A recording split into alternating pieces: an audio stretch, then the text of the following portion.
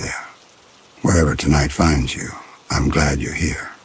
I'm Nick, and you don't need to be anything other than tired right now. You don't need to make sense of today, and tomorrow can wait until morning. For now, let the soft rain and these strange little stories give your mind somewhere else to wander. There are just a few ads in the first 10 minutes, then nothing to interrupt your rest for the next several hours. If these nights together bring you some comfort, subscribe and leave a like. And tell me where in the world you're resting tonight. Get comfortable. I'll take it from here. Mia framed the shot through the Canon's viewfinder, and the main street was empty. Dust and weathered wood and the long shadow of the bottle house stretched across 40 feet of nothing. Then she lowered the camera, and the man was standing there at the far end of the boardwalk, perfectly still, like he'd been waiting for her to stop looking through glass to notice him. She stood in the center of what used to be a street and was now a margin between ruins.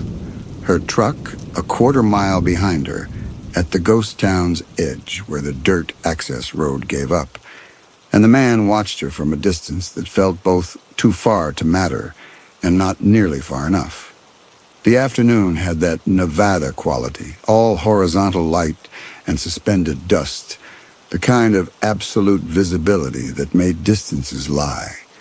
Heat mirages compressed depth perception in the alluvial basin, made landmarks float above the Funeral Mountain's volcanic tuff ridges, turned 40 feet into 20 or 120, depending on how the thermals bent the air. Rhyolite had died in 1920, when the Bullfrog mining district collapsed, and 5,000 people walked away from poured concrete and bottled glass dreams, and what remained was a study in how the desert reclaimed things.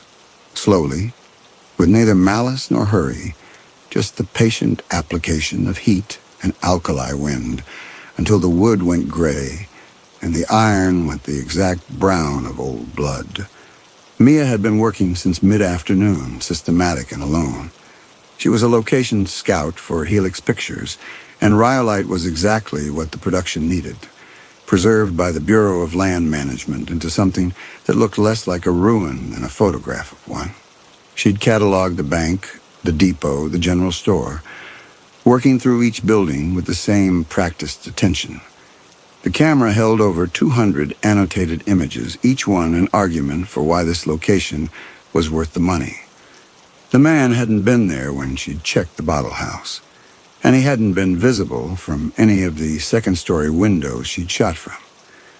Mia was certain of this. She checked twice, always. The man wore a suit, Victorian cut, formal black wool, the kind a banker might have worn to foreclose on miners who'd spent their last dollar on equipment and faith. The cut was immaculate. 4-button cutaway coat, vest, watch chain catching the low sun in a brief gold flash. The clothes alone would have been notable. Some dedicated reenactor or federal ranger in period costume doing educational outreach, except there was no car but hers at the access point, and no boot prints but hers in the dust she'd crossed to get here. Mia raised the camera again, framed him in the viewfinder, and watched him through 200 millimeters of Canon glass. The face came into focus, and her hands stopped being quite as steady as they'd been. Waxy, pale as tallow, smooth in a way that wasn't youth or health, but the uniformity of something cast rather than grown. The eyes were open, but didn't track her movement. The mouth was a straight line, neither smiling nor frowning, just a seam in the wax. She lowered the camera, and he was still there. She walked toward him. Not quickly, not with the measured caution of someone approaching a threat, but with the ground-eating stride of a professional who'd found something unexpected in her catalog and wanted a closer look before the light changed. The sun was already halfway to the horizon, the sky going from blue to the color of hot brass, and she had maybe 40 minutes before she lost the golden hour entirely, and her shots turned into underexposed mudflats that wouldn't sell the production on anything. At 30 feet, she stopped because the details resolved and her catalog of explanations ran out. The face wasn't makeup, it was paint. Flat white with pink undertones, applied in the smooth uniform layer of a department store mannequin, and the eyes were glass. Not contacts over real eyes, not some prosthetic effect, but actual glass spheres set into the sockets and catching the light with the dead shine of marbles.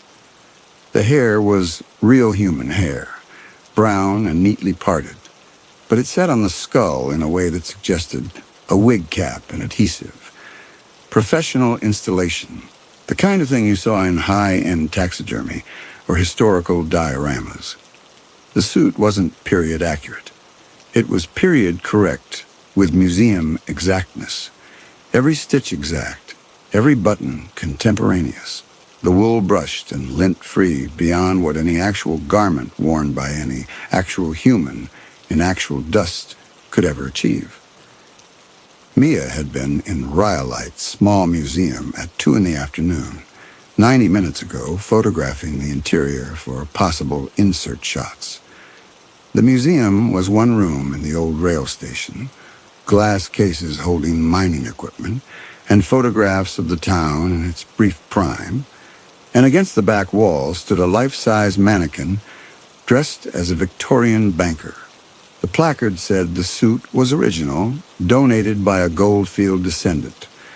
The figure itself constructed in the 1970s by a local artist who'd worked in fiberglass and paint. The man standing on the boardwalk was wearing that suit. Not one like it. That specific suit, with the small white stain on the left sleeve where someone had dripped correction fluid 40 years ago and never cleaned it off. The stain she'd noticed in the museum and made a note to crop out if they used the interior shot.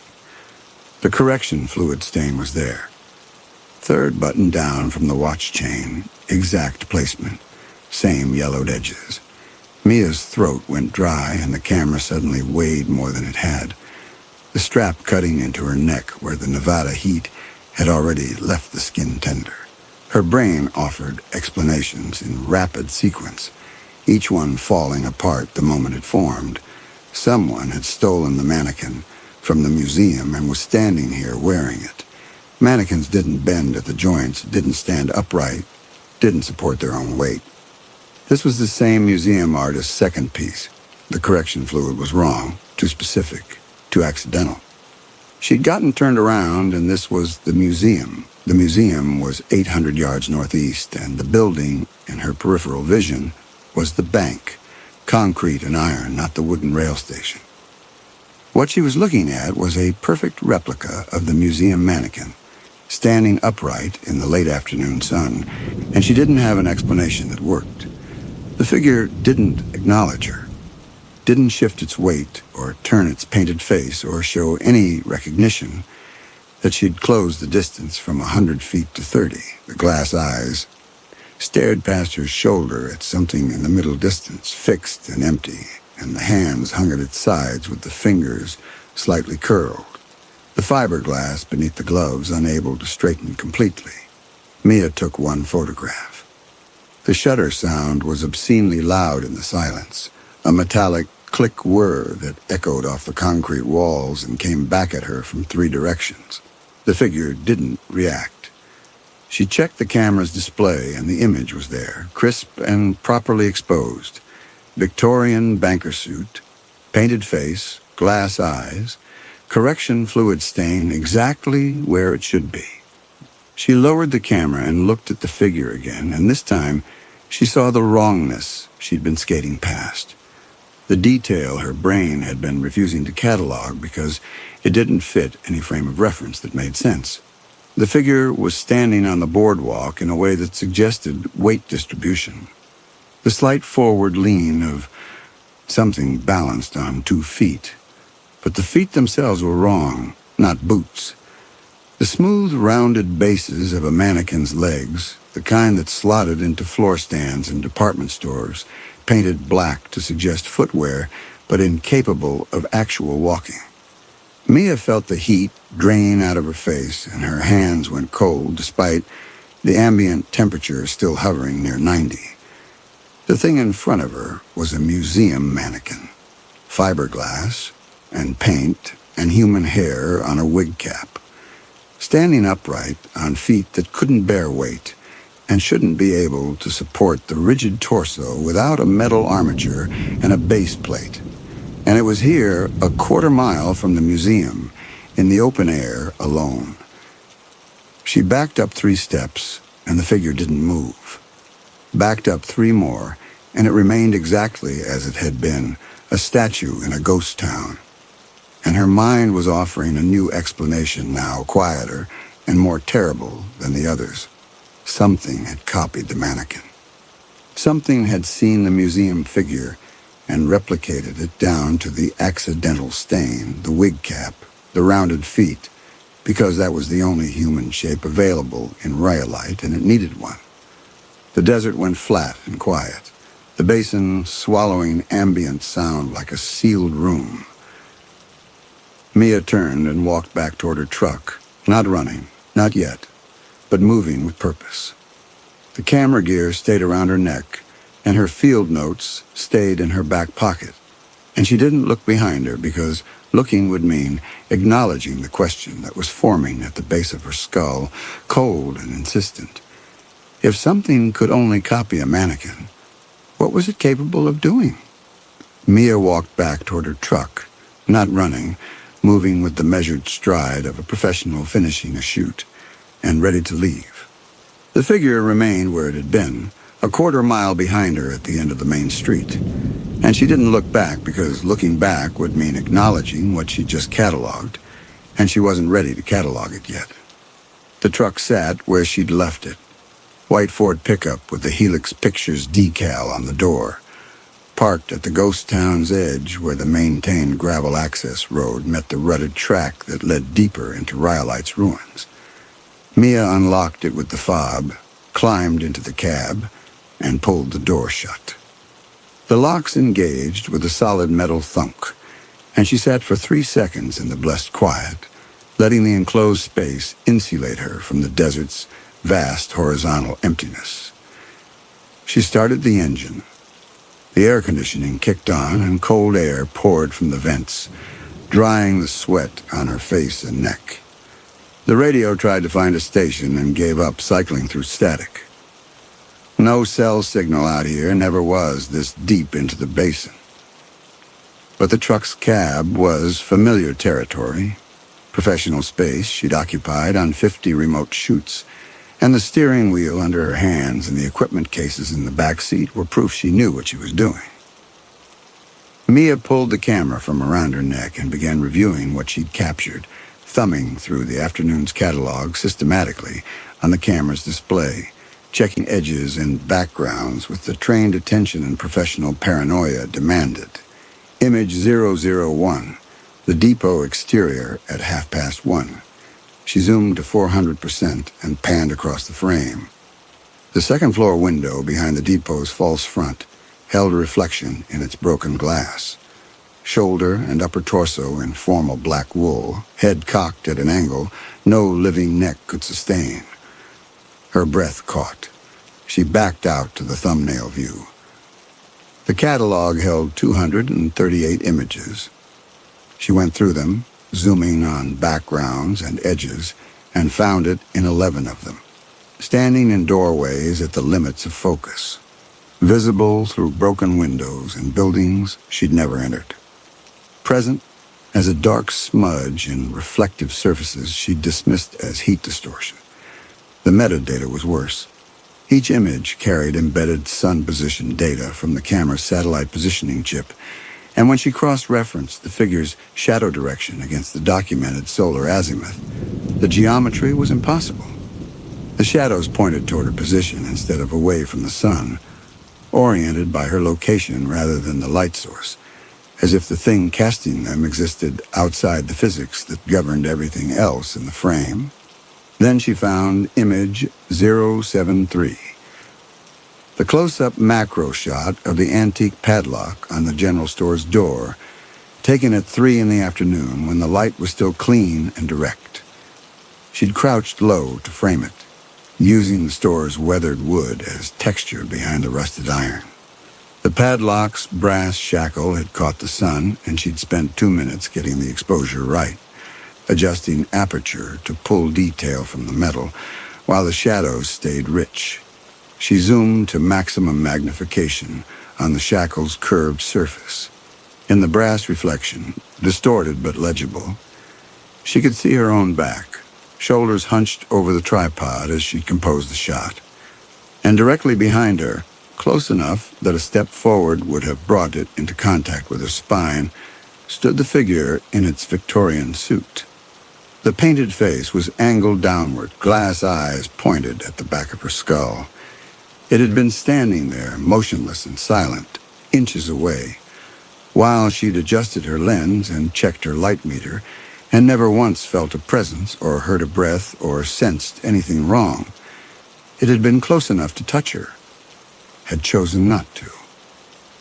Mia's hands were shaking, and the truck's cab suddenly felt smaller than it had, the locked doors less like protection, and more like a thin shell of painted metal between her and something that understood patience and proximity, and exactly how close it could get before a human nervous system registered threat. She looked up through the windshield. The figure stood at the far end of the main street, maybe 400 yards away, arms at its sides, face pointed in her direction, glass eyes catching the late sun in 2 bright points.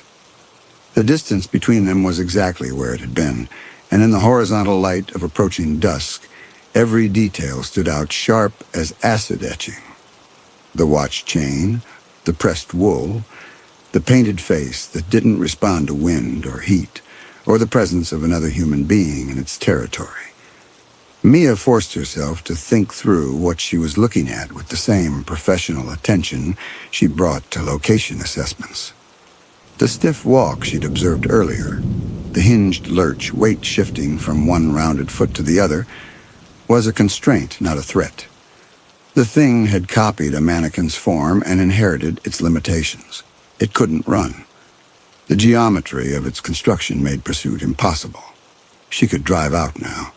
Leave the equipment she'd left staged by the depot, the tripod, the reflector disc, the filter kit in its padded case, and just go. Except the tripod alone was $1,400, and the filters were another $600, and Helix Pictures would want an explanation for why she'd abandoned $3,000 in professional gear at a remote location. And the explanation I saw, something that scared me, would not strengthen her case for future solo assignments. Mia looked at the figure through the windshield. 400 yards. A stiff walk she'd cataloged. 5 minutes to cover that distance, minimum, and she could retrieve the gear in 3. She pulled the door handle, and the cab's lock disengaged, and the cool, air-conditioned sanctuary gave way to the desert's dry heat as she stepped back outside. The sun had dropped closer to the horizon, and the light had that golden quality that made distances compress. But the figure was still there at the far end of the main street, arms at its sides, face angled in her direction, perfectly still. Mia left the truck's engine running and the door open, and started walking back toward the depot at a measured pace, not hurrying, moving with the professional confidence that had carried her through 3 years of remote shoots, where being visibly nervous invited problems. The tripod stood where she'd left it, 60 yards ahead at the depot's entrance. Carbon fiber legs collapsed and waiting. She kept her eyes on it, and her pace steady, and counted the distance closing. 50 yards, 40, 30. The figure took a step. Not a smooth step. Not a human step. A jerking forward lurch, the legs moving with the locked joint stiffness of something that had joints but not muscles, the torso swaying as weight shifted from one rounded foot to the other. The movement was slow, awkward, a clockwork shamble that covered maybe 2 feet and looked like it required immense effort. Mia stopped walking and watched it take another step. Same hinged jerk, same awkward weight transfer. The figure was moving toward her, but at a pace that suggested it would take 5 minutes to cross the distance between them, And by then, she'd have the tripod secured and be back in the truck with the doors locked and the engine running. She continued forward to the depot entrance where the tripod stood waiting. Carbon fiber legs collapsed against the weathered wood. 20 yards. 10. She reached it, bent to grab the handle, clipped it to the camera bag's exterior strap with the familiar muscle memory of 3 years doing exactly this motion at 50 different locations. Behind her, the scraping stopped. Mia straightened, hands on the tripod clip, and listened. No creaking boardwalk, no stiff lurching. The desert had gone quiet again, that same flat, acoustic deadness she'd noticed earlier, and she turned around because silence was worse than the sound of pursuit. The boardwalk was empty. The figure was gone. Not hidden behind a building. The sight lines were clean, 40 feet of open space between structures, and not collapsed into a heap of fiberglass and fabric, just gone as if it had never been there. And the only evidence it had moved at all was the disturbed dust where its rounded feet had scraped the weathered wood. Mia's throat went dry, and her professional assessment had just run into a wall it couldn't climb. Things that moved didn't disappear. Mannequins didn't walk, and statues didn't vanish. And whatever had been on that boardwalk 30 seconds ago was still somewhere, and the fact that she couldn't see it anymore meant it had moved faster than her assessment had allowed for.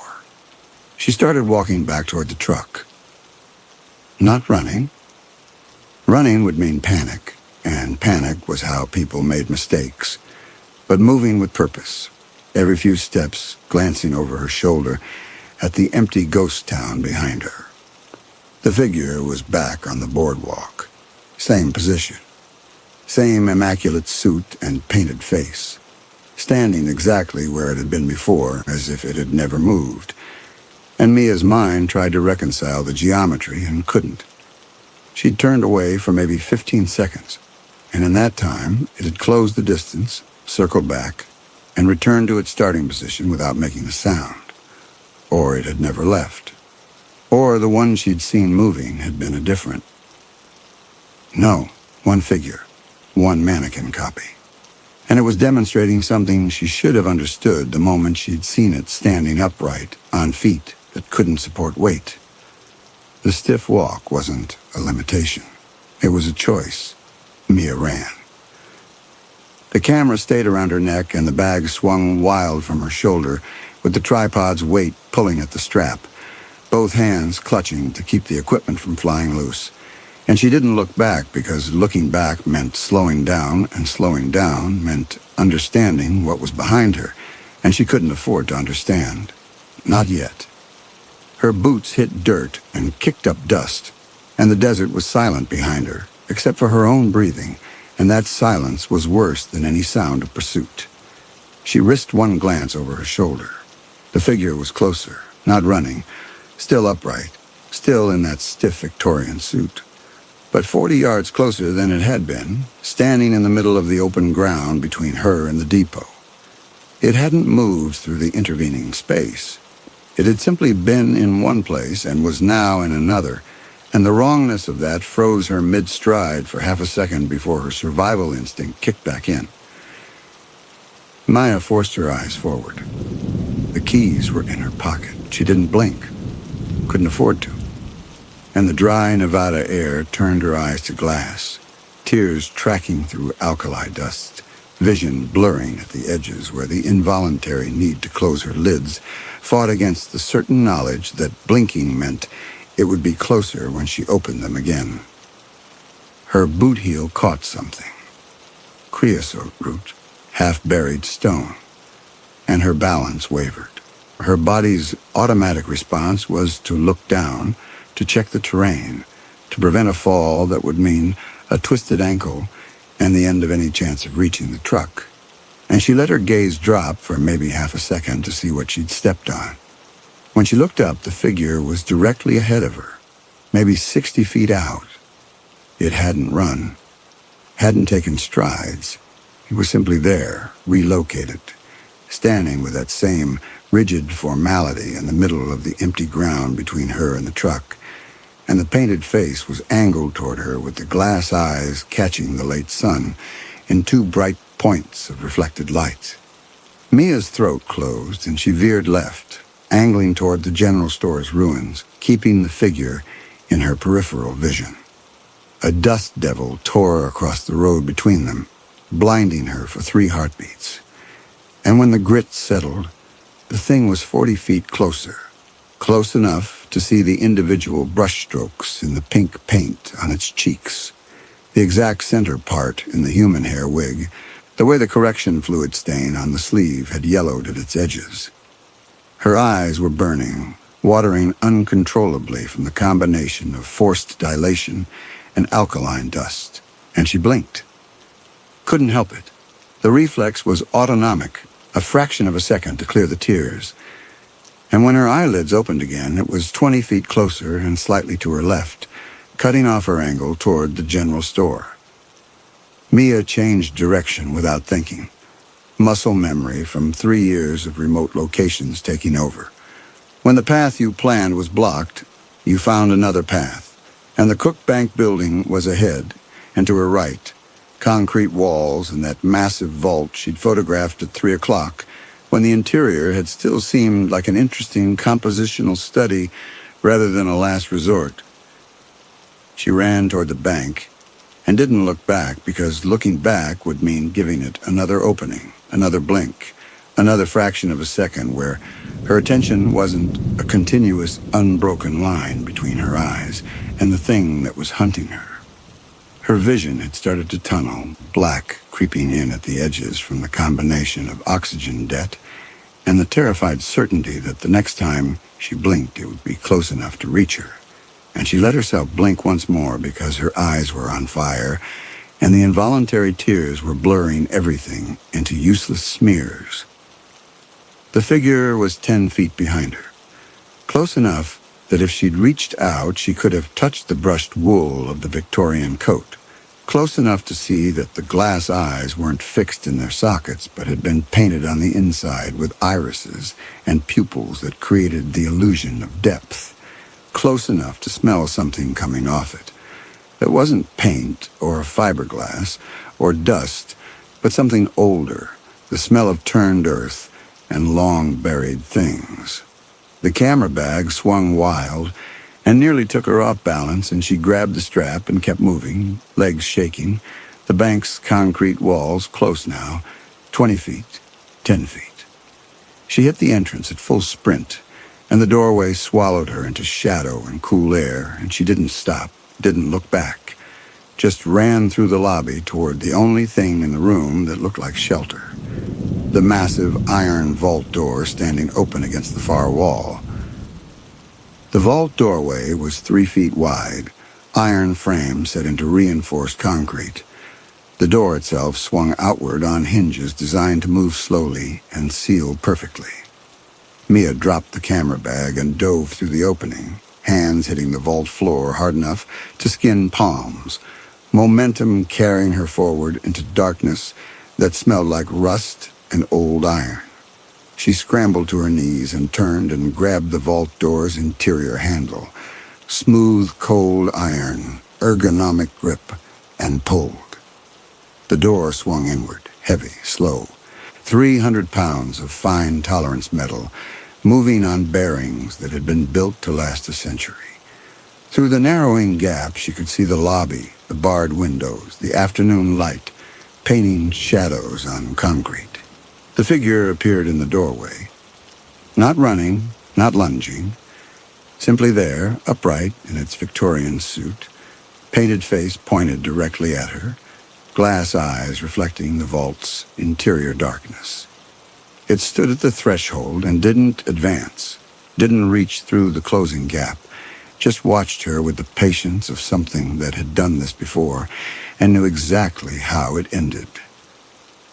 Mia pulled harder. The door kept swinging at its own measured pace, and the figure remained exactly where it was, 3 feet away on the other side of closing iron. It hadn't reached through the closing gap. It hadn't tried. It was waiting for her to seal herself inside. The vault door completed its arc, and the iron edge met the iron frame with a final metallic thud. The iron latches engaged with 3 heavy clicks that Mia felt through the floor beneath her knees. She was sealed inside. The creature was locked outside. The vault walls were 2 feet of reinforced iron and concrete, impenetrable. And she'd just pulled the door shut on the strongest fortification available in Rhyolite's entire ghost town. Mia sat back against the vault's interior wall and let herself breathe, deep, shaking breaths that echoed in the enclosed space, and waited for her hands to stop shaking and her professional training to reassert itself and tell her what came next. The dark was absolute. The air smelled like iron and dust, and the faint, acrid residue of old paper money. She'd made it. The thing couldn't get to her here. All she had to do was wait. Mia pulled her phone from her pocket, and the screen's glow painted the vault walls in cold blue light. No signal through the iron. The battery showed 68%. She had the flashlight, the camera, 3 downloaded podcasts. Time to wait. The vault was maybe 8 by 10 by 8 feet. No vents, no gaps in the iron walls or ceiling. The door behind her, flush with its frame, latched tight. Mia swept the phone's light across the interior. Concrete floor, riveted iron construction. No furniture, no mechanisms beyond the door handle. The handle she already knew wouldn't work from this side. Bank vaults opened from the outside only by people with combinations and keys. She tried it anyway. The handle rotated smoothly in its socket. The door didn't move. She pulled harder, bracing her feet, and the iron remained exactly where it was, 300 pounds that had no interest in her opinion.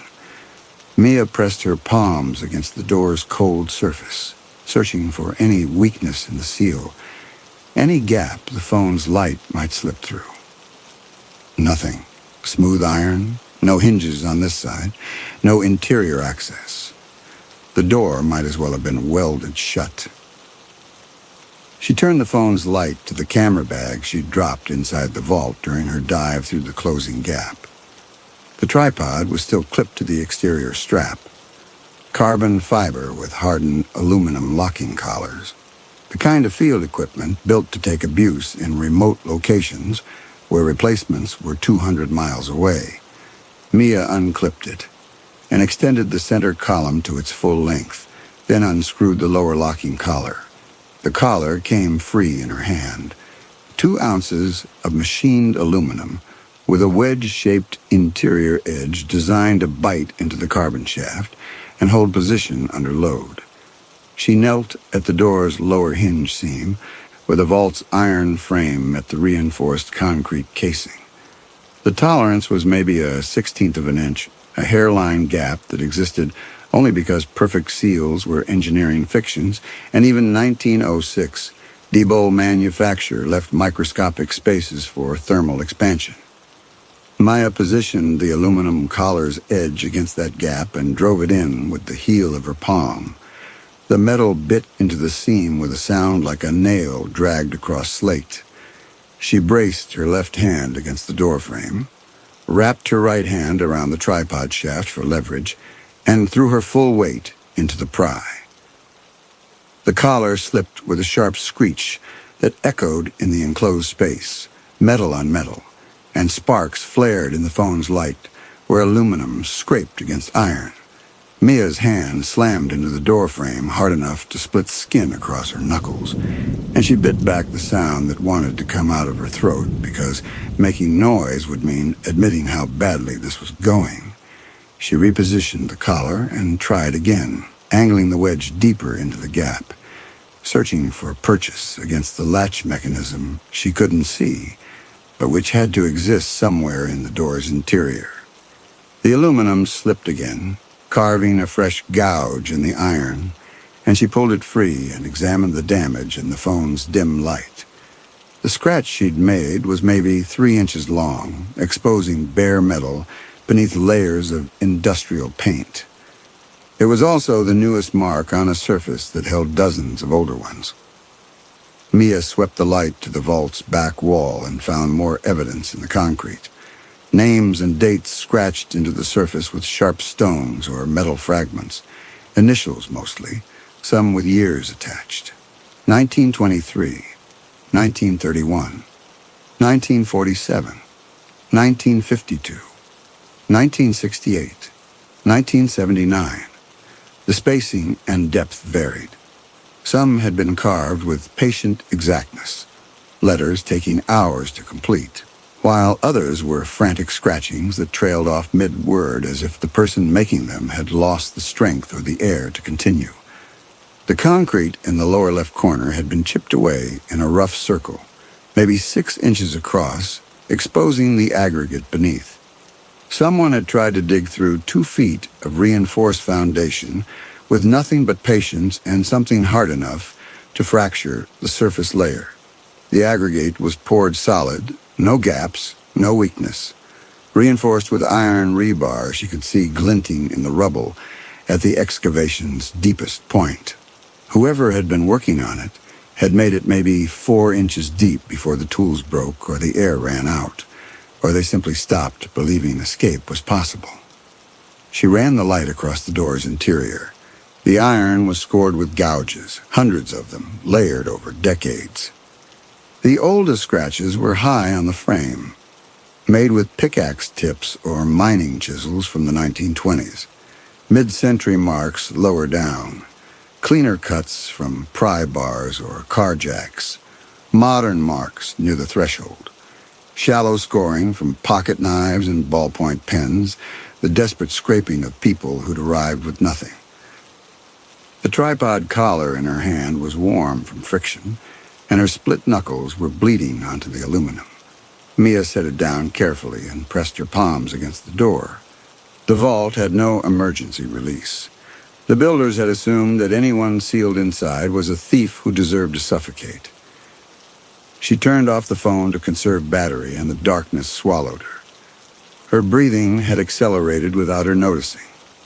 Shallow, rapid pulls that burned through oxygen faster than the sealed space could sustain. Panic was a metabolic accelerant, and she'd been burning air since the door closed. The metallic taste spreading across her tongue was carbon dioxide buildup. Her fingertips had started to tingle. The vault's iron shell was cooling as the sun set, the temperature dropping degree by degree.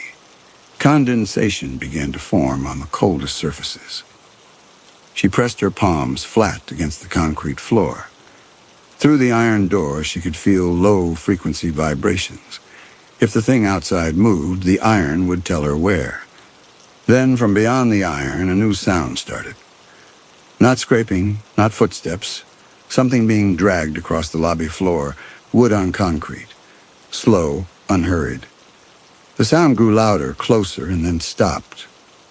Directly outside the vault door, something heavy settling. Wood creaking under weight. And then silence again, but different now, loaded. The silence of proximity. The thing outside had dragged a chair to the vault entrance and sat down.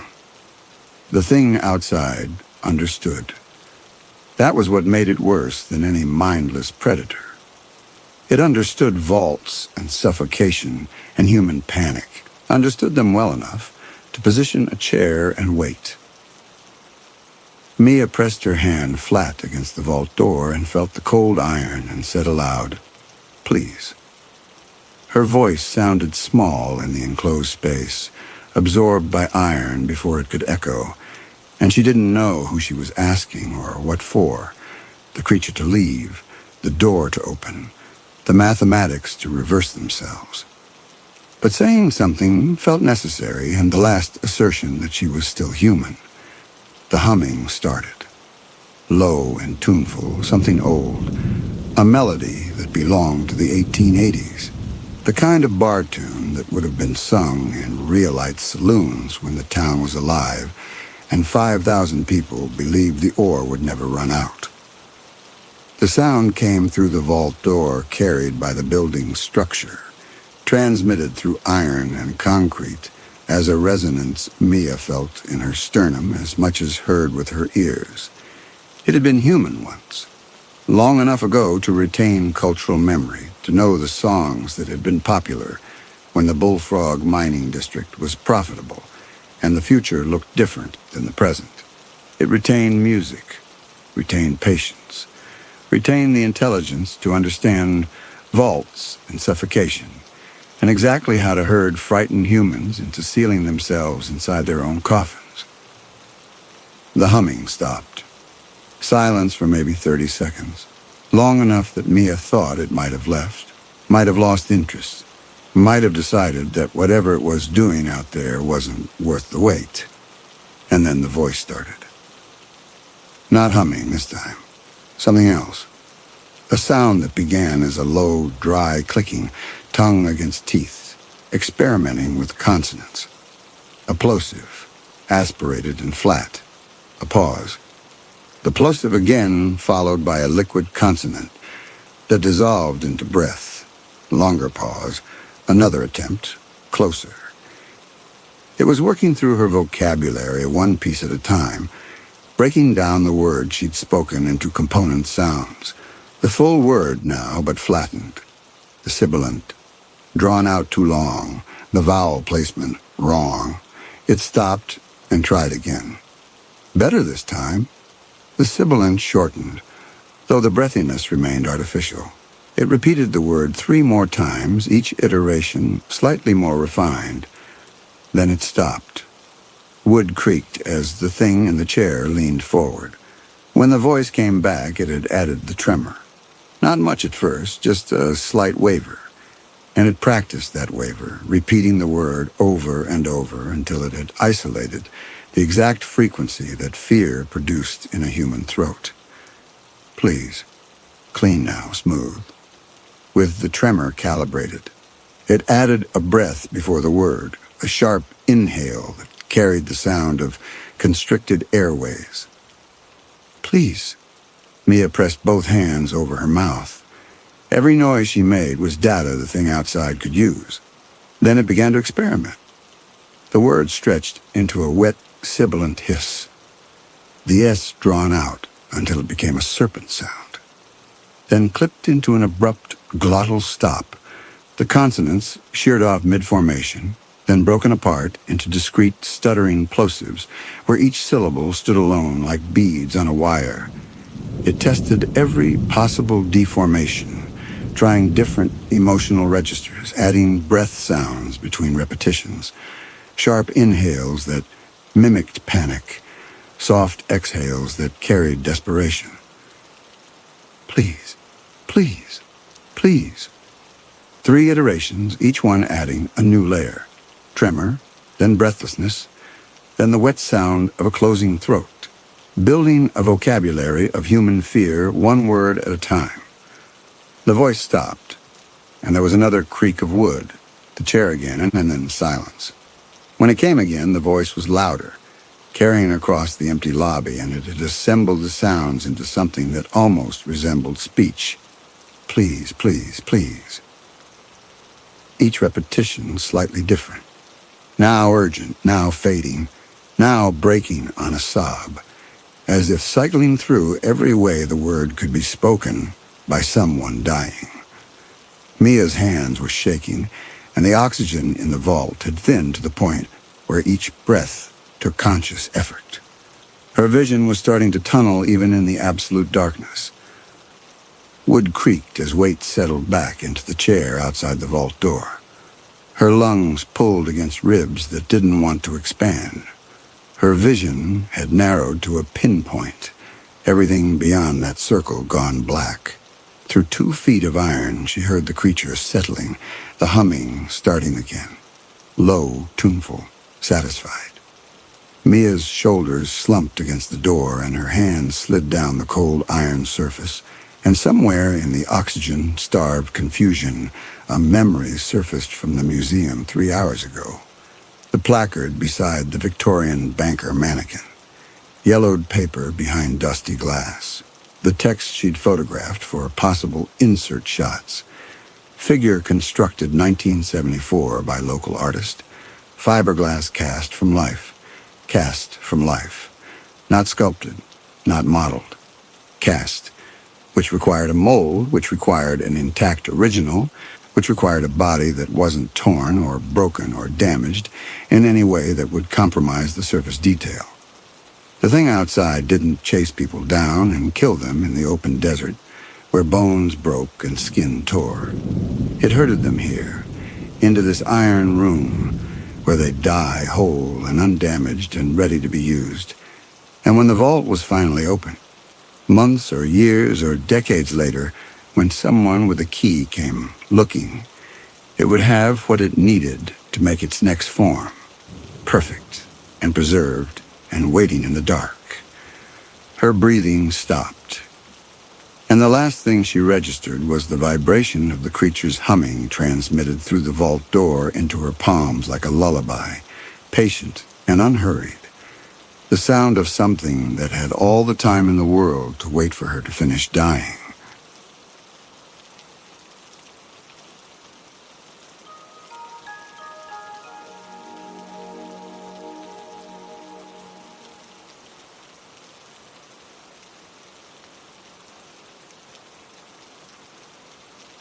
Megan Bennett had never once driven the Nevada back roads at 3 a.m. with a police scanner hissing in the passenger seat, unless she was on shift. Tonight she wasn't on shift. The scanner sat there anyway, doing its squelch and pop routine through the emergency channels, cycling through the frequencies with patient indifference, and Megan kept her eyes on the center line of State Route 375 while the dark rolled past on both sides. She'd been driving for close to 2 hours. The scanner hissed. Dispatch calling a unit about a domestic in Alamo, nothing that concerned her. She adjusted her grip on the wheel, felt the stitching against her palms, the leather worn smooth in the places her hands always rested during these long midnight drives through territory most people only crossed in daylight.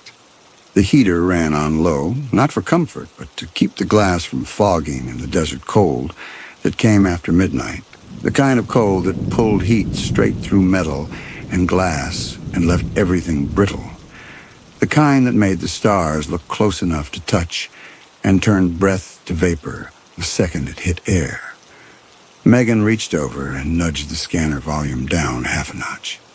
She didn't need it loud, just needed it there, cycling through the empty channels, confirming what the darkness already told her. Nobody out here but her and whatever was waiting in the next stretch of road. She passed mile marker 41.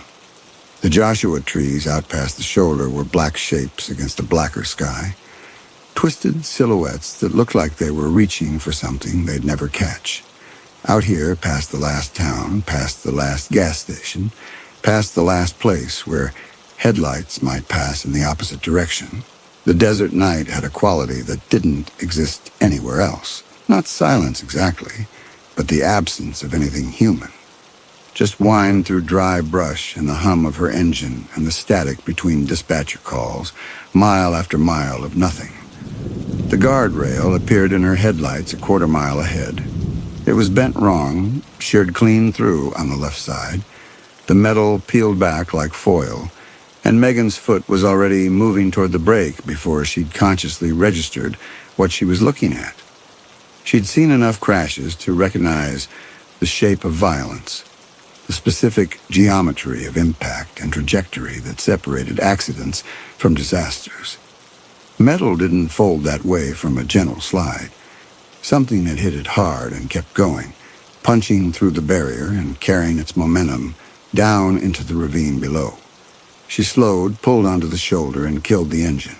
Megan sat there for 3 seconds, hands still on the wheel, looking at the torn guardrail and the empty highway beyond. This was the moment where she should call it in. Let someone else handle it. Let dispatch send a unit. She was off duty. She was 2 counties away from her district. She had no obligation, no duty to act, no requirement to step outside her jurisdiction for someone else's emergency. She grabbed her medical bag from the back seat and got out. The air smelled of creosote and something sharper underneath. Something petroleum sharp that didn't belong out here. Maybe radiator fluid or transmission oil leaked onto hot metal. Megan clicked on her flashlight and walked to the guardrail, keeping her steps careful on the loose gravel shoulder. The beam caught fresh paint scrapes on the metal, black over silver, the raw aluminum bright, where the impact had scraped away years of weathering. Recent. Very recent. Within the hour, maybe less, maybe minutes. She leaned over the edge and angled the light down to the dark. The sedan was 30 feet below, flipped upside down in a shallow wash, the undercarriage exposed to the sky like something gutted and left for scavengers. The roof was caved in on the driver's side and the windows were gone. Just empty frames now, safety glass scattered across the dirt in 1,000 glittering fragments. No movement, no sound except the faint tick of cooling metal and the whisper of wind through the creosote. Megan played the light over the scene, cataloging. Single vehicle. No skid marks visible from here, which meant either the driver had lost control suddenly or hadn't tried to brake before impact. The car had gone through the rail and rolled at least twice on the way down, judging by the damage pattern and the scatter radius of debris. She should radio it in. Let dispatch handle it from here. Let the proper channels coordinate the response. She started down the embankment instead. The slope was loose dirt and small stones, and Megan kept her weight low, using her free hand for balance, while the medical bag slung across her shoulder shifted with each careful step. The scanner was still on in the car behind her, still cycling through channels, still tracking where the units were and where they weren't, mapping the gaps in coverage that made moments like this possible. She'd done extractions before, plenty of them, but always with a crew, always with lights and backup, and someone else making the decisions about approach and risk assessment. This was different. This was just her and the dark and the wreck below, and the knowledge that she had maybe 5 minutes, maybe 10 if she was lucky, before another car came down this stretch of highway, or dispatch sent a unit to check on the broken rail that some concerned citizen would eventually report. She didn't let herself think about why she was doing it. Thinking was how you talked yourself out of things, how hesitation crept in and ruined the timing. The sedan was a late-model Buick, black or dark blue, hard to tell in the flashlight beam. Megan circled it once, checking for fuel leaks, checking for fire risk. Her boots crunching on the broken glass scattered across the dirt. The smell was stronger down here. Gasoline and blood. Copper mixing with petroleum. The petroleum and copper mix that marked every crash scene she'd ever worked. The driver's side was facing her. The window frame empty, just jagged teeth of safety glass, still clinging to the rubber seal. She crouched down and shone the light inside. There was a man strapped upside down in the driver's seat.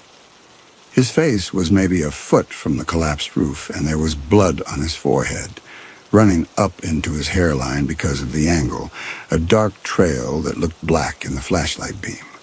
His eyes were closed.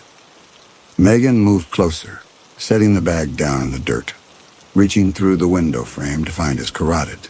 Her fingers found his neck. The skin was warm, slick with sweat despite the freezing desert air.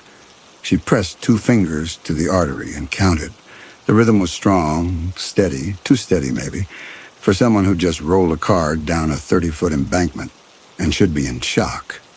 Megan pulled her hand back and wiped it on her jeans. The man's eyes were still closed. His hands were hanging down past his head, fingertips just brushing the roof, arms limp. He was wearing a dark jacket, jeans, civilian clothes.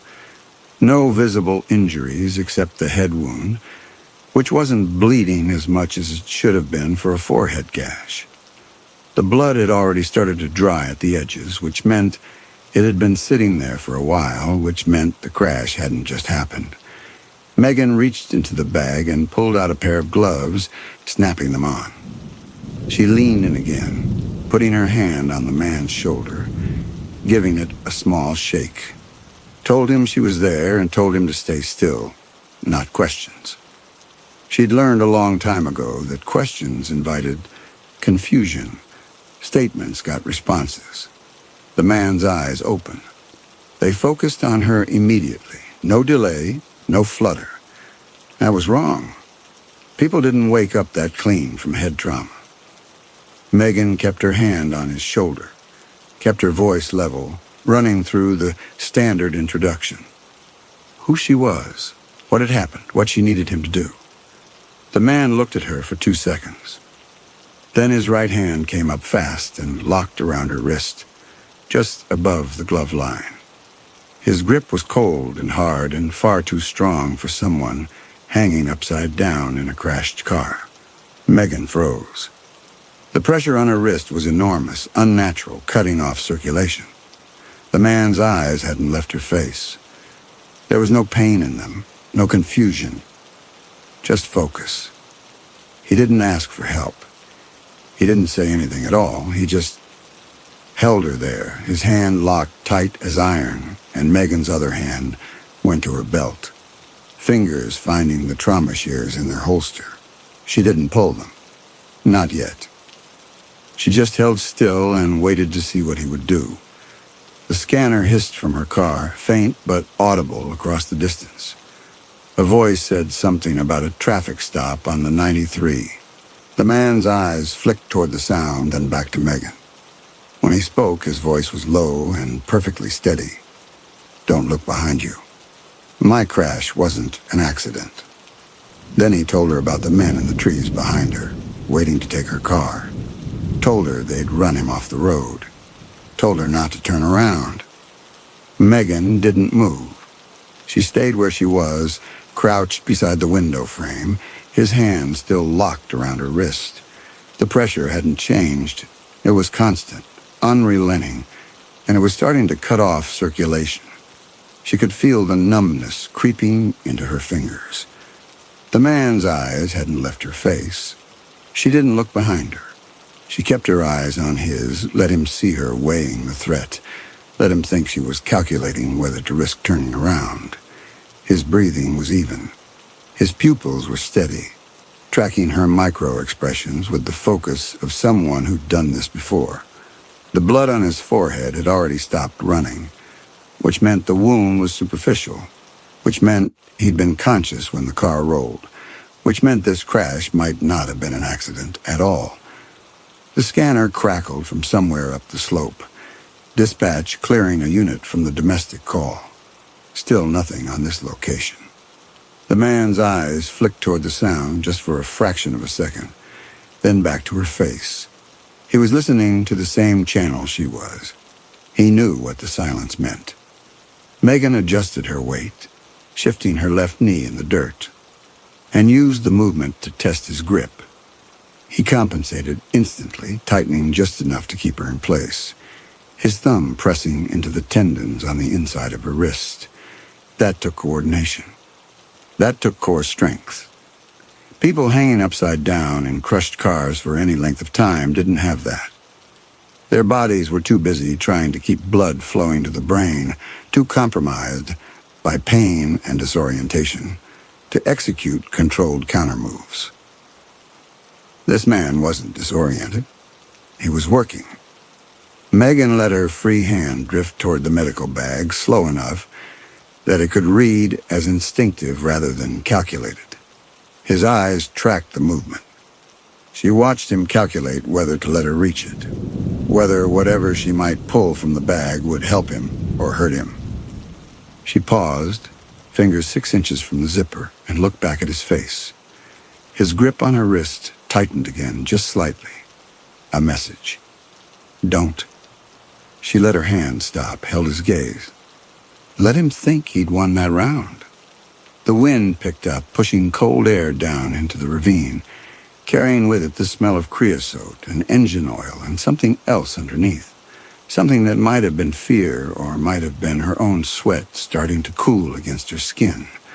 Out past the wreckage, beyond the small circle of her flashlight beam, the desert stretched away in all directions, empty and black and indifferent. If she screamed, no one would hear it. If he killed her, no one would find her until morning. And by then, he'd be 50 miles away in her car with her keys and her license, and whatever story he'd already prepared about the helpful paramedic who'd stopped to render aid and, tragically, succumbed to her injuries in a secondary accident. This wasn't the first time. This was practiced, refined. She was probably not the first Good Samaritan he'd tried it on. The man's mouth twitched, just slightly. Not quite a smile. He was reading her face the same way she was reading his, cataloging tells, measuring fear response, deciding how much longer to let this play out before he made his move. They were both waiting for something, both calculating the same variables: isolation, timing, leverage. Megan shifted her weight again, this time letting a small tremor run through her shoulders. Not much. Just enough to suggest the adrenaline was starting to break through the clinical training. She let her breathing quicken, shallow and high in her chest. She let her free hands start to shake, just visibly, fingers splaying against the dirt. She let her gaze drift past him, into the wreckage, cataloging. The back seat was visible through the collapsed rear window, empty. No cargo, no passengers. The man's jacket had ridden up when the car flipped, exposing his waistband. No belt, no wallet bulge, no keys visible. He'd already been running when he crashed. That fit. Men in the trees, waiting to take your car. Megan almost smiled. It was a good story, efficient. It hit all the right pressure points. Immediate danger, invisible threat, time sensitivity. It paralyzed the target while the predator worked out his next move. She'd seen variations of it before, though never this clean. Usually people talk too much, over-explain, tried to sell it past the point of believability. This man had kept it tight. Just enough detail to plant the image, not enough to invite questions. It was a well-used script. It had probably worked for him many times before. Her medical bag was still sitting in the dirt beside her, about 2 feet to her left.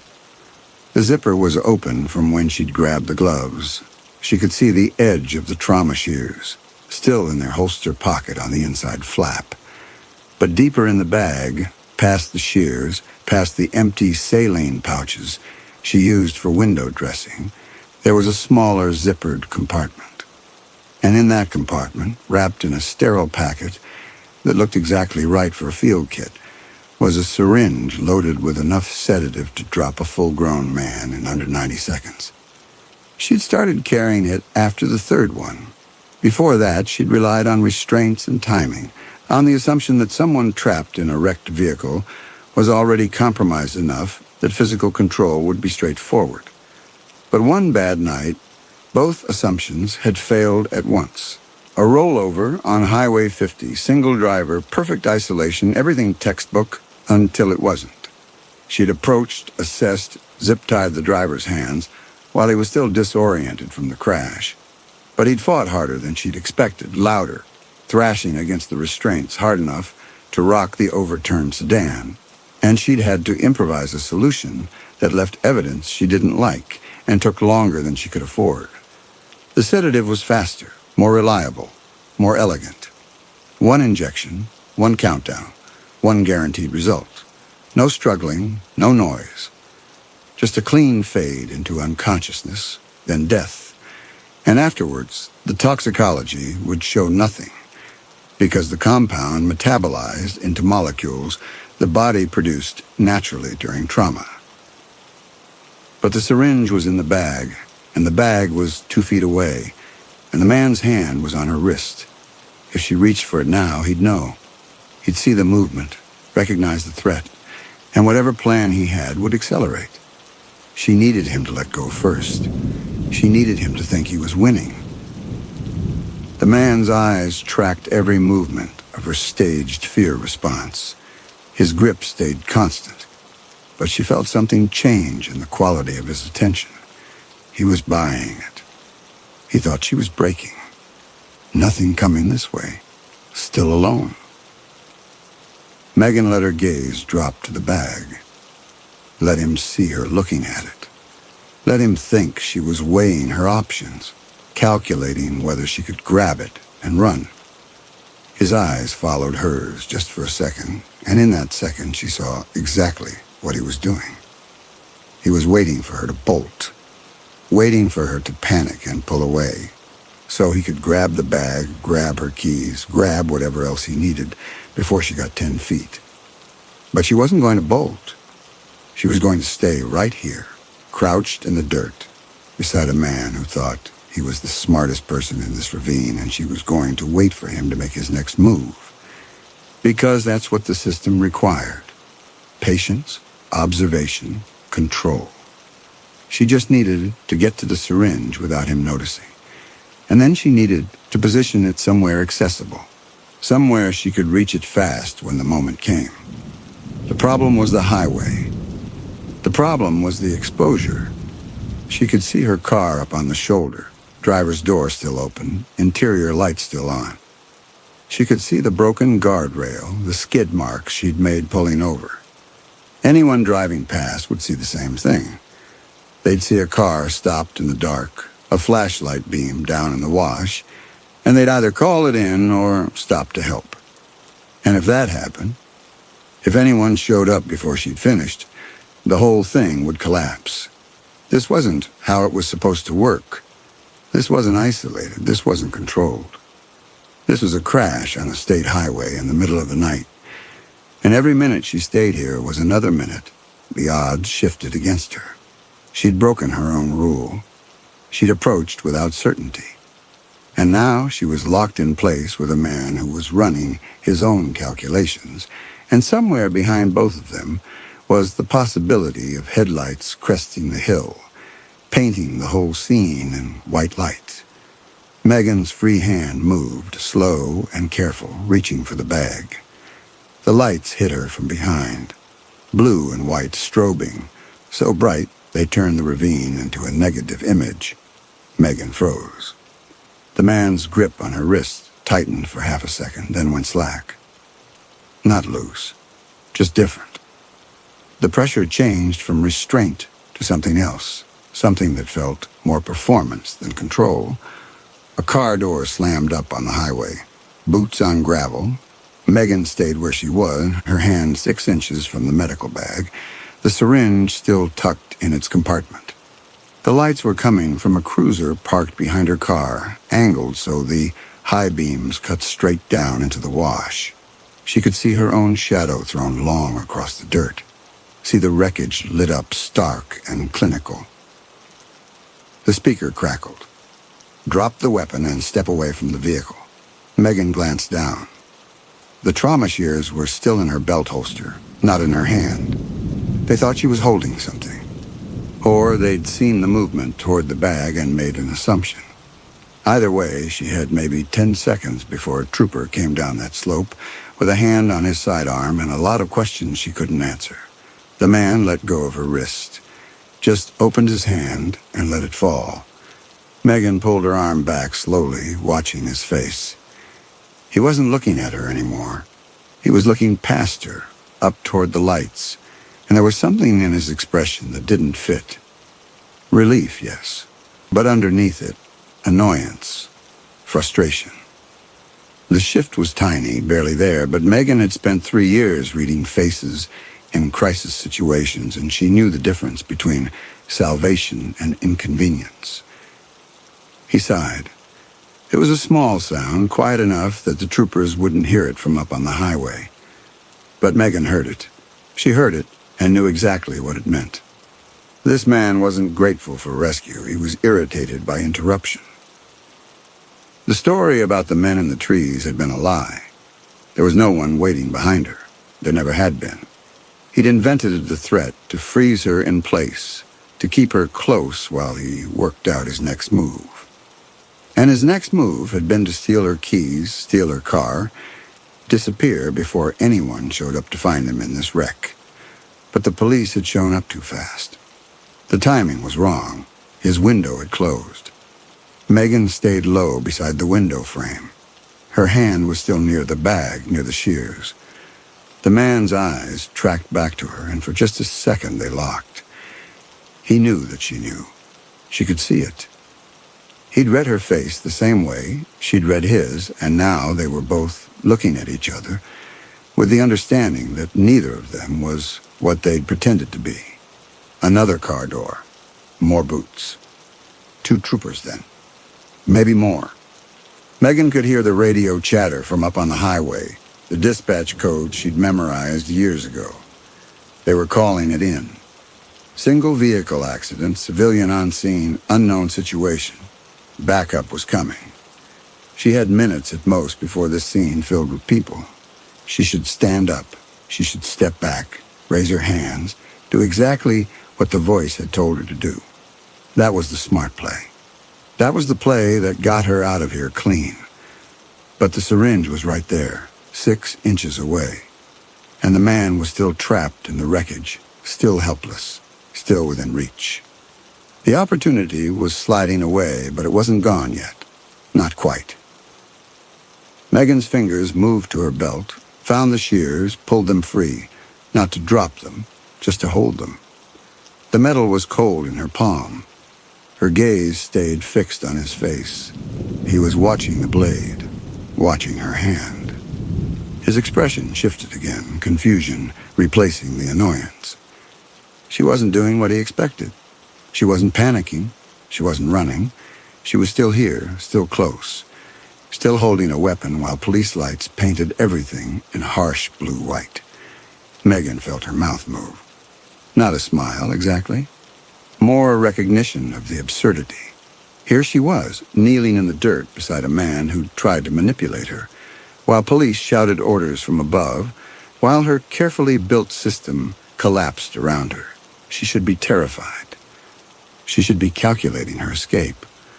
But all she felt was a strange calm, the same calm she always felt when a situation clarified itself past the point of pretending.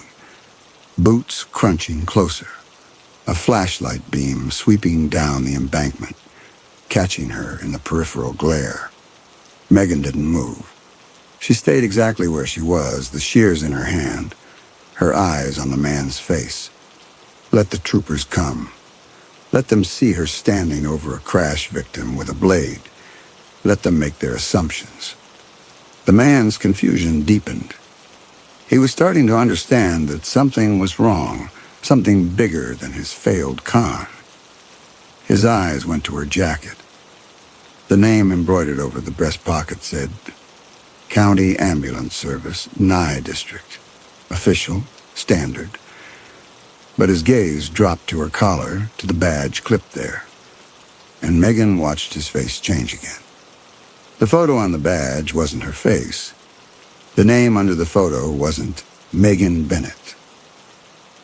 She duplicated the credentials from a real paramedic, Monica Mendez, after careful research into shift rotations and coverage gaps. Different build, different hair color, close enough age that a quick glance wouldn't flag it.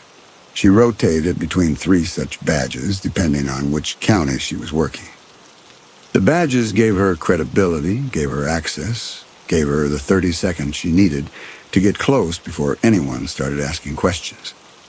But now this man was looking at it under direct spotlight, comparing the photo to her face, and she could see the calculation happening behind his eyes, the pieces clicking together, the wrongness registering.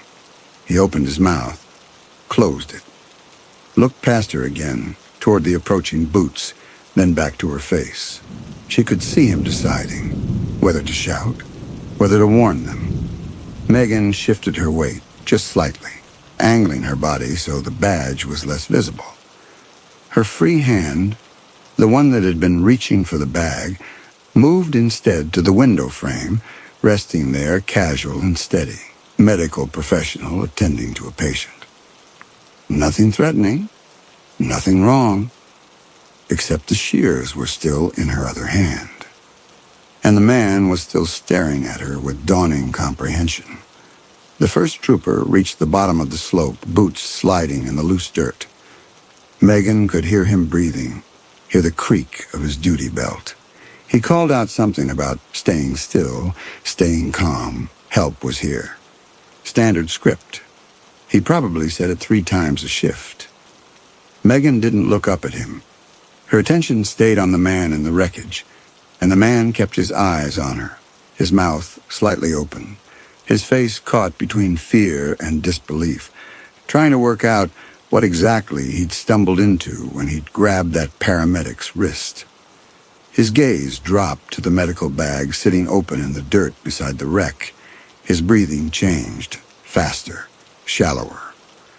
Megan stayed perfectly still, letting him catalog what the spotlight revealed. The gauze and gloves wadded near the top, window dressing for a quick inspection. The heavy plastic zip ties underneath, industrial grade. The package of pre-loaded syringes, too many for a field kit. And deeper in the bag, barely visible but unmistakable in shape, the handle of something that wasn't a scalpel, too large. Wrong angle. A knife designed for cutting meat, not skin. His eyes came back to her face. The recognition was complete now. She could see it settling into his expression, the understanding replacing the fear. The woman kneeling in front of him wasn't a paramedic who'd stopped to help. She was something else entirely. And the bag sitting 6 inches from his head wasn't for saving lives. The trooper was closer now, and maybe 15 feet away, his flashlight beam sweeping across the wreckage, painting everything in harsh white light. He was young, maybe mid-20s, moving with the careful tension of someone who'd been trained to approach unknown situations with caution. He'd seen the woman with the shears. He'd seen her refusing to comply with orders. He was treating this as a potential threat situation, which meant his hand was probably near his weapon, which meant this could go bad very fast if she made the wrong move. But she wasn't making any moves. She was just kneeling there, the shears loose in her hand, her eyes still locked on the man's face, waiting. The man opened his mouth. His lips worked, forming shapes that might have been words, warnings. His face strained, veins standing out at his temples. The blood was rushing to his head, the pressure building behind his eyes. He'd been hanging upside down for almost 15 minutes now, and his body was starting to shut down. Whatever he was trying to say died somewhere between intention and breath. Megan saw it, saw him trying to speak, saw him failing. And something shifted in her expression. Not quite a smile, more a relaxation of tension. She'd been waiting to see if he could warn them, and now she knew he couldn't. The trooper called out again, closer now, telling the woman to drop the shears, to step back, to keep her hands where he could see them. His voice was steady, but there was an edge underneath it. He'd noticed the wrongness, maybe not the specific details, but the general shape of the situation. A woman who wasn't complying, a crash victim who looked terrified. A medical bag that was positioned wrong, sitting open in the dirt, instead of being actively used. Megan, if that was even her name, shifted her weight, slow, careful, telegraphing every movement, so the trooper wouldn't interpret it as aggression.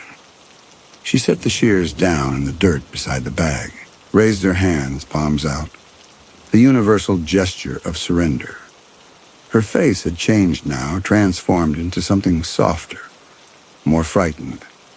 She was playing a role, the traumatized civilian, the overwhelmed Good Samaritan who'd stopped to help and gotten in over her head. Megan kept her hands raised, her face arranged in exactly the right configuration of shock and relief. The trooper approached cautiously, flashlight beam sweeping across her, across the bag, across the man trapped in the wreckage behind her. He asked if she was hurt. Megan shook her head, let her voice come out shaky when she answered. Told him she was fine, just rattled. She'd stopped to help, and the victim had grabbed her, told her some story about men in the trees. and she'd been frozen there trying to figure out what to do when the police showed up. The trooper's posture relaxed fractionally. He'd seen this before, civilians in over their heads, traumatized by their own good intentions. He told her she'd done the right thing, told her to step back now, let them handle it. Megan nodded, took a step toward the slope, and then paused. She could see the man through the shattered window. His mouth was working, trying to form words, but nothing was coming out except weak, rasping sounds. The pressure of hanging upside down for this long was crushing his ability to speak. His eyes tracked her as she moved, and she could see the recognition there, the understanding, the helpless rage. He knew what she was. He knew she was walking away. And he knew there wasn't a single thing he could do about it. The bag was right there. The loaded syringe sat in its compartment ready. If she could just get to it. If she could just find one moment when the troopers were distracted, when their attention was split, when she could reach into the bag under the pretense of getting medical equipment. One of the troopers told her to step away from the vehicle, step away from the victim, keep her hands visible. She took a step back, then another, putting a distance between herself and the bag, between herself and the man, moving slowly, carefully, maintaining that expression of frightened compliance. But the man saw her eyes, saw them track to the bag one more time, measuring the distance, saw the calculation happen, saw her decide that the window had closed, for now. The troopers were surrounding her now, one on each side, asking questions she would answer with exactly the right amount of confusion and distress. Asking for identification she would provide, asking what happened, and she would tell them about the crash, about stopping to help, about the man in the wreckage who'd grabbed her wrist. She'd leave out the ghost story. She'd leave out the badge mismatch. She'd leave out everything that mattered. And the man would hang here, voiceless, watching her walk away. The first trooper was young, maybe 26, with the kind of careful posture that suggested recent academy training. He kept his hand near his belt, but not on his weapon. Controlled, professional. He positioned himself between Megan and the wreck, blocking her line of sight to the man, which meant he'd read the situation as potential domestic violence or assault. Victim in the car, aggressive civilian at the scene, standard protocol. He asked for her name. Megan gave it. Megan Bennett, paramedic, off duty. She kept her voice steady, but let it shake just slightly on the word paramedic, the way someone in shock would when trying to hold it together. She'd practiced this. Not here, not tonight, but over 3 years of near misses and close calls. The voice of someone who'd seen something traumatic and was running on adrenaline and training, professional enough to function, human enough to be believed. The trooper asked for identification. Megan reached slowly for her back pocket, telegraphing the movement, pulling out her wallet. Her real wallet with her real license. Megan Marie Bennett, organ donor, Nevada resident. The license was legitimate. Everything about Megan Bennett was legitimate, except the work she did at 3 in the morning on empty highways. The trooper examined the license under his flashlight, asked her what happened. Megan told him the truth, or most of it. She'd been driving north on the 375, saw the broken guardrail, pulled over to check, found the man in the wreck, climbed down to assess his injuries. He was conscious, bleeding from a head wound. She'd been trying to stabilize him when the police showed up. The trooper asked why she had the shears. Megan looked down at her hands, realized she'd left them in the dirt when she stood up. Told him they were trauma shears, standard equipment. She'd pulled them from her belt when she thought she might need to cut the seatbelt. Her voice caught on the word cut, just enough to suggest she was replaying the moment in her mind. Distressed, overwhelmed. Exactly what he'd expect from someone who'd pulled over to assist and found herself in over her head. The second trooper had reached the man by now. Megan could hear him calling out, asking if the man could hear him, telling him to stay still. Help was coming. Standard script. They'd probably radioed for an ambulance already, maybe fire, and rescue for the extraction.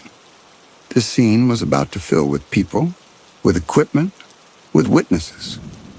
Megan's window was closing fast.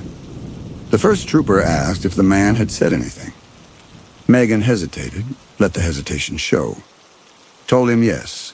The man had grabbed her wrist, told her not to look behind her. Told her there were men in the trees who'd run him off the road. The trooper's expression shifted. Not suspicion, exactly. More alertness. He asked if she'd seen anyone. Megan shook her head, said she'd looked, hadn't seen anything. The man had seemed disoriented, possibly concussed. She hadn't known whether to believe him. That was good. That was the right amount of uncertainty, not dismissive enough to seem callous, not credulous enough to seem gullible. Just a paramedic trying to assess whether a head trauma patient was reporting real information or confabulating. The trooper asked if she'd called it in. Megan said no. She'd gone straight down the embankment to check on the victim. Her phone was in her car. She'd been planning to call once she'd stabilized him, but then the police had shown up. Another hesitation. Calculated. The trooper asked what she meant by stabilized. Megan explained she'd checked his breathing, his circulation, looked for obvious bleeding or broken bones. Basic triage. She was going to get her medical bag to treat the head wound when he'd grabbed her wrist. The trooper glanced past her, toward the bag still sitting in the dirt beside the wreck. Asked if he could look inside. Megan felt her stomach drop, but kept her expression neutral. Told him, of course, it's just basic supplies. Bandages, saline, gloves, standard stuff. But that was the problem. It wasn't just the standard stuff. The bag had enough standard supplies on top to pass a quick visual check. But underneath there were things that would raise questions. The zip ties could be explained as improvised splints. The syringes could be explained as medication delivery. But the knife was harder. A folding knife with a 4-inch blade sitting in a medical bag would require an explanation she didn't have ready. The trooper started walking toward the bag. Megan's mind ran calculations. If he opened it all the way, pulled things out, examined the contents thoroughly, he'd find the wrongness. But if he just glanced inside, saw the gauze and gloves on top, he might leave it alone, might accept her explanation, might not dig deeper. She couldn't let him search the bag. But she also couldn't stop him without raising suspicion. The move had to come from him. She needed him to decide the bag wasn't worth investigating. Megan took a step forward, then stopped herself. Let her hand go to her mouth. Made a small sound halfway between a gasp and a sob. The trooper turned back to her, his attention shifting from the bag to her face. She told him she was sorry, she was fine, she just needed a second. The adrenaline was wearing off and everything was hitting her at once. Seeing the crash, the man grabbing her, not knowing if there were really people in the trees. Her voice broke on the last part. Genuine emotion bleeding through because the fear was real. Not fear of men in the trees, but fear of this moment, this trooper, this scrutiny. The trooper's posture softened. He was young enough that a crying woman probably still triggered his protective instincts. He told her it was okay. She'd done the right thing by stopping. Asked if she needed to sit down. Megan shook her head. Said she was fine. She just wanted to make sure the man in the car was okay. Could she stay while they got him out? She was trained for this. She could help. The trooper told her the paramedics were on their way. She should probably step back and let them handle it. His tone was gentle but firm. He wasn't letting her near the wreck again, which made sense. From his perspective, she was a civilian who'd stopped to help and gotten grabbed by the victim. Traumatized, Unreliable. Best to keep her separated until the situation was under control. Megan nodded. Let her shoulders drop. Played the role of the defeated Good Samaritan who tried to help and been shut out by protocol. But her eyes tracked past the trooper to the wreck. The second trooper was kneeling beside the driver's side window now, talking to the man, shining his flashlight into the car. The man's face was visible in the beam, pale and strained. His mouth was moving. He was trying to say something. Megan felt the tension spike. If the man could speak, if he could warn them about the badge, about the bag, about what she was, then everything collapsed. The troopers would search her.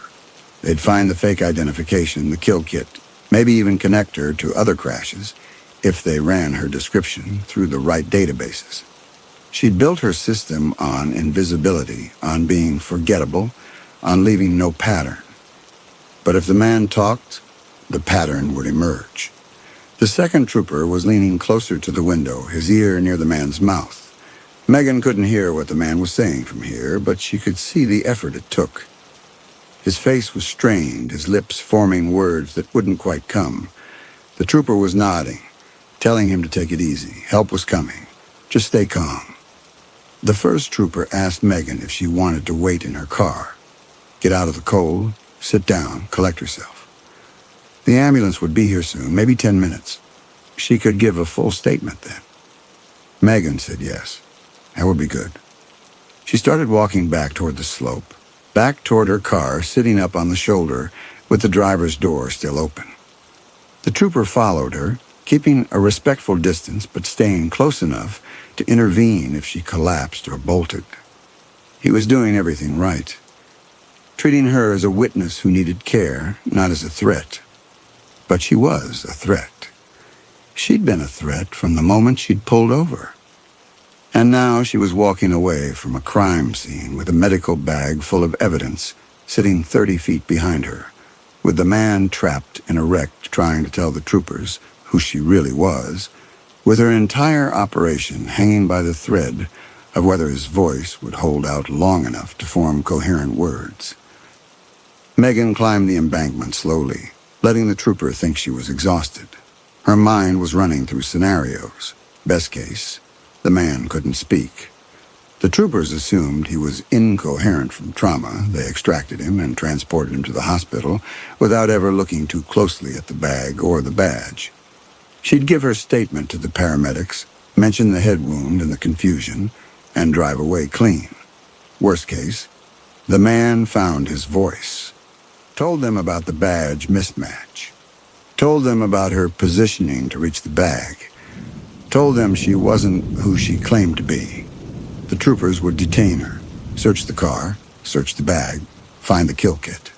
She'd be arrested, processed, charged. Everything she'd built would unravel in a single night because a con artist had crashed his car at the wrong mile marker. Middle case, somewhere between those extremes. The man managed a few words, enough to plant suspicion, but not enough to make a coherent accusation. The troopers glanced at the bag, saw the gauze and gloves, decided it looked legitimate. Ran her license, found nothing. Let her go with a warning to be more careful about stopping at remote accident scenes. She'd drive away knowing the system had held barely, and that she'd have to abandon this route for 6 months while the heat cooled. Megan reached her car. The trooper told her to take a seat, warm up. He'd be back to check on her in a few minutes. She got in, closed the door, watched him walk back toward the wreck in her side mirror. The scanner was still on, hissing softly through the emergency channels. Dispatch confirming the ambulance en route. Fire and rescue notified, estimated 8 minutes out. Another unit calling in their 20 from 15 miles south. The highway patrol coordinating, asking if they needed additional support. 8 minutes. Maybe less if the ambulance had been closer than dispatch thought. 8 minutes for the scene to fill with professionals who would ask questions, take notes, compare stories. 8 minutes for the man to find his voice or lose it permanently. Megan's hand moved to the ignition. The keys were still there. She could start the car, pull back onto the highway, disappear into the desert before anyone realized she'd left. But that would raise questions. Witnesses didn't flee. Witnesses stayed and gave statements and cooperated with investigators. Fleeing would turn her from a good Samaritan into a suspect, and suspects got pursued. She left the keys where they were, kept her hands visible on the steering wheel, watched the scene unfold in her mirrors. The second trooper was still talking to the man. Megan couldn't see the man's face from this angle, couldn't tell if he was responding. The first trooper was standing halfway up the embankment, dividing his attention between Megan's car and the wreck below. The ambulance got there first. Megan heard the siren before she saw it, coming up fast from the south. The first trooper turned toward the sound, his attention shifting away from her car. The second trooper was still down in the wreck with the man, his flashlight beamed steady on the crushed interior. Megan watched the ambulance pull onto the shoulder 50 yards back, lights strobing red and white. 2 paramedics got out, moving with the practiced efficiency of people who'd done this 1,000 times. The first trooper climbed back down the embankment to meet them, gesturing toward the wreck, briefing them on what they'd found. All 3 men were focused on the same thing now, the victim, the extraction, the medical emergency. Nobody was watching her. Megan opened her car door quietly and stepped out. The trooper had told her to wait here, to stay warm, to collect herself, but she was a paramedic. She had training. She could help.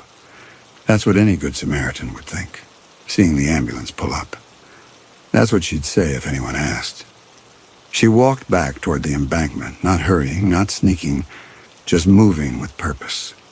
The medical bag was still down there in the dirt beside the wreck. Her bag, her equipment. She'd tell them she needed to retrieve it, that she wanted to brief the paramedics on what she'd observed. The first trooper glanced up as she approached, but he was busy coordinating with the ambulance crew. He didn't stop her, didn't tell her to go back to her car. He was running triage in his head, prioritizing the extraction. And one more paramedic at the scene read as helpful, not suspicious.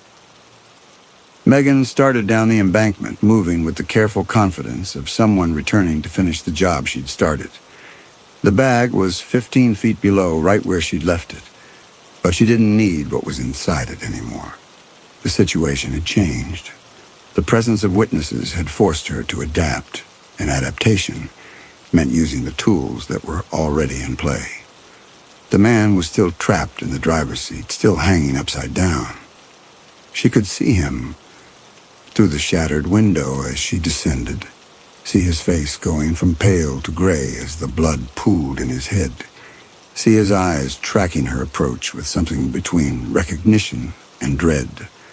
The second trooper had moved aside to make room for the paramedics, who were still discussing angles and equipment needs, and now the man was visible, accessible, surrounded by people who thought they were there to save him. Megan reached the bag and crouched beside it, but she didn't open it. The moment had shifted. The window for using what was inside had closed the second the ambulance pulled onto the shoulder.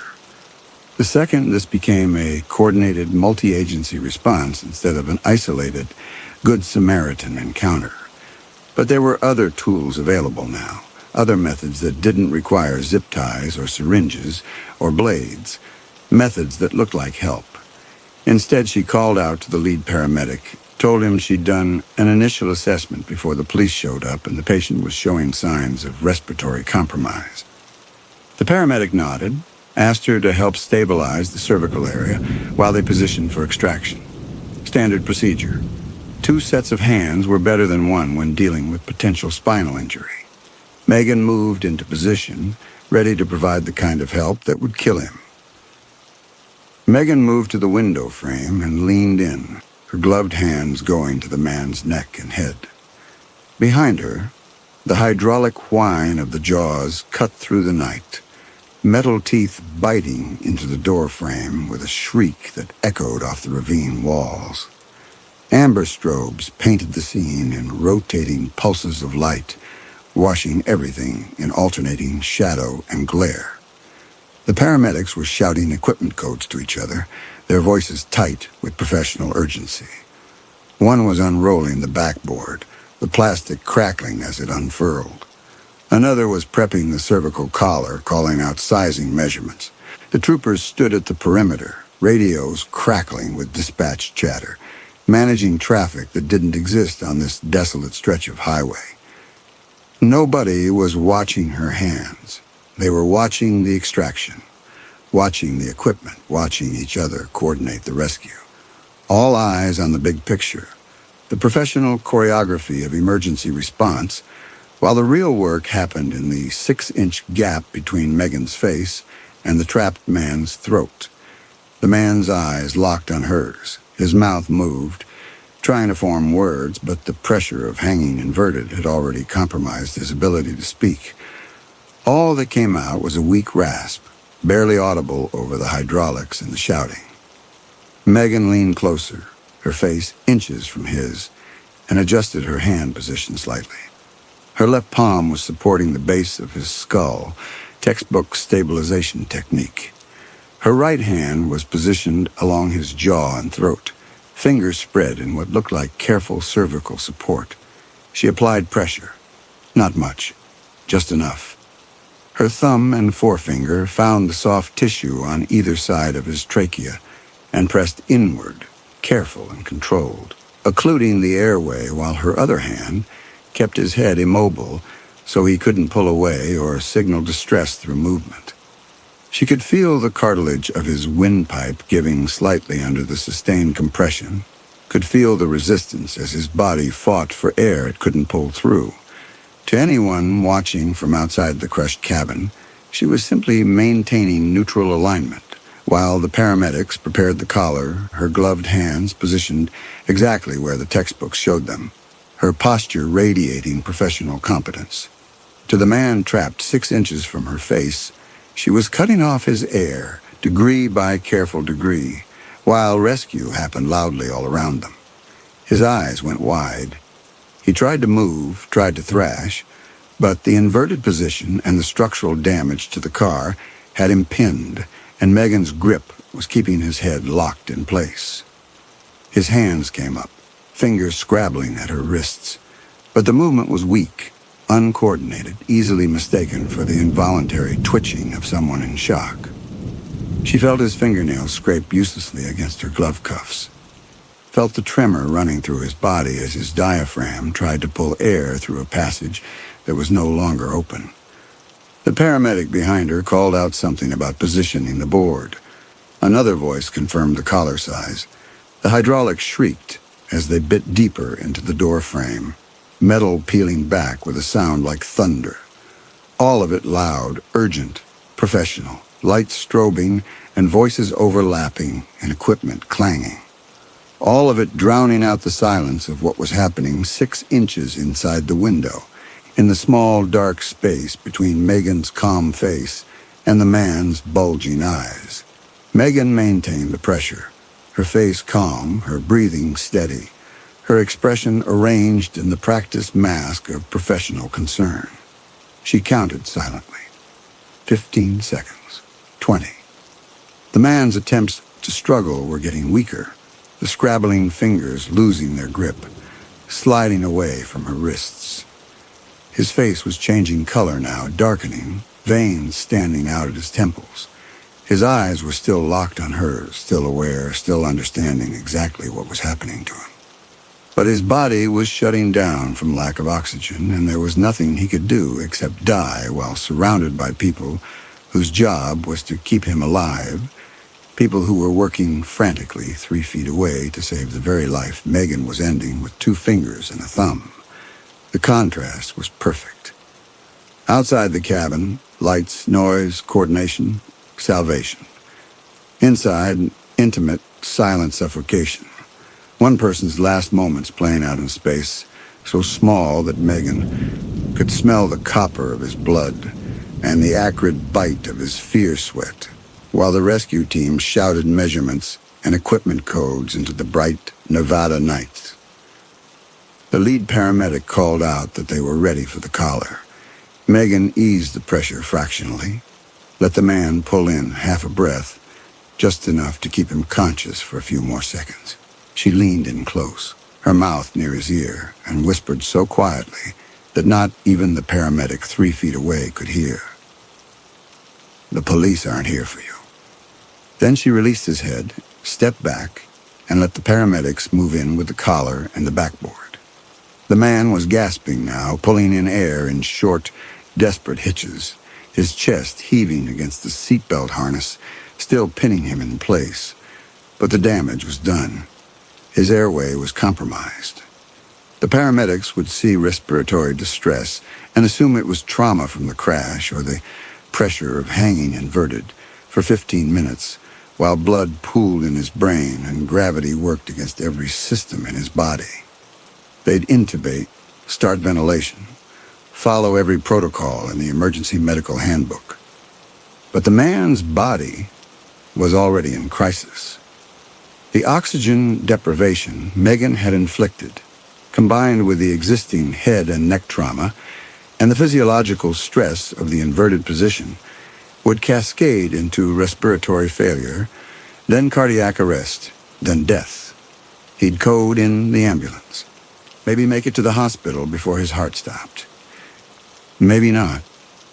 Either way, the cause of death would be written up as complications from the crash, a tragic outcome despite the heroic efforts of first responders, and nobody would ever think to ask whether the off-duty paramedic who'd stopped to help had done anything except try to save him. The system would protect her because the system trusted its own. Megan climbed back up the embankment and stood watching the extraction. The paramedics had the man on the board now, were maneuvering him out of the wreckage with practiced efficiency. She could see his chest rising and falling in rapid, shallow movements, could see his eyes still open, still tracking, still aware. He knew what she'd done. He knew he was dying. And he knew there wasn't a single person at this scene who would believe him if he could find the breath to say it. She waited exactly the right amount of time before walking back to her car, not too fast, not too slow, just the measured pace of someone who'd done what they could and was ready to go home. Megan got in, closed the door, sat in the quiet. The scanner was still on, volume low. She could hear dispatch coordinating the medical transport, fire and rescue standing by, the highway patrol calling in their report. She didn't start the engine yet. That would look wrong. Someone who just stopped at a traumatic accident scene wouldn't rush away the second the police dismissed them. They'd sit for a minute, hands on the wheel, staring at nothing. Process what happened. Let the adrenaline settle. Let the shakes come and pass. Megan knew how trauma responses worked. She knew what normal looked like, and she knew how to perform it. Down at the wreck, one of the paramedics called out that they were getting weak respirations, asked for the bag valve mask. The other was already moving, pulling equipment, running through the protocol. They loaded the man into the ambulance, still working on him, still trying to stabilize him for transport. Megan watched the doors close, watched the ambulance pull away with lights and sirens running, heading south toward the hospital. The first trooper walked back to her car, carrying her medical bag by the shoulder strap. He tapped on the window and Megan rolled it down. He handed the bag through, still zipped, the dirt from the ravine still clinging to the canvas. Said he didn't want to leave her gear sitting in the gravel. Thanked her for lending a hand down there. She could go whenever she was ready. Megan thanked him. Set the bag on the passenger seat, exactly where it had been before she'd grabbed it, and climbed down to the wreck. She asked how the victim was doing. The trooper's expression went carefully neutral. Said the patient coded during the load. They got him back, but it doesn't look good. Told her to drive safe. Megan said she would. She waited until the trooper walked away, watched him descend the embankment one last time in her side mirror. Then she started the engine, checked her mirrors, pulled back onto the highway. The scanner hissed. Dispatch reporting the ambulance en route. Patient critical. Another unit calling in from the scene. Megan drove north, following the center line into the dark. The highway was empty, the desert pressing in from both sides. She'd covered maybe 2 miles when the scanner hissed again. Dispatch reporting the patient had died en route to hospital. Time of death noted. The troopers acknowledging, requesting the coroner. Standard procedure.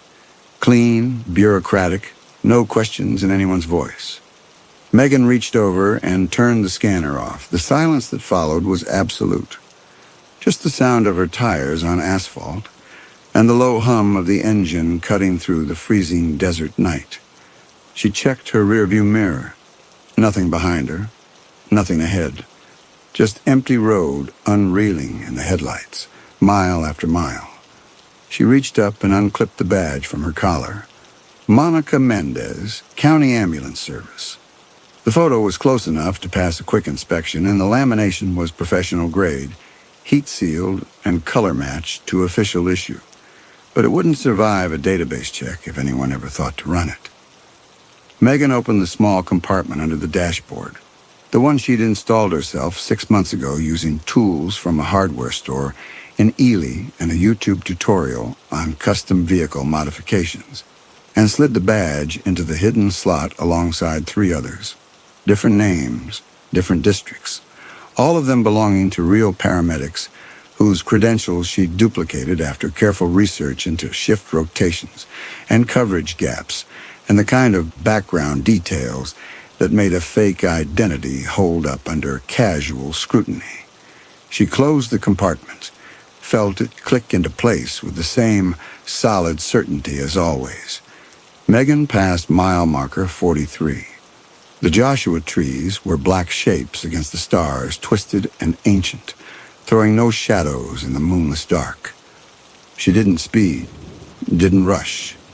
The scene was behind her, the evidence was gone, and the desert kept its secrets the way it always had. It had kept them for 3 years. It would keep them for as long as she needed. The man had been number 11. He'd been smart, smarter than most of them, smart enough to try manipulating her with the ghost story about men in the trees, smart enough to recognize what her badge meant when he saw it under the spotlights. He'd recognized what she was, read her intention in that inverted cabin while the scanner crackled and the dark pressed in from all sides. But recognition without leverage was just understanding. And understanding didn't matter when the person applying pressure to your throat was the same person everyone else trusted to keep you breathing. She reached the county line 40 minutes later and kept driving. The plan had been to switch routes, give the 375 a rest for a while, let this accident fade into background noise before she worked the stretch again. But plans changed. The Nevada desert had more empty highways than most states had paved roads, and every one of them was a hunting ground if you knew how to read the patterns, how to time the shifts, how to position yourself in the gaps between dispatch zones where response times stretched long and witnesses stayed scarce.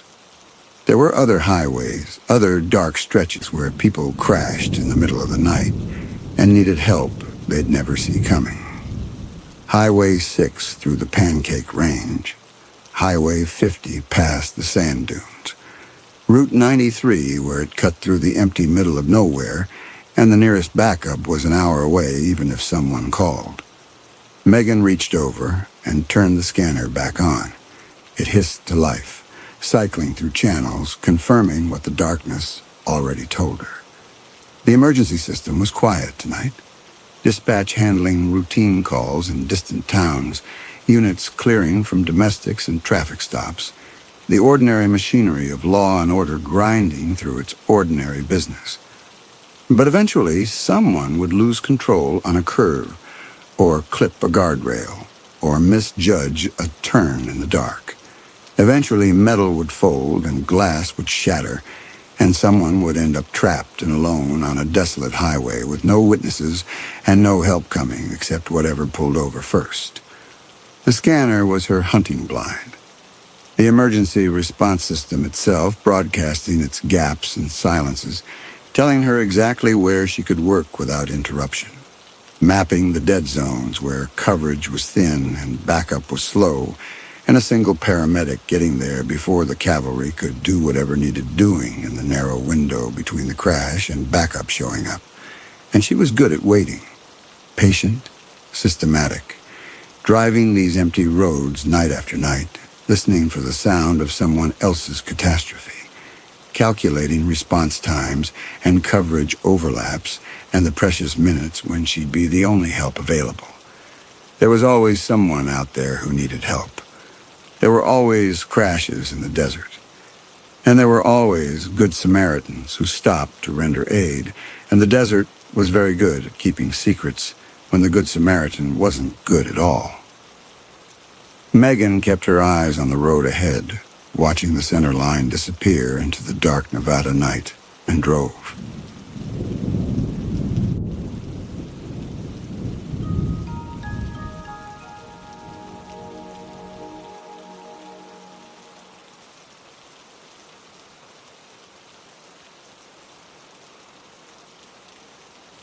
Nina's hand on the exterior concrete registered cold first, then wrongness in the texture.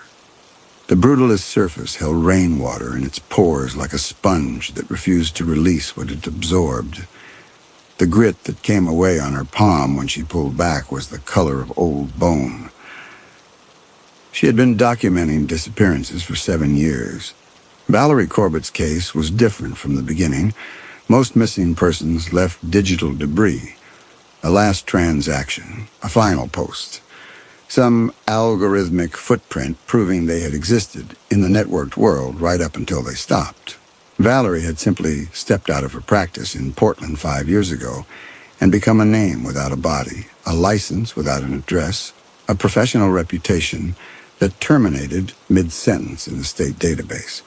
Nina found her by accident. A rental property listing 2 miles east of this compound had mentioned the neighbor, the woman in the brutalist house who kept to herself, who received supply deliveries on Thursdays, who had been there for years without complaint. The listing agent's offhand description of the architecture matched a single photograph from Valerie's former office, a framed image of a house under construction, all raw concrete and narrow windows. A place designed to withstand weather and scrutiny in equal measure. The rain was steady but not heavy. The Cascade Range foothills took moisture from the Pacific in a rhythm Nina had learned over 6 days of surveillance from the rental property. The sound on concrete was different from the sound on foliage, a higher pitch, more immediate, the kind of acoustic difference that made distance difficult to judge after dark. Western hemlock and vine maple pressed close to the compound's perimeter fence. Sword ferns covered the understory. The vegetation was specific to the Coast Range and thick enough to provide cover where the security cameras could not rotate far enough to compensate for blind spots. The cameras were extensive, but installed by someone who understood principle without practice. Passive infrared motion sensors at the perimeter fence, positioned in straight lines rather than overlapping fields. Coverage that assumed an intruder would approach from the access road instead of through the forest.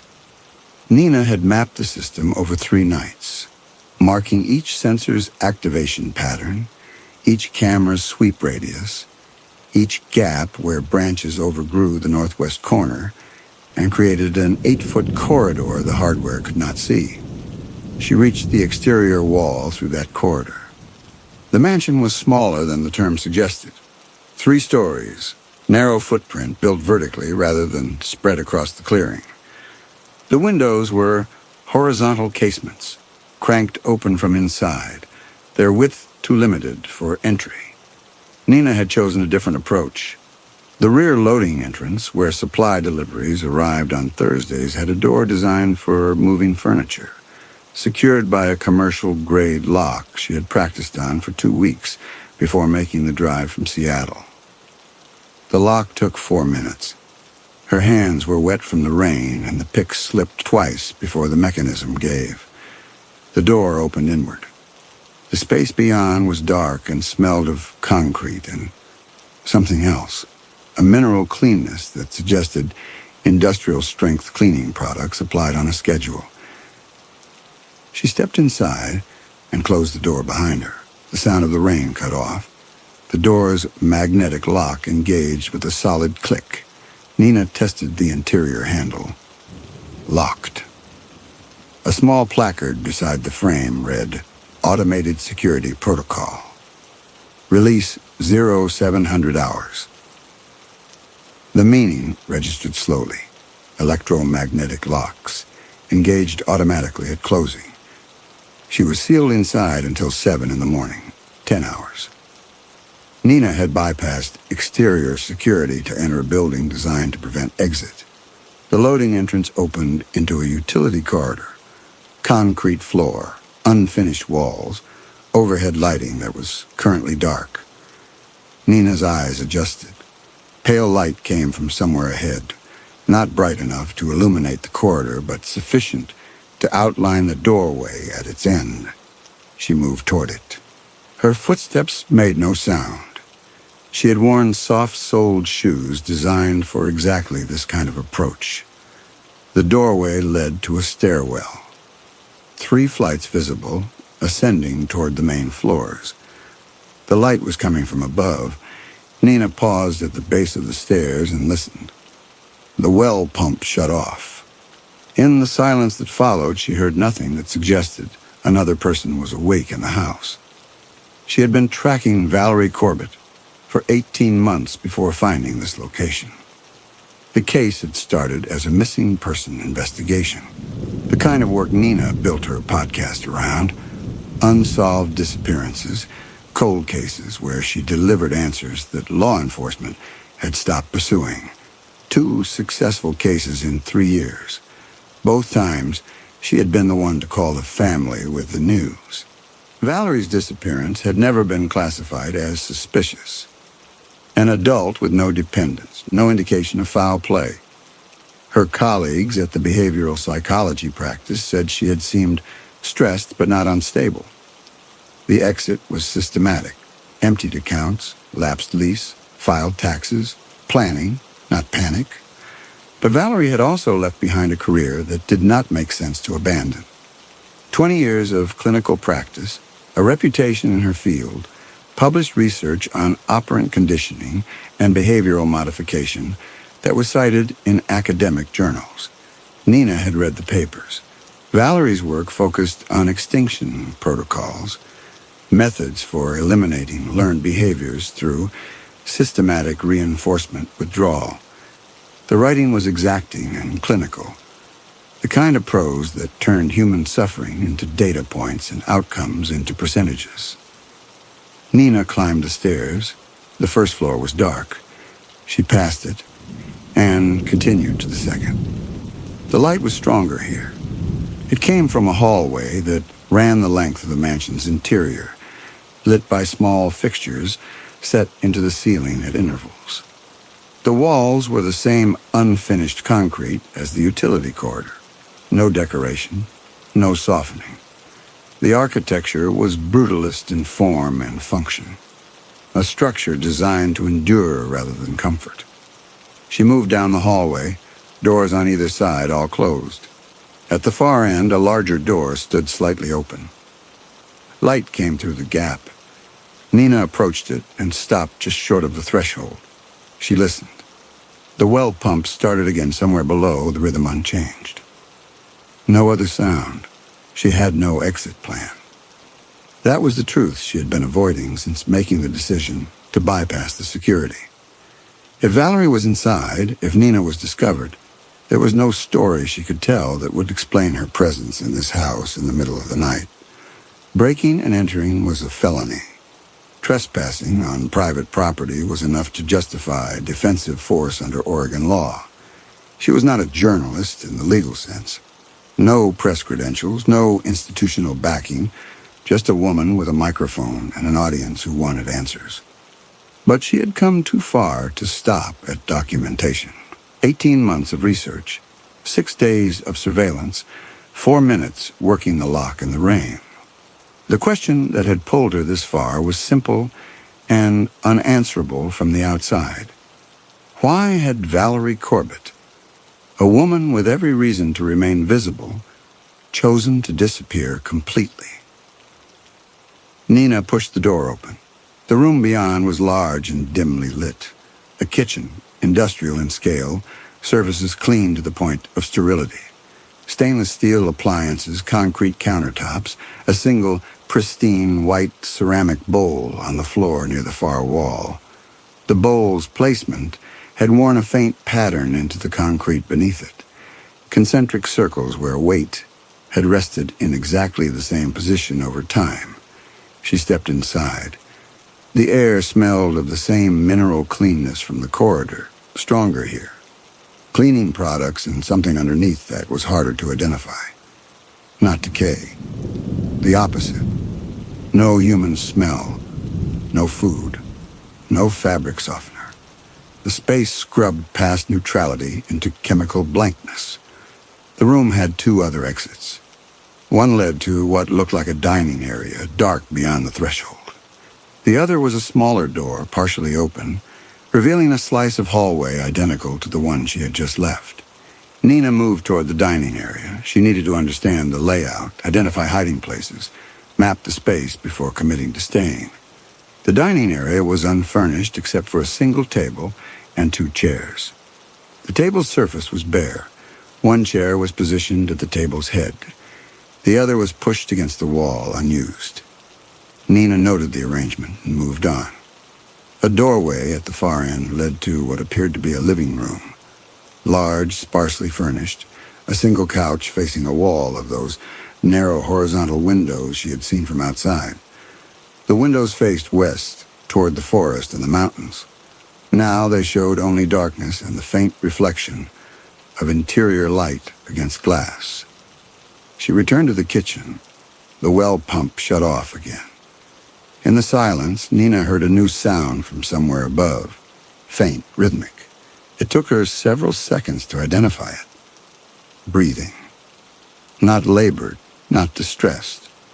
The steady respiration of someone asleep. Valerie was here. The conclusion was immediate and certain. Nina had found her. The question now was, what came next? She could leave and call the authorities. That was the reasonable choice, the one that stayed on the right side of the law. Or she could stay and learn what Valerie had built here. Nina moved to the smaller door off the kitchen. The hallway beyond had 3 doors: storage closet, bathroom, unoccupied. The third opened into a small room with a single narrow bed, a guest room that felt unused. Nina stepped inside and closed the door behind her. The room had one of those narrow casement windows. She crossed to it and looked out. The view showed the northwest corner of the property, the forest pressing close, the blind spot in the camera coverage. The rain continued steady and quiet. She sat down on the edge of the bed. The breathing from upstairs continued, steady and undisturbed. Nina set her phone to silent and placed it on the narrow nightstand beside the bed. Her bag sat on the floor at her feet. Digital recorder, camera, lockpick case, and the 9mm she had trained with at a range but never expected to carry into the field. 9 hours of battery remaining on the phone. The mag locks would release at 7 in the morning. Until then, she would observe. Document. The question that had pulled her here was somewhere in this building. So was Valerie Corbett. So was whoever was breathing upstairs in the dark. Outside, the rain fell on concrete and foliage in 2 different pitches. Inside, the well pump cycled on again in a steady rhythm. Nina listened to both and waited for the locks to release at dawn. The sound came just after 2 in the morning. Nina had been tracking time by the well pump cycle. 23 minutes on, 11 minutes off, a pattern she had documented over the previous hours. The breathing from upstairs had settled into deep regularity. The rain had stopped 40 minutes earlier. The house had achieved that specific silence that comes when organic systems suspend their noise and only machinery remained. Then she heard the tap. Soft, rhythmic. Not footsteps. The distinct click of something hard against concrete, moving in the sets of 4. Tap, tap, tap, tap. Coming from the stairwell, descending. Nina stood from the bed and moved to the guest room door, opened it a crack. The hallway beyond was dark. The sound continued. Steady descent. First floor now. Moving toward the kitchen, she had 2 choices. Stay in the guest room and hope whatever was moving through the house did not open this door, or position herself where she could observe. Nina chose observation. She left the guest room and moved down the hallway toward the kitchen threshold. The tapping sound had stopped. She pressed herself against the wall at the corner where the hallway met the dining area. From this angle, she could see a slice of the kitchen through the doorway. The white ceramic bowl on the floor, the edge of the counter, nothing else. The sound resumed. Closer in the kitchen now, and not tapping anymore. A different noise. Soft displacement of air, breathing through the nose, slow, controlled. Nina held her position. The breathing moved across the kitchen. She could track it by sound alone. Near the refrigerator, then the bowl, then towards the threshold where she stood. Coming her direction, a shape entered her sightly, low to the floor, moving on all 4s with practiced efficiency. The man from upstairs, Hound.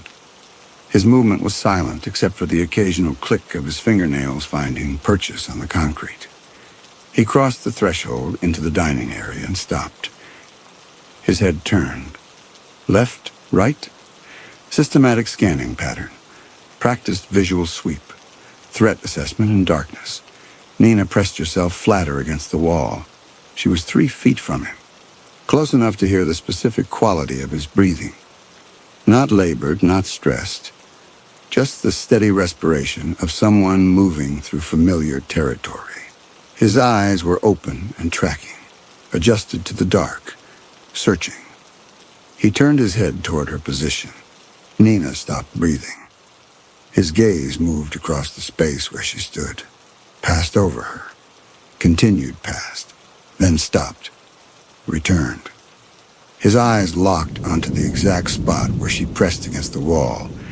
He could see her, or sense her. Some combination of visual processing and spatial awareness that did not require full light. He tilted his head. The movement was slight. Canine curiosity. His nostrils flared. He was scenting the air, processing the data. Strange presence in the house.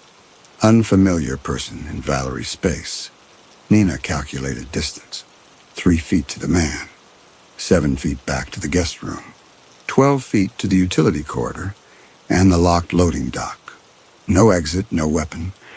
Just the darkness between them and whatever decision he would make about her presence. The man shifted his weight forward. A preparatory movement. The posture before action. Nina heard a sound from above, faint. Floorboards settling under weight.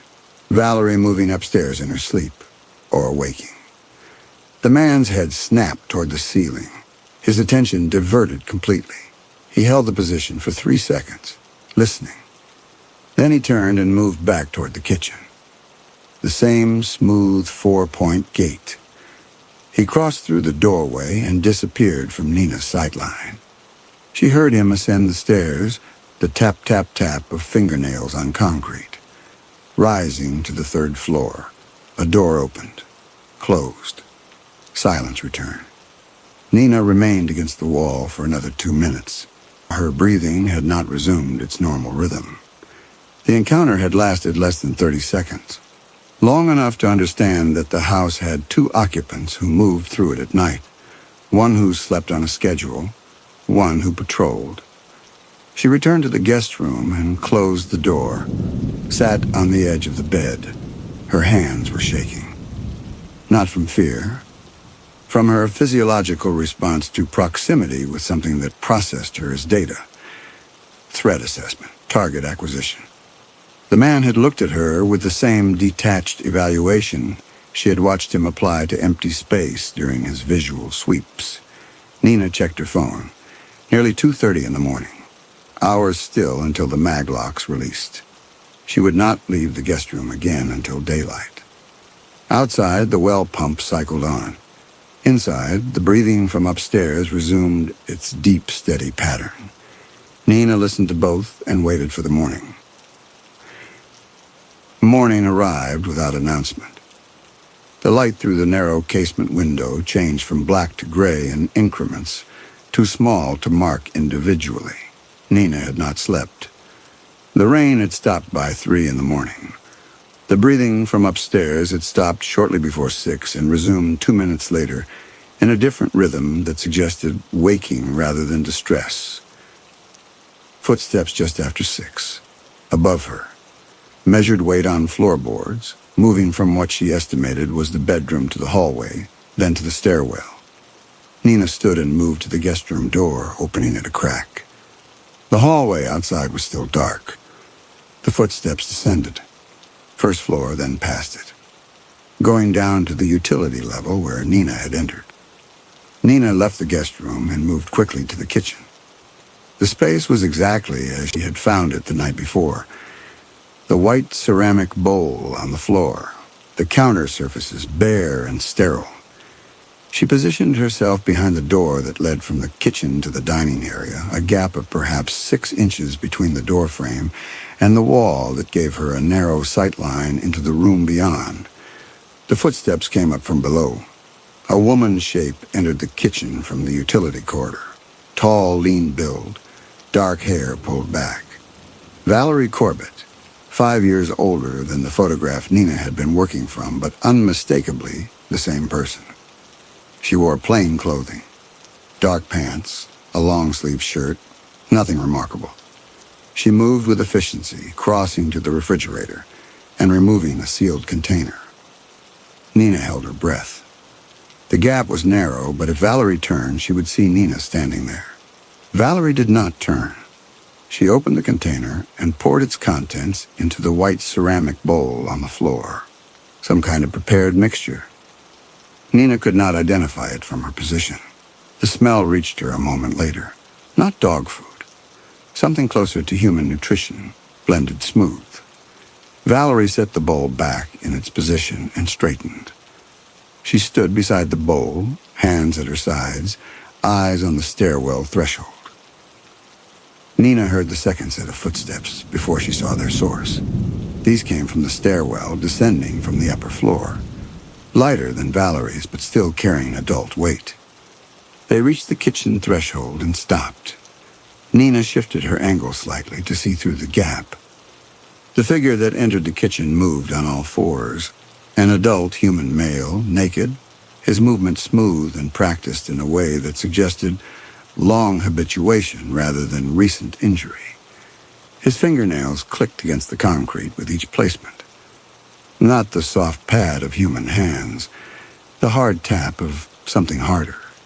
He crossed directly to the bowl without looking up, lowered his head, and began to eat. Valerie watched him. She did not speak. The man ate in silence, his face close to the bowl, using no hands. The only sound was his breathing through his nose and a low, rhythmic sound from his throat. Not swallowing. Something between a hum and a click. Mechanical. The action was efficient and without hesitation. When the bowl was empty, he straightened slightly, still on all fours, and turned his head toward Valerie. His eyes did not blink. Nina watched for it, waited for the micro-movement. It did not come. He held eye contact with Valerie without the small social breaks that marked human interaction. Predator focus, complete and uninterrupted. Valerie moved her hand in a simple gesture. Palm down, fingers spread, a slight downward motion. The man lowered himself flat to the floor and held the position, his chest rising and falling in measured breaths. His eyes remained open, still fixed on Valerie with an attention that was absolute. Nina felt her own breathing constrict. She pressed herself flatter against the wall. What she was witnessing had the shape of routine, a feeding that had occurred this way hundreds of times, performed with systematic efficiency. This was not recent. This was established practice. Valerie checked her watch again. A few minutes past 6. She made a second gesture. 2 fingers pointed. Then a motion toward the doorway the man had entered from. The man rose smoothly to all fours and returned to the stairwell, ascending out of sight. Valerie remained in the kitchen. She picked up the empty bowl, rinsed it in the sink with the same systematic thoroughness she had applied to every other action, dried it, and returned it to its exact position on the floor. Then she turned and walked directly toward the door where Nina was hiding. Nina did not move. There was nowhere to go. The dining area was a dead end with no exit except back through the kitchen. Valerie's footsteps approached. 6 feet, 4 feet, 2 feet. Valerie passed through the doorway without looking to the side. She walked through the dining area to the living room beyond and disappeared from Nina's sightline. Nina heard a door open, then close. The sound of water running through pipes, a bathroom somewhere on the first floor that Nina had not mapped the night before. Nina exhaled. The constriction in her chest remained. She had 12 seconds, maybe 15, before Valerie returned. She needed to decide now whether to retreat to the guest room or stay and continue observing. She stayed. The water shut off. Valerie returned through the dining area and climbed the stairs. Nina listened to the footsteps ascend. First floor, second floor, stopping on the third where the breathing had originated during the night. A door opened and closed above. The house settled into silence. Nina moved from behind the door and crossed to the kitchen. The bowl was in its position, pristine and white against the concrete floor. She knelt beside it and examined the wear pattern beneath. Concentric circles ground into the surface. Years, not months. She checked her phone. 6:38. The mag locks would not release for another 22 minutes. Nina moved to the utility corridor and tested the loading dock door, still engaged. The electromagnetic seal held firm. She was trapped here until 7. She heard movement from above. Not footsteps. Something lower to the floor, shuffling from room to room. Nina backed toward the hallway. The man's existence answered one question and raised 10 others. Nina found a position in the hallway where the stairwell was visible through a doorway. The light from above was stronger now. Full morning, though the narrow windows kept the interior dim. She waited. The shuffling sound moved closer to the stairs, then stopped. Nina pressed herself against the wall, controlling her breath. The man's head appeared at the top of the stairwell. He was looking down toward the first floor, his posture low and alert. His eyes moved across the visible space in a pattern that was systematic. Left to right, right to left, down the vertical center. Scanning. Not wandering, not casual observation. The movement had training behind it. Nina felt the wrongness at the base of her skull. The man's head turned before the door handle above him moved, a fraction of a second before the sound reached her. He oriented to Valerie's presence through the closed door before any audible signal. Valerie emerged from the third-floor room. The man did not look at her. He remained in his position at the top of the stairs, his scanning pattern interrupted, but his posture unchanged. Valerie descended past him. She did not touch him, did not speak. She reached the second floor and continued down to the first. The man followed. The same smooth movement. 4 points of contact with the stairs, descent controlled and practiced. He stopped at the second-floor landing. Valerie continued to the first floor and entered the kitchen. The man remained where he had stopped, oriented toward the kitchen doorway, waiting. The frame held. Barely. Valerie emerged from the kitchen carrying a clipboard. She climbed the stairs to the second-floor landing where the man waited. She consulted the clipboard, made a notation with a pen attached to its surface, then looked at the man. She made a gesture. 3 fingers extended, then drawn together. The man shifted his weight forward. Valerie made a second gesture, a slight motion to her left. The man moved left. A third gesture. The man lowered himself flat. Each response was immediate, executed without hesitation.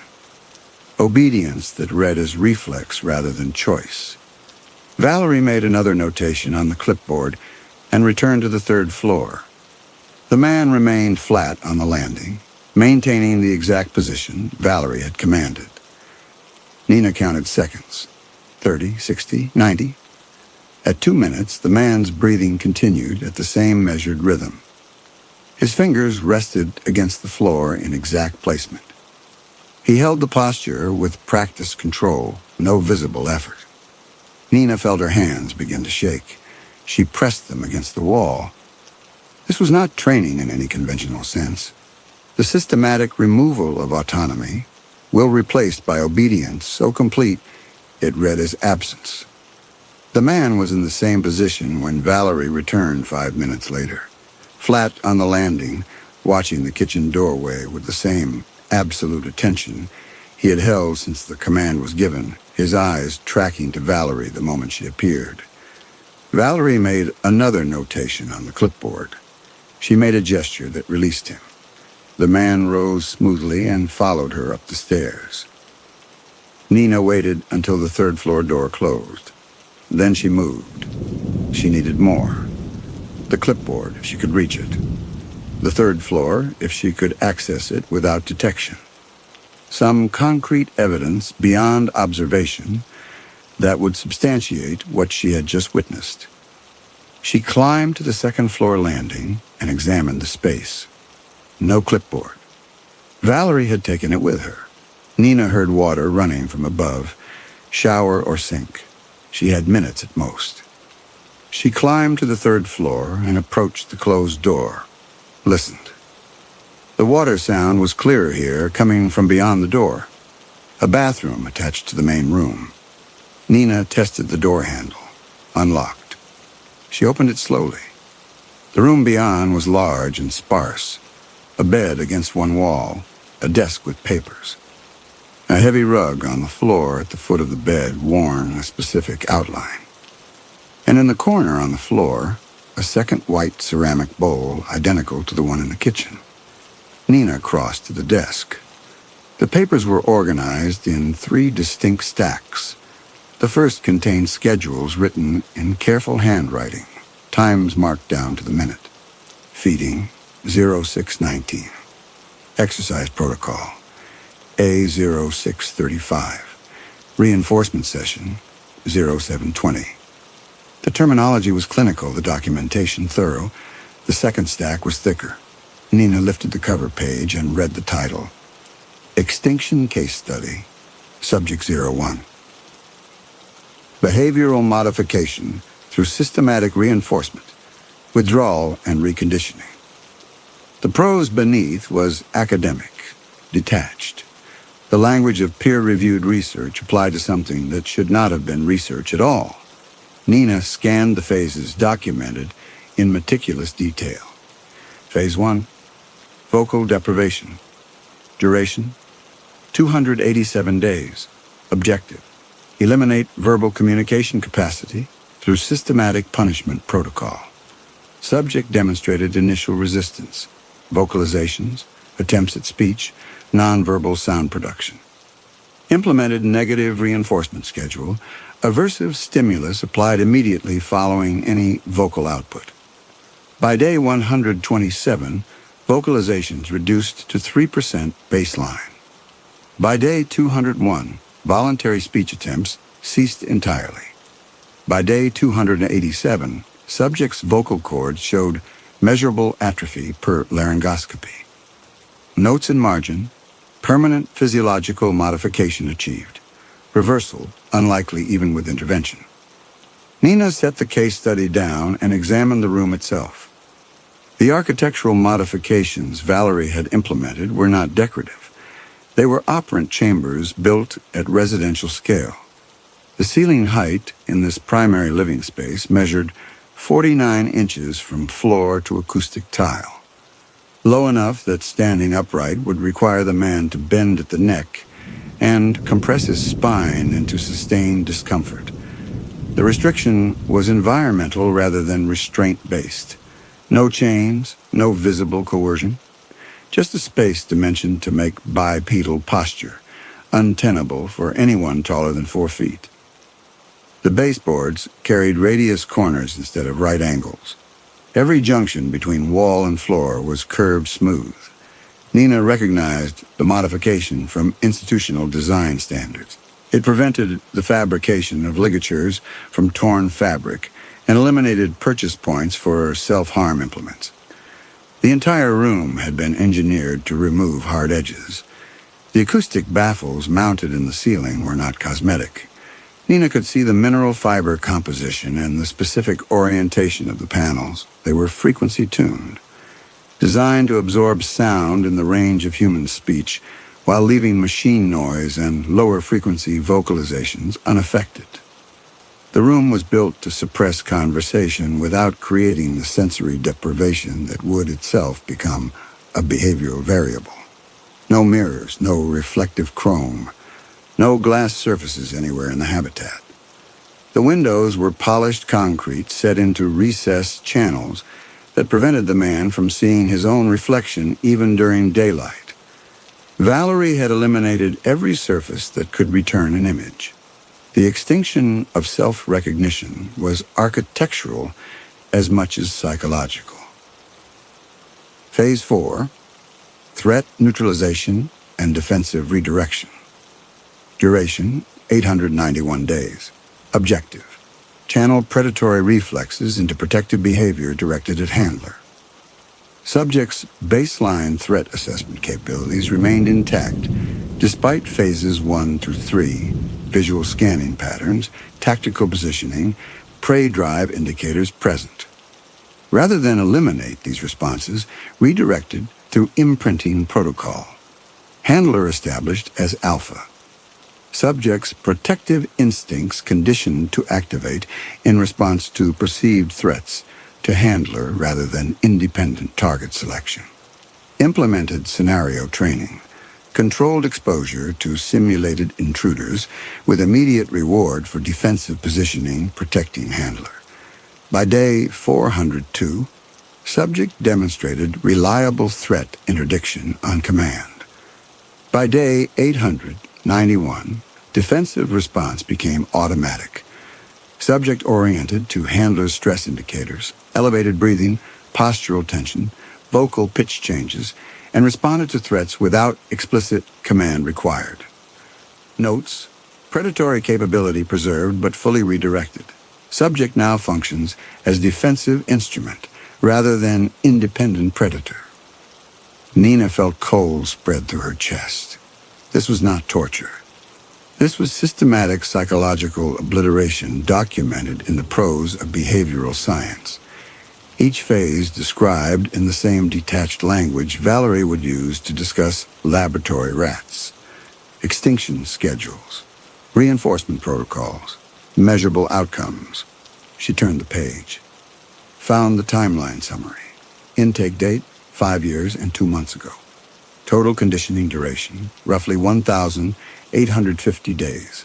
Current status, maintenance phase. Subject requires minimal reinforcement to sustain behavioral modifications. Framework stable under routine conditions. There was a final notation at the bottom of the summary page, handwritten in smaller script. Experimental success. Violent pathology eliminated through complete identity replacement. Subject no longer poses independent threat. Recommend continued observation to assess long-term stability. Nina returned the case study to its position and opened the deeper drawer. Older files organized by date. She pulled the earliest folder. Intake observations, baseline behavioral measurements. No name. Just the word subject followed by dates and metrics.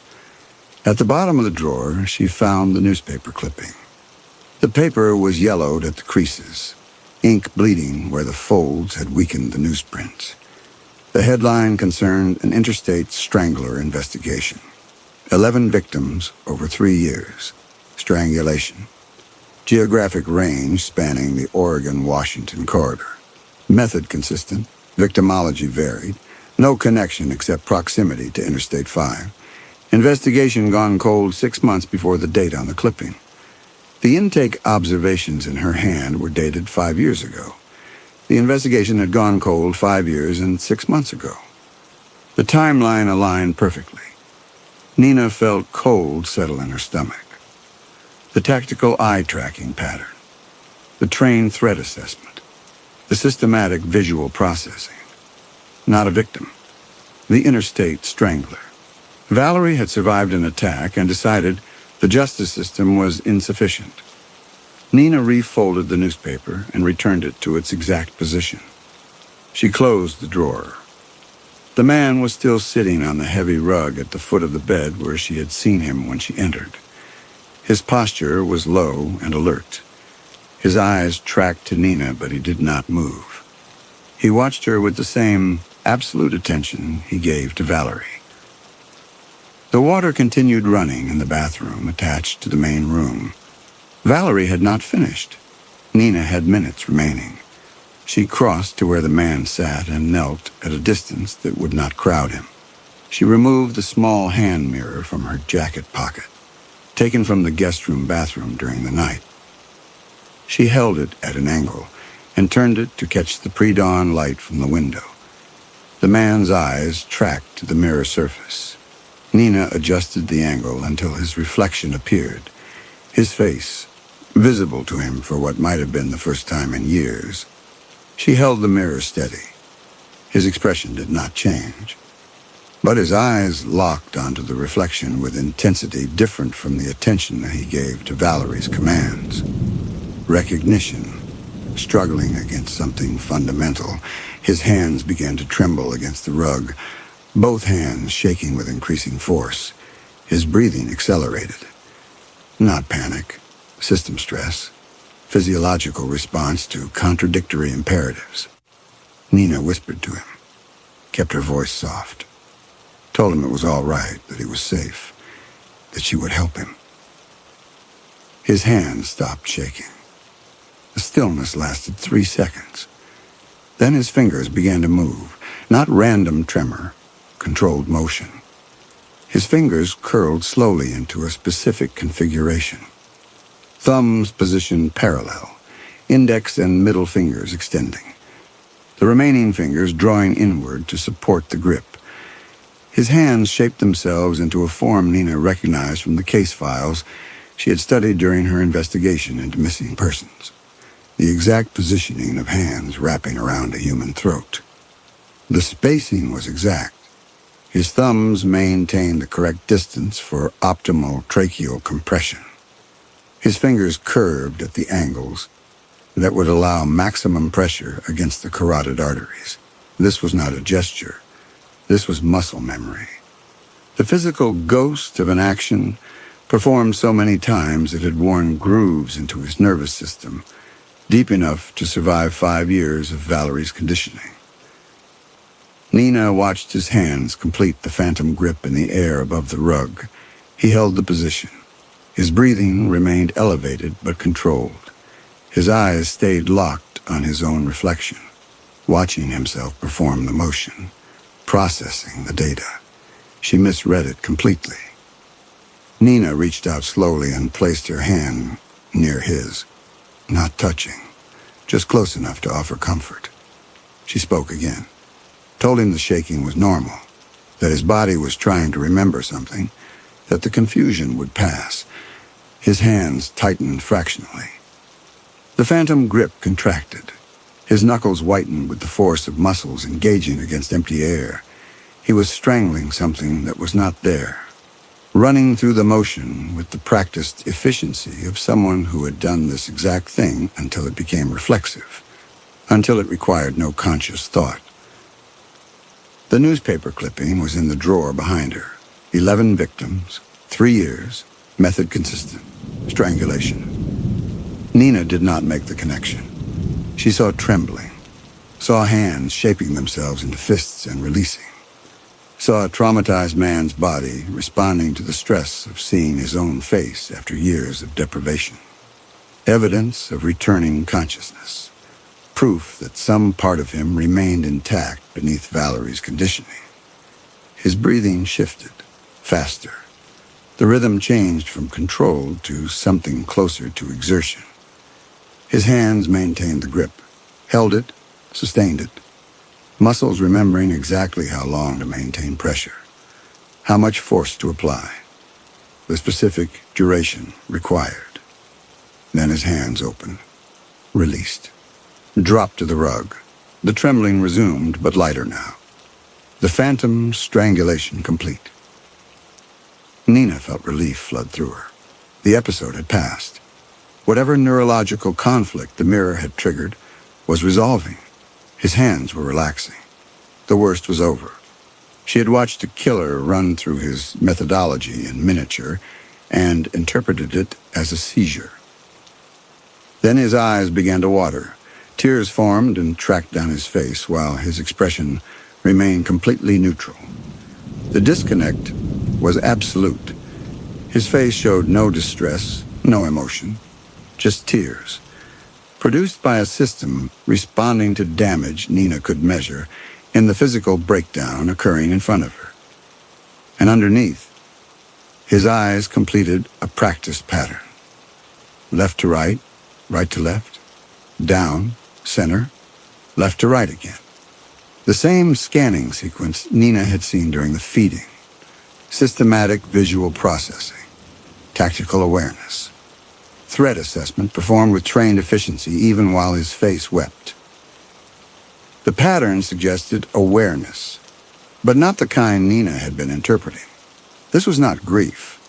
This was operational processing that predated Valerie's conditioning. Muscle memory operating through whatever framework Valerie had built to replace his previous identity. The water shut off. Nina stood quickly, returned the mirror to her pocket. The man's eyes tracked her movement. His face was still wet. His expression had not changed. Nina moved to the door and listened. The bathroom door had not opened yet. Valerie was still occupied. Nina had seconds to clear the hallway. She stepped into the corridor and moved quickly toward the stairs, descended to the second floor, found the storage closet and wedged herself into position, pulled the door nearly closed, waited. She heard Valerie emerge from the bathroom above, heard her footsteps cross the third-floor room, a pause, the clipboard being lifted, notation being made. Nina remained in the closet. Her breathing controlled. The image stayed with her. The tears on his neutral face, the systematic scanning underneath. The tactical pattern that had nothing to do with awakening consciousness and everything to do with trained processing Valerie's conditioning had not managed to eliminate. 15 minutes passed. The house settled into silence. Nina eased the closet door open and listened. Nothing. She stepped into the hallway and moved toward the stairs. The man stood at the top of the third-floor landing, looking down at her, perfectly still. His eyes locked on Nina's position with absolute focus. Nina froze. He did not move, did not make a sound. Just watched her with that same focused attention she had observed during the mirror test. Then Valerie appeared behind him. She looked down at Nina from the third-floor threshold. No surprise registered on her face. She simply observed Nina standing exposed in the second-floor hallway, then turned back into the room. The man followed her inside. The door closed. Nina retreated to the guest room. Her hands were shaking. Not from fear. From the specific physiological response to being caught inside a system she had underestimated. The extinction logs were not theoretical research. They were a completed protocol. And the man standing at the threshold had been proof of success. Nina checked her phone. Nearly 7 in the morning, minutes until the mag locks released. She could leave with what she had gathered: the extinction case study, the newspaper clipping, the feeding routine witnessed through the crack in the door. Enough to bring authorities, enough to force intervention. But intervention meant exposing Valerie's method to a justice system that had failed to stop the interstate strangler, meant placing the man in custody where conditioning could not be maintained, meant testing whether extinction was permanent or whether 5 years of systematic obliteration would fail under institutional pressure. Nina remained in the guest room. The confrontation could not wait. Each minute of delay was another minute the conditioning strained under Nina's interference. Another minute closer to system failure, to whatever would emerge if Valerie's framework broke completely. The digital recorder sat on the narrow nightstand beside Nina's phone, the camera in her bag, and the gun, small and light, a 9mm she had trained with at a range but never expected to use. She checked the magazine, loaded, chambered around, engaged the safety, placed it in her jacket pocket. The clipping established timeline, not identity. The tactical training suggested professional background, not guilt. Valerie's conditioning was extreme, but it was not confession. Nina needed Valerie to explain what the man had been before becoming Hound. Needed to hear it directly stated. Nina needed leverage. The gun was not meant for use. It was meant to force the conversation past Valerie's clinical detachment, to create the pressure that would make Valerie speak. Nina waited in the guest room until she heard footsteps ascend to the 3rd floor. Valerie and the man returning to the scheduled routine.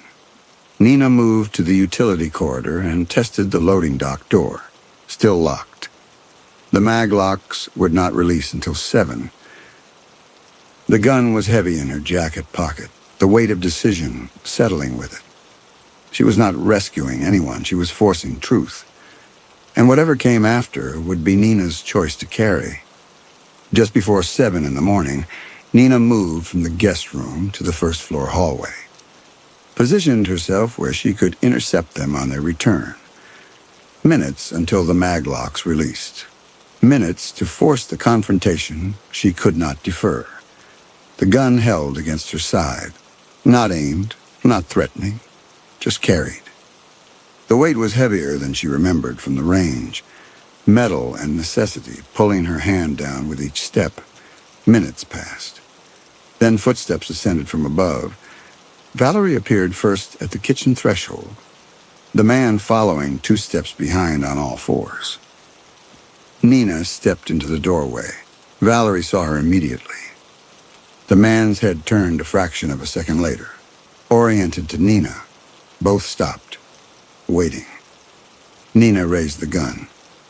Not high, just enough to make it visible. Held it with both hands the way she had been taught.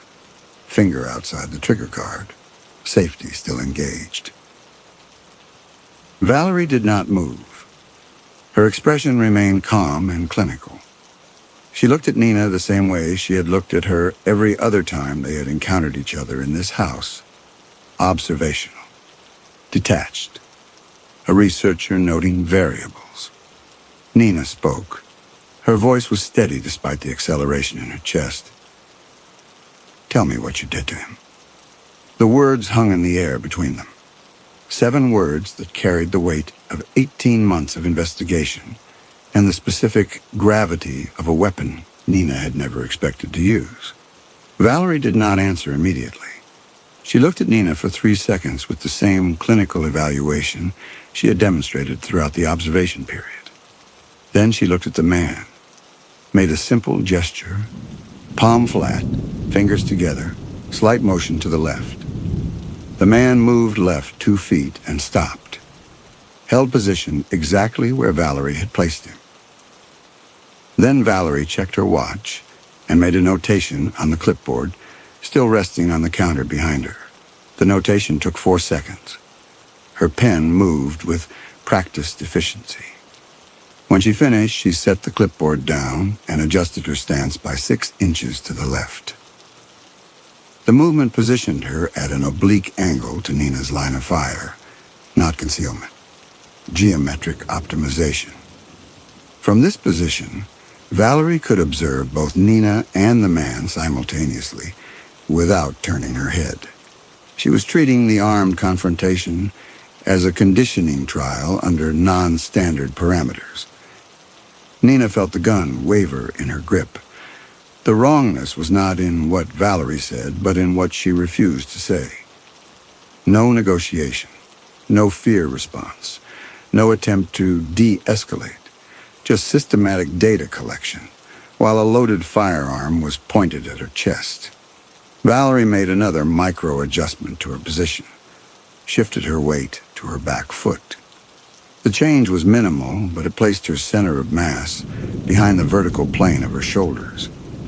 A defensive posture that would allow her to move laterally with reduced reaction time. She was testing whether the man would track her positional changes and adjust his own placement to maintain optimal protection geometry. The man's eyes followed Valerie's movement. His posture shifted fractionally, oriented to keep himself positioned between Valerie and the armed threat. The adjustment was reflexive, executed without conscious deliberation. Valerie checked her watch again, made another notation. Nina could see her counting seconds, measuring response latency, documenting the man's defensive calibration under the specific stressor of an armed intruder who had spent 9 hours attempting to destabilize the conditioning framework. Nina's hands tightened on the gun. She was not being treated as a threat Valerie feared. She was being treated as an unscheduled variable in a controlled environment, an experimental perturbation introduced to test system stability under load. Valerie's breathing remained controlled. No elevation, no visible stress indicators. She maintained the same calm observation she had applied to every other element of her research. The firearm Nina held was simply another parameter to be measured and documented, the systematic continuation of work that had been running for 5 years without interruption. Every second Nina spent waiting for a response was a second her physiological stress accumulated, elevated breathing, muscle fatigue from maintaining firing stance, cognitive load from processing the absence of expected social cues. Valerie was using structured non-response to drive Nina toward a decision point where training would fail and error would become inevitable. Nina needed to break that certainty, needed Valerie to see the framework fail under pressure. She moved deeper into the kitchen, kept the gun raised, circled to position herself where both Valerie and the man were visible in her peripheral vision. The man tracked her movement with his eyes, but his body remained in the exact position Valerie had commanded. Absolute obedience, even with Nina armed and moving through the space. Nina told Valerie to move away from him, to step back against the counter and stay there. Valerie complied, slow, deliberate, no resistance. She positioned herself against the counter and waited. Nina turned her attention to the man. He remained in the position Valerie had commanded. Low, alert, eyes fixed on Valerie with absolute attention. Nina spoke to him, kept her voice level, told him he could stand, told him he could walk to the door, that the mag locks would release at 7, that he was not bound here. The man did not move. His eyes stayed on Valerie, waiting. Nina tried again, used the same gentle tone she had used during the mirror test. Told him there was a world outside this house, that he did not need to stay, that Nina would help him leave. Nothing, no flicker, no recognition. Just the absolute focus on Valerie that suggested the only commands he could process came from one source. Nina felt frustration building beneath the fear. She needed him to see Valerie was contained, that the threat was behind the gun, not holding it. That rescue was possible if he would only stand and move toward the door. Then Valerie made a sound, soft, brief, a single tongue click against her teeth. The kind of noise a trainer might use with an animal, almost inaudible. The man moved, not stood, exploded forward from his low crouch with speed that erased the 6 feet between them before Nina could process the motion as attack. His hand closed on her wrist with a crushing force, twisted. The gun left Nina's grip and clattered across the concrete floor. Then he had it, snatched it from the floor in one fluid motion, while his other hand maintained its grip on Nina's wrist. He rose to standing height for the first time since Nina had entered the mansion. Full human stance, no longer low and submissive. Tactical positioning, military efficiency. His face showed no expression, no rage, no emotion. Just the calm execution of a command performed exactly as trained. He released Nina's wrist and stepped back, created distance, raised the gun and aimed it at Nina's center mass, with the kind of professional positioning that came from drilling the motion hundreds of times until it became reflex. Nina's hands were empty. Her wrist throbbed where he had twisted it. Her weapon was in his hands, aimed at her, held with the practiced steadiness of someone who knew exactly how to use it. She looked at his eyes and saw the scanning pattern she had observed during the mirror test. Left to right, right to left, down, center, tactical visual sweep. Threat assessment performed with trained efficiency while his finger moved to the trigger. The target was not Valerie. The target had never been Valerie. Nina had positioned herself as the threat, the armed intruder, the disruption to a system the man had been conditioned to protect. And Valerie's tongue click had activated the response embedded deeper than consciousness. Protect the system, eliminate the threat, execute without question or hesitation. Nina saw his finger tighten on the trigger, saw Valerie adjust her posture against the counter with the same care she applied to every movement, saw the morning light through the narrow window catching the concrete dust that hung perpetually in the kitchen air. She had not rescued anyone. She had become the target of the exact system she had been trying to break. The muzzle flash registered in Nina's peripheral vision before the sound reached her. Then the report arrived. Not the sharp crack of outdoor gunfire, but a flat, concussive slam that filled the raw concrete space and died against the acoustic baffles designed to suppress human speech frequencies. The 9mm round discharged inside an enclosed brutalist chamber with no echo, just pressure. Immediate tinnitus replacing all other sound. The smell of burnt cordite mixing with industrial bleach. The bullet entered below her sternum and the force knocked her backward against the doorframe. She slid down the wall into a seated position on the floor. The man stood where he had risen, gun still raised. His face showed no expression, no affect, just the calm execution of a command performed exactly as trained.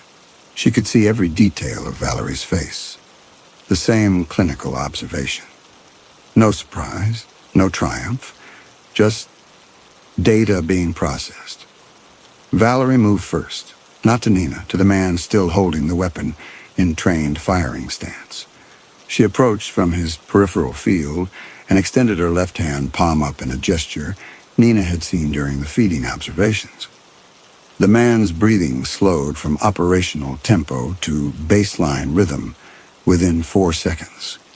He lowered the weapon to a safe carry position and handed it to Valerie, grip first, without breaking his forward visual scan of the kitchen threshold. Valerie cleared the firearm with practiced efficiency, ejected the magazine, locked the slide back. verified the chamber empty. Her movements carried the procedural efficiency of someone who had trained on this exact weapon system until the manipulation became reflex. Blood spread across the concrete floor. Nina watched it pool beneath her legs.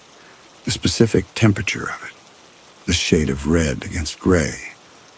Valerie moved to the hallway where Nina had positioned herself before the confrontation.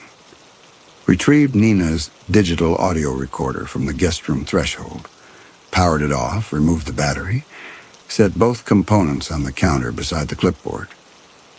She returned to Nina's jacket, extracted the phone from the interior pocket without disturbing Nina's position against the doorframe. The screen was still active. Valerie pressed the power button and held it until the device shut down completely. Then she removed a stainless steel pin from the drawer beside the sink and ejected the SIM card with practiced efficiency. The card went into a small Faraday bag she retrieved from beneath the counter. The phone followed, the bag sealed with a metallic zip. Nina could see Valerie making notations on her clipboard. Time of incident. Time of evidence collection. Device inventory. The same systematic documentation she had applied to every other element of her research. Nina's vision was narrowing, but she could still track Valerie's movements across the kitchen. The same clinical detachment she had demonstrated throughout the observation period. No words, no explanation. Just systematic continuation of the protocol Nina had disrupted. Valerie retrieved a small pen light from the counter and directed the beam at the man's eyes. Checked pupil dilation. Tracked the saccadic movement as his gaze followed the light through a standard neurological assessment pattern. She placed 2 fingers against the radial pulse point on his wrist and held them there while consulting her watch. Nina could see Valerie counting. 15 seconds, 30, 60. The pulse check concluded, and Valerie made a notation on her clipboard with the pen attached to its surface. She inspected his hands next, turned them palm up, examined the fingers for tremor by having him extend both arms and spread the digits. No visible shake. The physiological markers of stress discharge were absent. Whatever arousal the defensive sequence had generated was already metabolizing back to baseline without pharmaceutical intervention. Valerie placed the firearm in a recessed panel Nina had not noticed during her investigation of the kitchen. A wall-mounted safe with a biometric lock. The panel closed flush with the surrounding concrete once the weapon was secured. The safe's existence explained why Nina had never observed a firearm during the surveillance period. Valerie kept it where the man could not access it during unsupervised intervals. She turned her attention to the man's positioning, made a small adjustment to his stance with one hand on his shoulder, shifted his weight distribution forward by 2 inches. The correction appeared minor, but the man held the new position with absolute fidelity. Valerie was resetting his physical state to match the pre-incident baseline she maintained through the daily conditioning schedule. Valerie stroked his hair, a brief contact, reward for successful execution. Then she made a gesture, and the man moved to his position at the threshold, lowered himself to the floor, settled into the exact posture Nina had witnessed during the morning feeding observation. The well pump cycled on, its rhythm steady and regular. Nina's vision began to darken at the edges. Real degradation now, not focus, failure. Her hands were still pressed to the wound, but the pressure no longer mattered. Too much damage, too much blood on concrete that would not absorb it. She could still hear the man's breathing from where he sat at the threshold.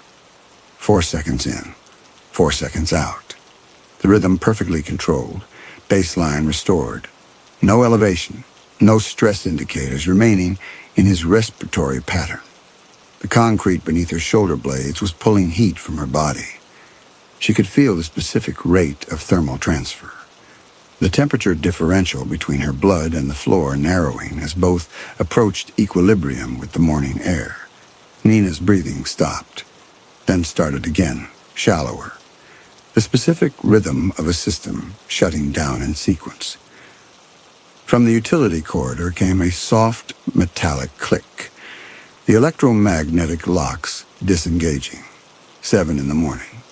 The loading dock door unlocking to the empty Oregon forest beyond, freedom arriving exactly on schedule. Neither Valerie nor the hound turned toward the sound.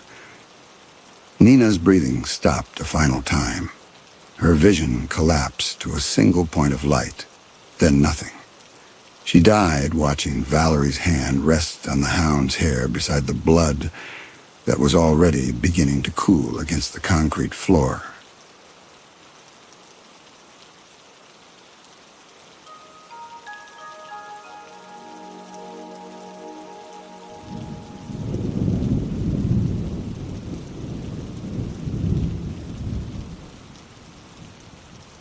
The valley lay in deep shadow when Leland Harmon arrived, the sun having already descended behind the western ridge, and the silence that pressed against his ears seemed to him both profound and somehow expectant, as if the land were waiting for something to occur. Though what that might be he could not have said, and would have dismissed the notion as fanciful, had it not persisted even now as he dismounted in the clearing before the cabin, one gloved hand resting on the horse's flank.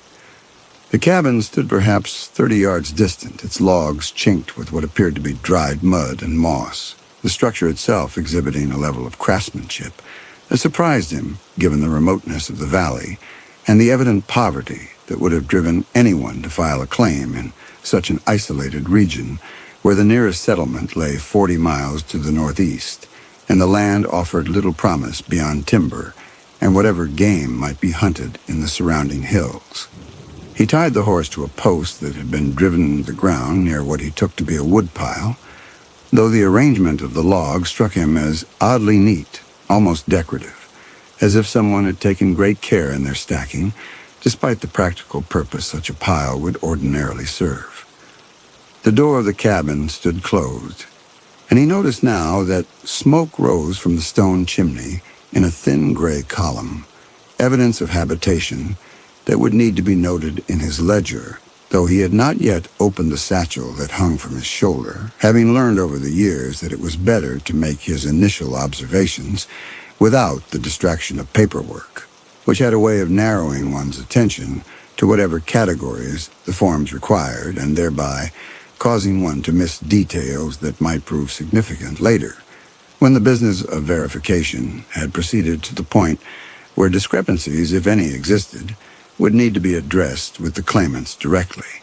He had performed this duty perhaps 24 times in the past 5 years, since his appointment to the Territorial Land Office, and the work had long since ceased to hold any interest for him beyond the satisfaction of completing it correctly and thereby justifying his salary, which, though modest, represented the only reliable income he had known since leaving Ohio in 1883, when circumstances he preferred not to recall had made it advisable for him to seek employment in a region where his name carried no associations and his past could be allowed to remain undiscussed.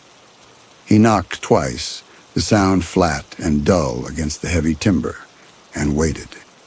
For a long moment nothing happened, and he became aware of the cold, which seemed to intensify now that he stood motionless in the failing light.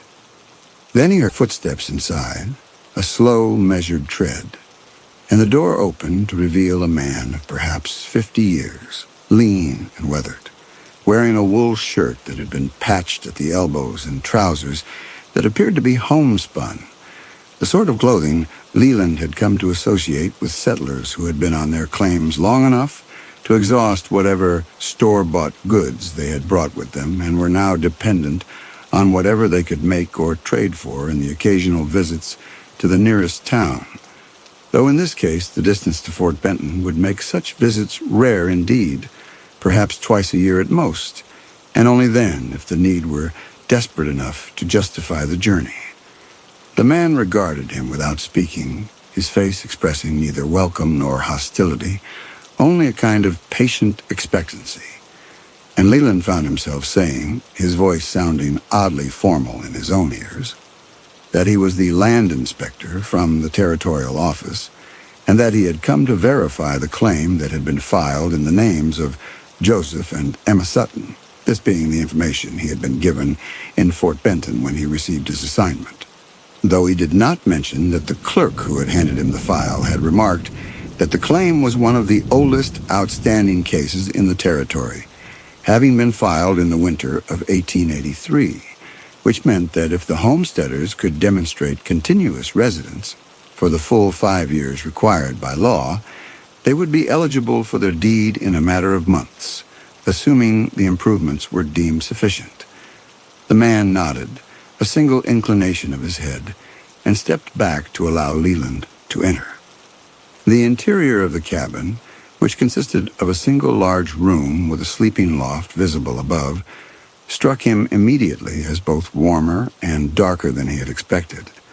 The warmth seeming to radiate not from the hearth, where a fire burned with surprising vigor given the lateness of the hour, but from the very walls themselves, as if the structure had been absorbing heat throughout the day and was now releasing it into the space within, though this impression faded almost as soon as he had formed it, replaced by a sensation of coolness that seemed at odds with the evidence of the fire.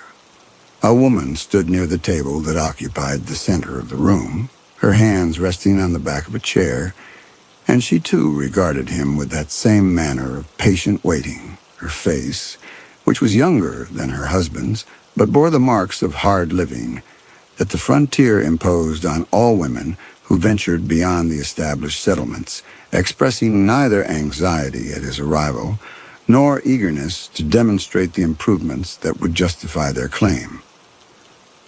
Leland removed his hat and held it in both hands, a gesture of courtesy he had learned was appreciated by homesteaders who might otherwise regard a government inspector as an intruder, or worse, as an agent of forces that sought to dispossess them of the land they had worked to make their own. The woman inclined her head in acknowledgement, and the man moved past him to close the door, the latch falling into place with a sound that seemed to Leland unnaturally loud in the stillness of the room.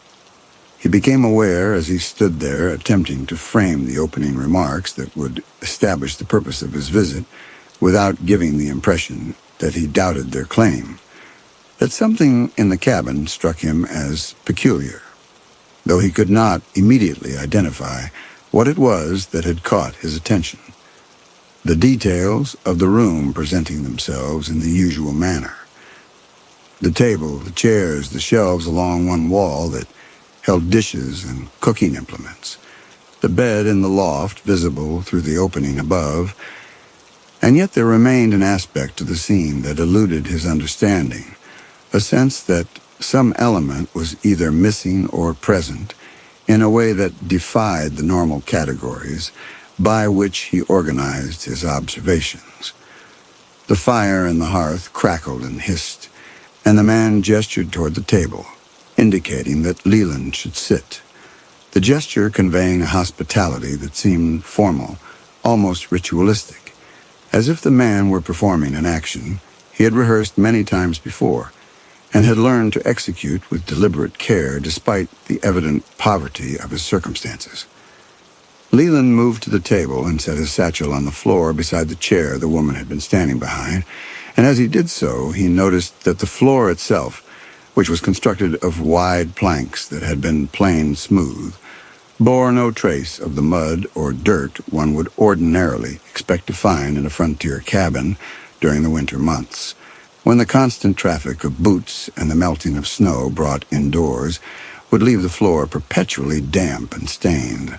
The cleanliness of the cabin, which extended to every surface he could see, struck him as remarkable, the sort of detail that would need to be noted in his report as evidence of the care the homesteaders had taken in maintaining their dwelling, though he wondered, even as he formed this thought, how they had managed to achieve such a state of order given the challenges that winter in this region would impose, the need for constant effort merely to keep warm and fed, leaving little energy for the kind of meticulous housekeeping that this cabin exhibited. The woman moved to the hearth and lifted a kettle that had been resting near the fire, and the man took his place at the opposite end of the table, his hands folded before him in a manner that suggested he was accustomed to waiting, that patience had become so thoroughly incorporated into his bearing that he could sit indefinitely without discomfort or restlessness. Leland, who had prepared a series of questions that he typically used to begin these interviews, found that the words he had intended to speak seemed inadequate to the situation, though he could not have explained what it was about the situation that struck him as requiring a different approach, the homesteaders having done nothing to suggest hostility or even wariness, their demeanor being instead one of complete neutrality, as if they had expected his arrival and had already reconciled themselves to whatever outcome his inspection might produce. The woman returned to the table, carrying 2 tin cups, which she set before him and her husband with a precision that seemed almost ceremonial, and Leland noticed that she had not poured anything for herself, a detail he might have interpreted as a gesture of hospitality. The limited supply of whatever beverage the kettle contained being reserved for the guest and the head of the household. Had he not observed that she made no move to return to the hearth for a 3rd cup, but instead took her seat beside her husband and folded her own hands in a posture identical to his, the two of them now regarding him with an attention that was neither eager nor reluctant, but rather seemed to exist in some category for which Leland had no adequate term, a stillness in their waiting that suggested they were prepared to sit thus for hours if necessary, until he had completed whatever business had brought him to their door. He reached for the cup she had placed before him and raised it to his lips, the gesture automatic, and discovered that it contained water, cold and clean, with a taste that suggested it had been drawn from a spring rather than a well, though he could not recall having seen any indication of a water source during his approach to the cabin.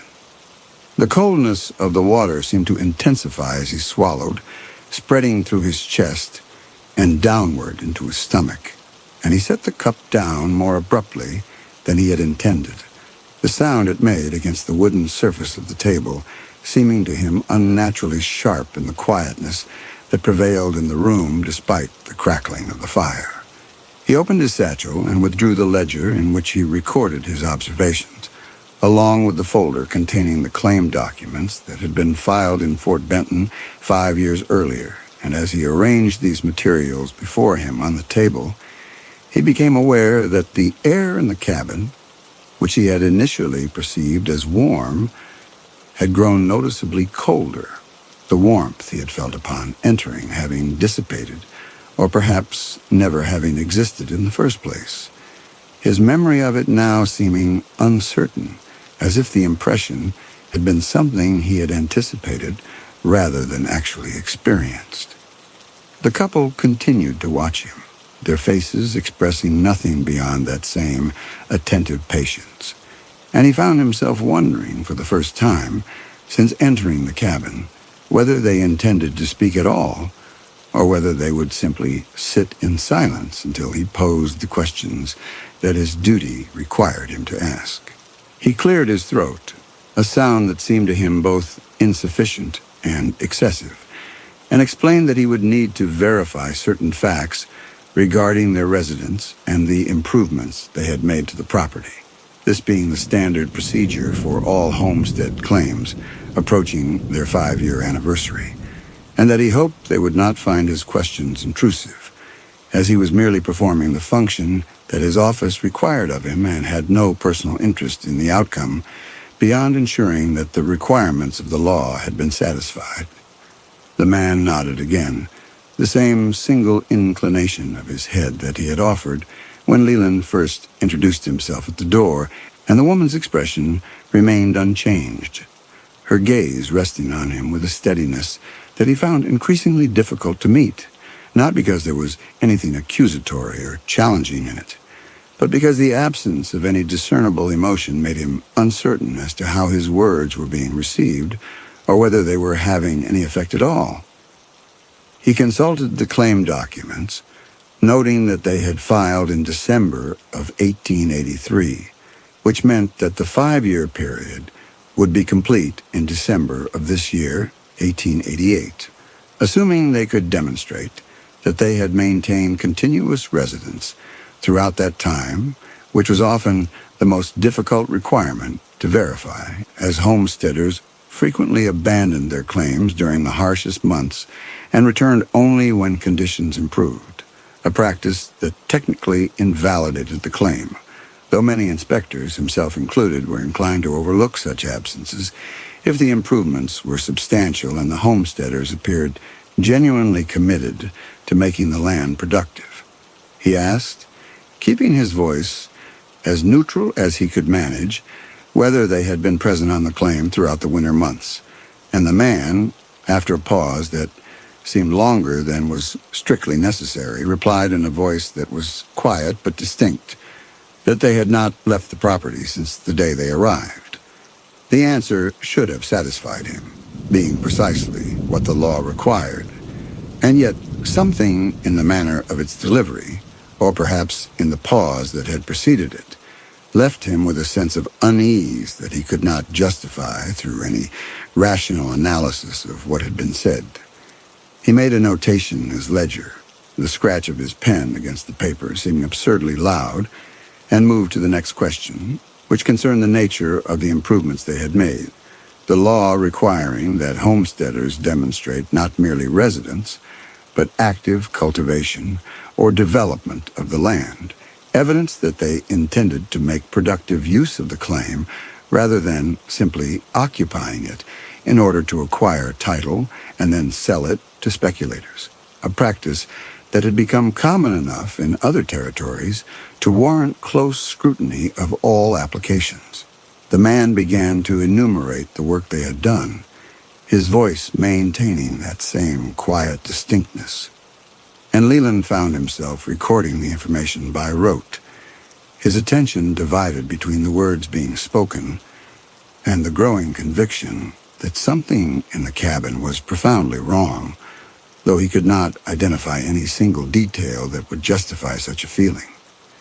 They had cleared timber, the man said, and built the cabin and the root cellar, and they had prepared the soil for planting, though the short growing season in this valley meant that they relied primarily on hunting and the preservation of game rather than on agriculture, a situation that was not uncommon in this region and would not, in itself, constitute grounds for denying the claim provided the other requirements had been met.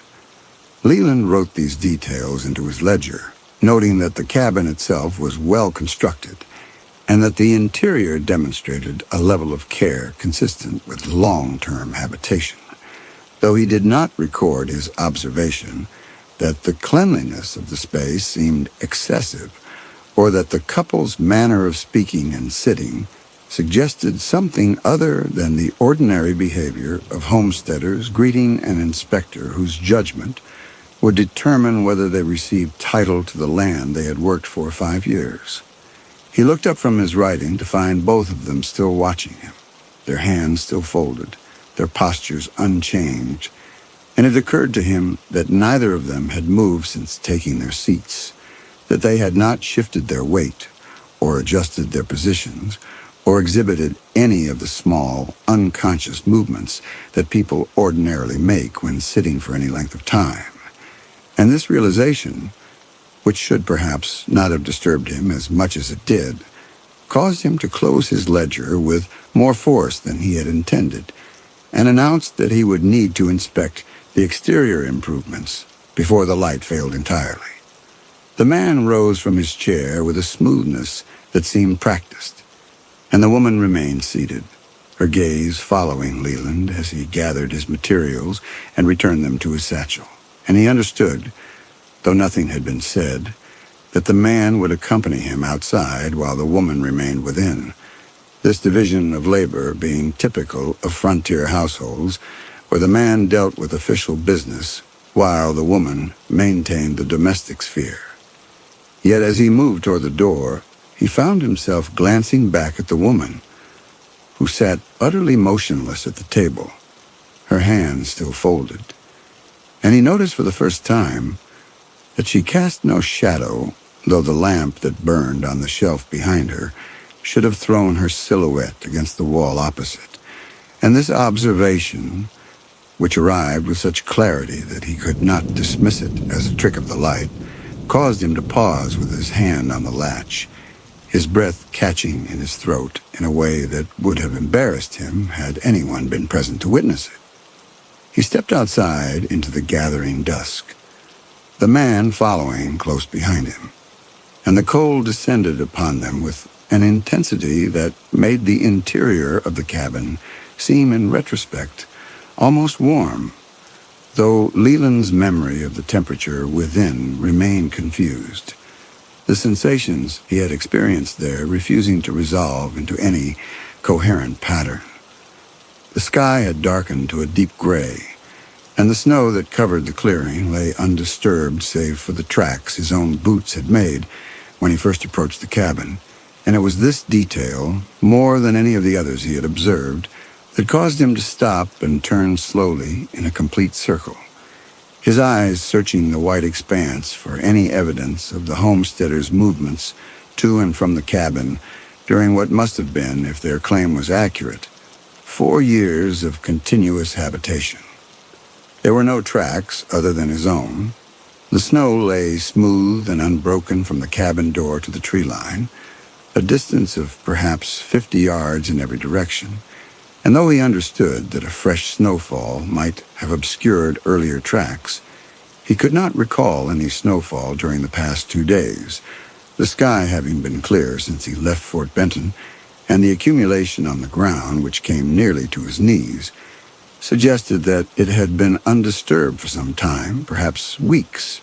He looked at the man, who stood perhaps 3 paces behind him, and observed that the man's boots, which were of rough construction but appeared serviceable, rested on the surface of the snow without sinking into it, as if his weight were somehow distributed across a greater area than his footprint would suggest, or as if he weighed considerably less than his physical form would indicate.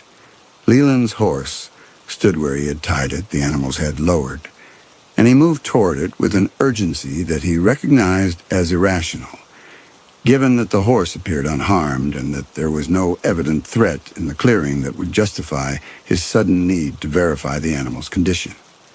He ran his hand along the horse's neck, feeling the warmth of its hide and the solid reality of its flesh, and this contact with something ordinary and alive seemed to steady him, to provide a point of reference against which he could measure the accumulating strangeness of everything else he had observed since arriving at the cabin.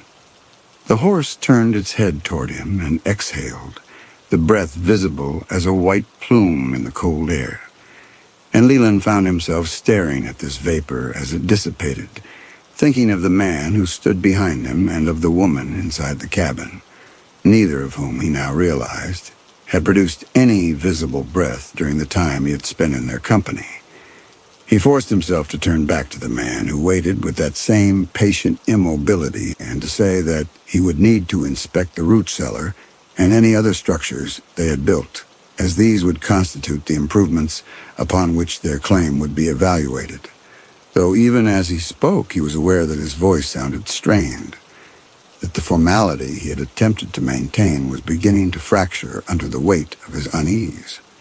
The man inclined his head in that now familiar gesture of acknowledgement, and began walking toward the side of the cabin where Leland now saw a second structure stood, smaller than the main dwelling and partially obscured by the angle from which he had first approached, its entrance consisting of a heavy wooden door set into what appeared to be an earthen mound, the configuration suggesting a root cellar built in the manner typical of this region, where the ground itself provided insulation against the extreme temperatures of winter.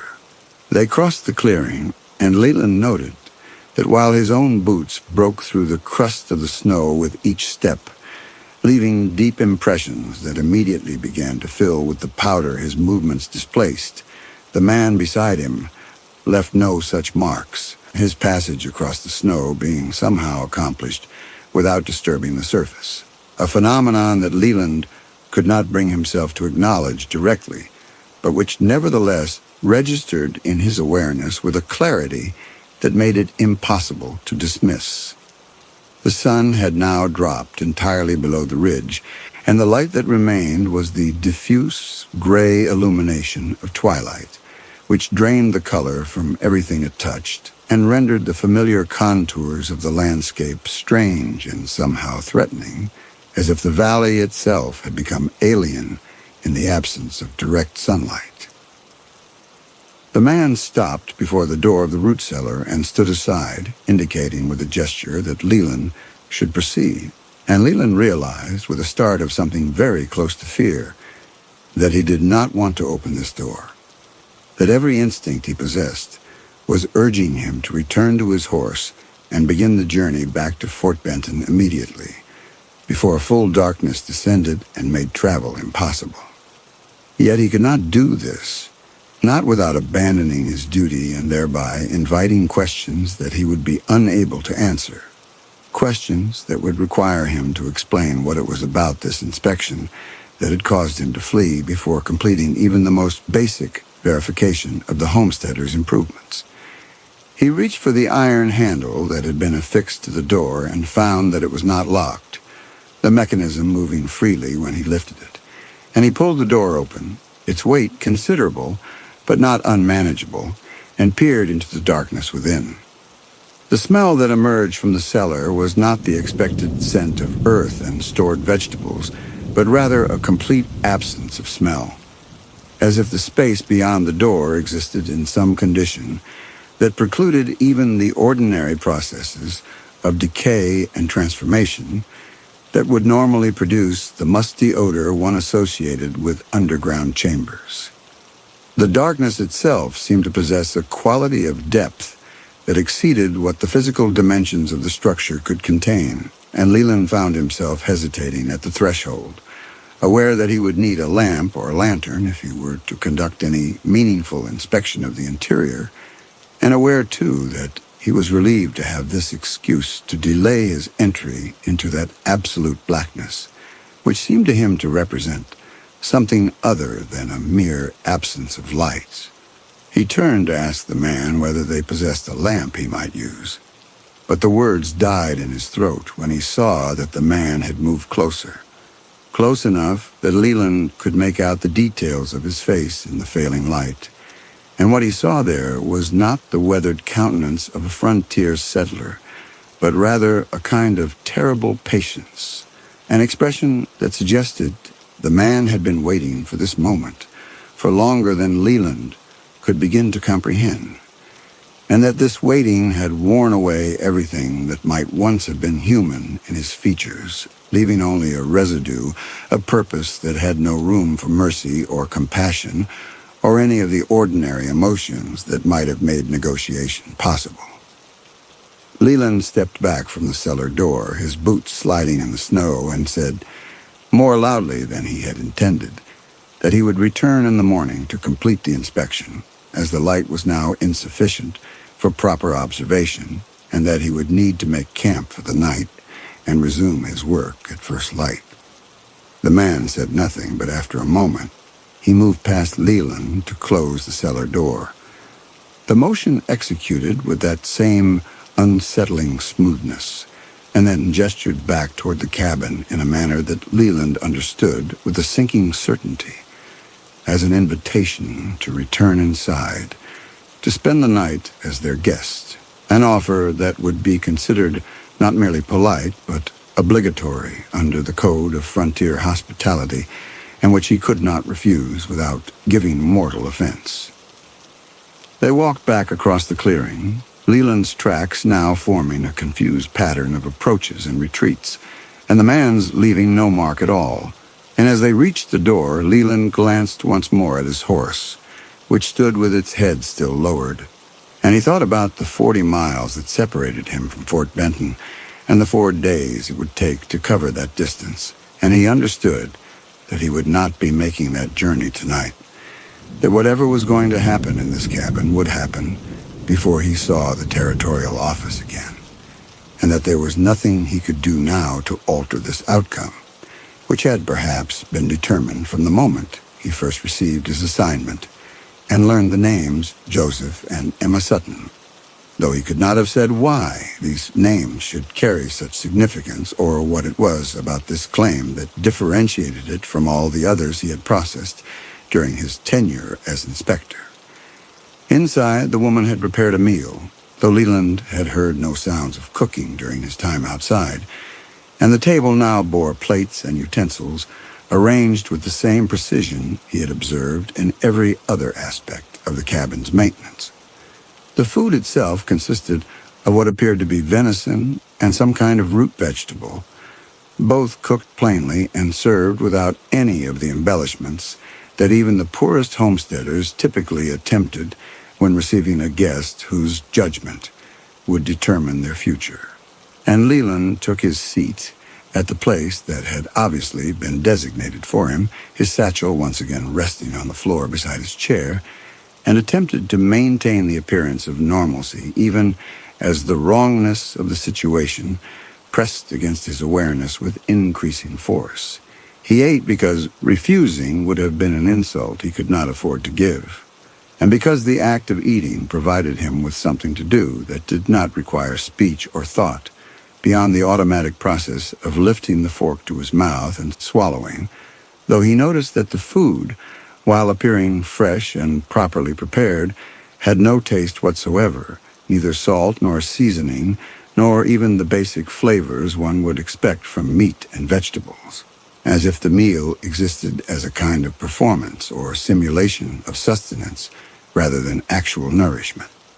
The couple sat across from him and made no move to eat from their own plates, their hands once again folded in that posture of waiting. And when he looked directly at the food before them, he saw that it appeared identical to his own. The portions exactly matched. The arrangement of the components on the plate replicated with such exactitude that it suggested not individual servings, but rather copies of a single template. He set down his fork and withdrew from his satchel the materials he would need to complete his documentation, thinking that if he proceeded with the formal business of the inspection, he might restore some semblance of order to the proceedings, might force the situation back into the familiar categories of official duty, and thereby make it possible to endure whatever remains of this evening.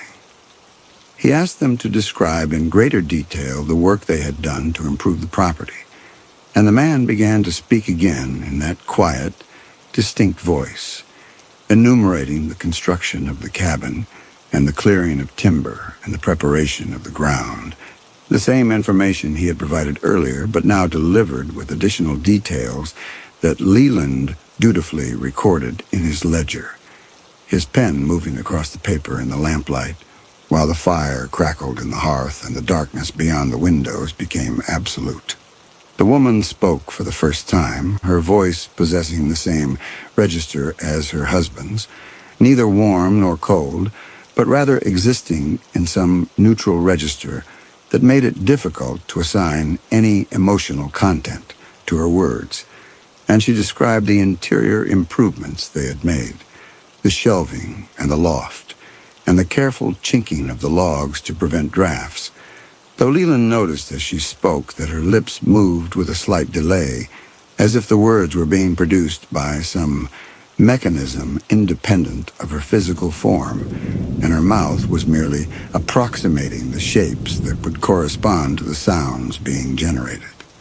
This observation, which should have been impossible given the ordinary operation of speech, nevertheless persisted with such clarity that he found himself watching her mouth rather than writing in his ledger, and when he realized what he was doing, he forced his attention back to the page before him and made several notations that he knew, even as he wrote them, would be illegible when he attempted to review them later. He asked about the root cellar, the question emerging before he had consciously decided to speak it. and both of them turned to look at him with an intensity that had been absent from their previous regard, their eyes fixing on his face in a manner that made him acutely aware of his own flesh, of the blood moving beneath his skin, and the breath entering and leaving his lungs, sensations that had been so automatic as to be beneath notice, but which now seemed to him both precious and terribly vulnerable. The man said, after a pause that extended long enough for Leland to count 5 beats of his own heart, that the cellar had been dug during their first summer on the claim, before the cabin itself was completed, as they had needed a place to store the game they hunted and the provisions they had brought with them, and that it had been excavated to a depth of perhaps 8 feet, with walls of packed earth and a roof of logs covered with sod to provide insulation. This information was precisely what Leland needed for his documentation, and yet the manner in which it had been delivered, and more particularly the silence that had preceded it, suggested to him that there was something about the cellar that had required this pause, this moment of consideration before the man could formulate his response. And Leland found himself remembering the darkness he had glimpsed when he opened the cellar door, the absence of smell and the sense of depth that had seemed to exceed the physical boundaries the man had just described. He made a notation in his ledger that he would need to inspect the cellar in the morning, when proper light would make such an inspection possible. And he was aware, even as he wrote this, that he was postponing an encounter he dreaded, that the morning he anticipated would bring with it a revelation he did not wish to receive. The meal concluded, or rather reached a point at which Leland could no longer maintain the pretense of eating, and the woman rose to clear the plates, her movements exhibiting that same eerie precision. And the man indicated with a gesture toward the loft that Leland would be welcome to sleep there, that they would remain below and maintain the fire through the night. Leland accepted this arrangement with as much grace as he could manage, though he understood that sleep would be impossible under these circumstances, that he would spend the hours of darkness in a state of anxious wakefulness, listening to whatever sounds the cabin produced and waiting for the dawn that would allow him to complete his inspection and begin his journey back to Fort Benton, assuming such a departure would be permitted, a question that had begun to trouble him as the evening progressed, and the behavior of the homesteaders continued to deviate from any pattern he could recognize as human. He climbed the ladder to the loft, his satchel hanging from his shoulder, and found there a narrow bed with blankets that appeared clean and well-maintained, and he lay down fully clothed, his boots still on his feet, and stared up at the rough planks of the ceiling, while below him the couple resumed their seats at the table and sat without speaking, their silence more oppressive than any conversation could have been. The fire continued to burn with that same unvarying intensity, never diminishing despite receiving no additional fuel, and the lamp never flickered, its light remaining constant in a way that no oil lamp should have managed. And these small impossibilities accumulated in Leland's consciousness until they formed a weight that pressed against his chest and made breathing an effort that required conscious attention. Hours passed, or what felt like hours, though Leland had no means of measuring time beyond his own internal sense of duration, which had become unreliable in this place where the ordinary markers of temporal progression seemed not to apply. And at some point, he became aware that the couple below had begun to speak to each other in voices so low that he could not distinguish individual words, only a murmuring that rose and fell in a rhythm that suggested not conversation, but rather some kind of recitation, a litany being repeated with variations that he could not quite discern. He leaned over the edge of the loft, moving as quietly as he could manage, and looked down at them, and what he saw caused him to pull back immediately and lie flat on the bed, his heart hammering in his chest with a violence that made him fear it might be audible to the figures below. They had not moved from their positions at the table, their hands still folded, their postures unchanged, and yet as they spoke he noticed that their mouths moved with a slight delay, as if the words were being produced independently of their physical forms, and their lips were merely approximating the shapes after the sounds had already been made. When they exhaled between phrases, their breath was visible in the lamplight, emerging as thin streams of frozen vapor, despite the fire that burned in the hearth. And this visible exhalation made their earlier lack of breath more disturbing in retrospect, as if they could produce the appearance of breathing when it served some purpose, but could not maintain the pretense continuously.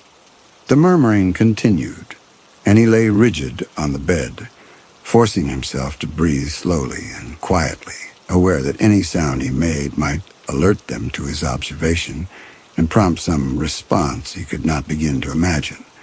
And in this state of frozen terror he remained until the murmuring ceased, and the cabin fell once more into that oppressive silence, broken only by the crackling of the fire that never diminished and the sound of his own blood pulsing in his ears. When the light returned, filtering through the gaps in the cabin's walls with the gray pallor of dawn, Leland rose from the bed where he had not slept and climbed down the ladder to find the couple seated exactly as they had been throughout the night, neither of them showing any sign of fatigue or discomfort, their clothes unwrinkled and their faces composed. They did not acknowledge his descent, and he did not speak to them, moving instead to the door and stepping outside into air so cold it burned his lungs, the temperature having dropped during the night to a level that would have made survival without shelter impossible.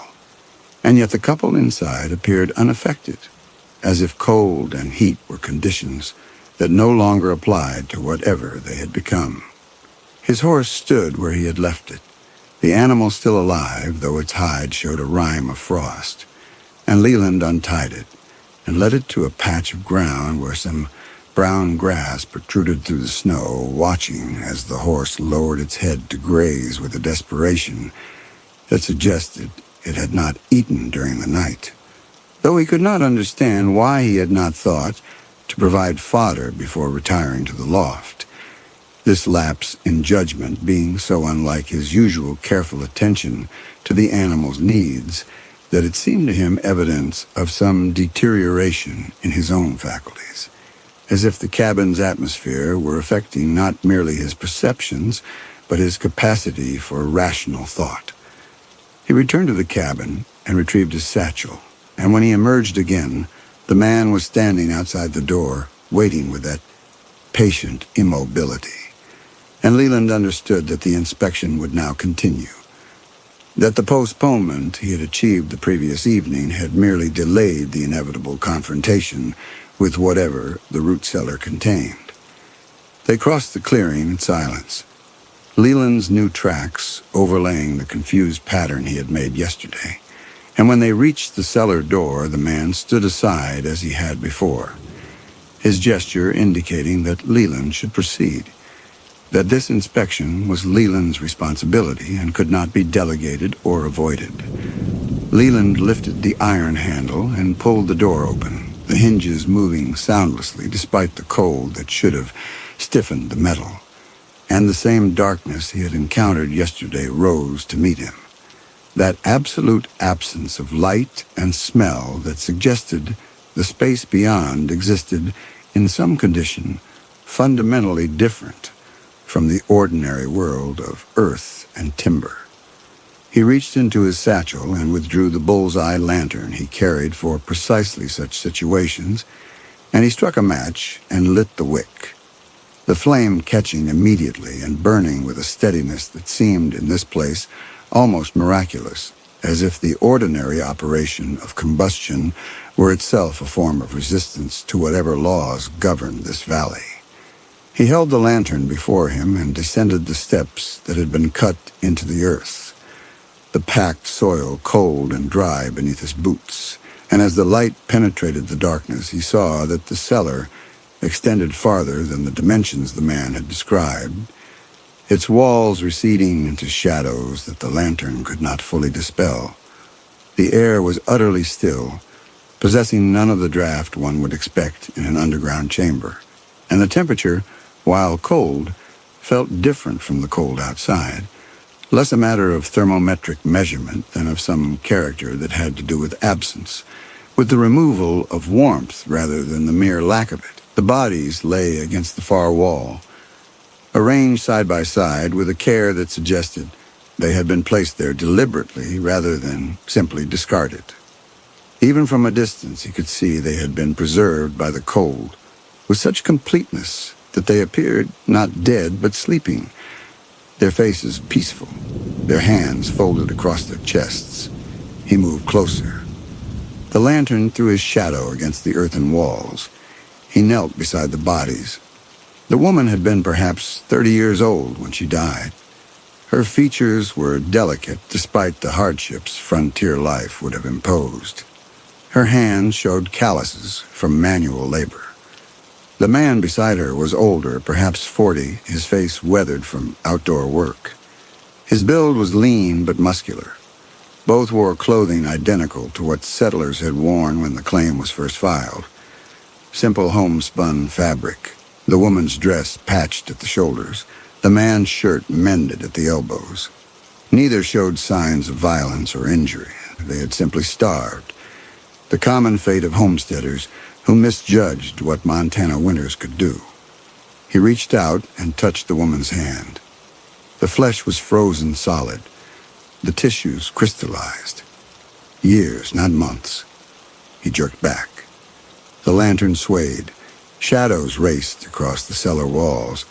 These were the real Joseph and Emma Sutton, the actual homesteaders who had filed the claim in 1883 and died during their first winter, their dream of owning land ending in this underground tomb, their bodies preserved by the cold that killed them.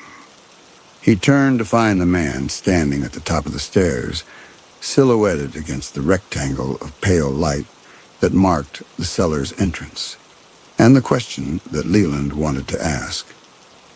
Who are you, if these are the Suttons? Died unspoken when he saw the expression on the man's face, which was not triumph or satisfaction at having revealed this horror, but rather a kind of weary sadness, as if the man himself were a victim of circumstances he had not chosen and could not alter. Leland climbed the stairs, moving carefully to avoid stumbling in his haste to leave the cellar, and when he emerged into the daylight, he found that his hands were shaking, not merely from the cold, but from the understanding that was beginning to form in his mind, an understanding that he could not yet articulate, but which pressed against his consciousness with increasing urgency. The man closed the cellar door, the heavy timber settling into place with a finality that seemed to Leland to mark some irrevocable transition. And then he turned and began walking back toward the cabin, his movements conveying an expectation that Leland would follow, that there was more to be revealed, and that the inspection, having reached this point, could not be abandoned but must continue to whatever conclusion it was meant to reach. Leland stood for a moment beside the closed cellar door, his breath visible in the cold air, and he thought about the bodies below, about Joseph and Emma Sutton, who had come to this valley to claim land and had instead found death, and about the figures in the cabin who bore the same names and wore human form, but were clearly something other than human, something that had assumed the identities of the dead homesteaders and maintained their claim through the years that followed.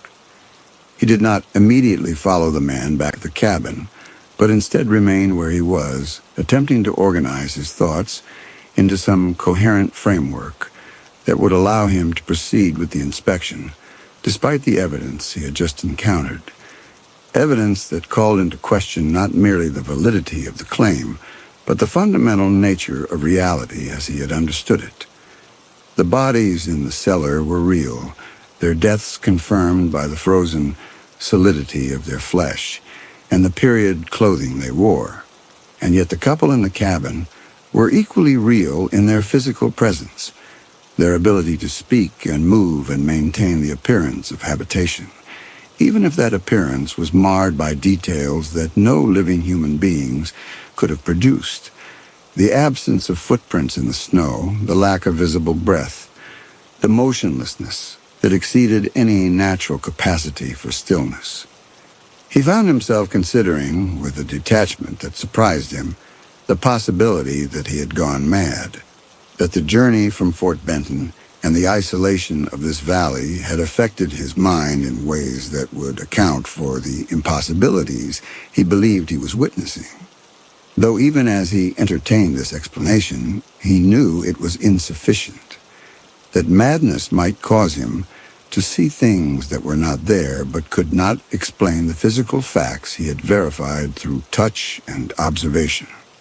The frozen hand of the dead woman, the smoothness of the snow unmarked by any passage save his own, the cold water in the cup that had spread through his chest like ice dissolving in his blood. If he was mad, his madness was at least consistent, and it produced phenomena that obeyed their own internal logic, even if that logic contradicted the laws that governed the ordinary world. The alternative, which he found himself approaching with increasing certainty despite his reluctance to accept it, was that something in this valley had made use of the dead homesteaders' unfulfilled claim, had inhabited their names and their dwelling, and was maintaining the forms of habitation for purposes he could not begin to guess, purposes that might have to do with the land itself or with the bureaucratic mechanisms by which land was claimed and owned. The Homestead Act's requirements of continuous residence and improvement, creating conditions that whatever occupied this cabin had learned to fulfill in its own manner. This explanation, fantastic as it was, seemed to him to account for more of what he had observed than any alternative he could devise, and he recognized that if he accepted it as true, even provisionally, he would need to reconsider his role here, would need to understand that he was not merely an inspector verifying a claim, but rather a participant in some process that the entities in the cabin required him to complete, though what that completion might entail remained unclear. He walked slowly back across the clearing, his boots breaking through the crust with each step, and he noticed now details he had missed in his initial approach to the cabin. The way the smoke from the chimney rose in a perfectly straight column, despite the wind that moved through the trees at the valley's edge, the manner in which the windows reflected the morning light, with a uniformity that suggested not glass, but some other surface that mimicked glass's properties without possessing its imperfections. The fact that the cabin's logs, which should have shown variations in color and texture from weathering, appeared instead to have achieved a kind of homogeneity, as if the structure had been maintained not through the usual processes of repair and replacement, but through some force that preserved it in a static state, unchanging and unchangeable. When he entered the cabin, he found the woman standing near the hearth, her hands occupied with some domestic task that ceased the moment he crossed the threshold, and the man already seated at the table in the position he had occupied throughout the previous evening. Neither of them spoke, and Leland moved to his own chair and sat down, his satchel resting against his leg, and he opened it and withdrew his ledger and the claim documents, arranging them on the table with hands that had ceased their shaking, the tremor having been replaced by a numbness that extended through his fingers and up into his forearms, as if his body were gradually surrendering its capacity for sensation in response to the accumulating impossibilities he had been forced to witness.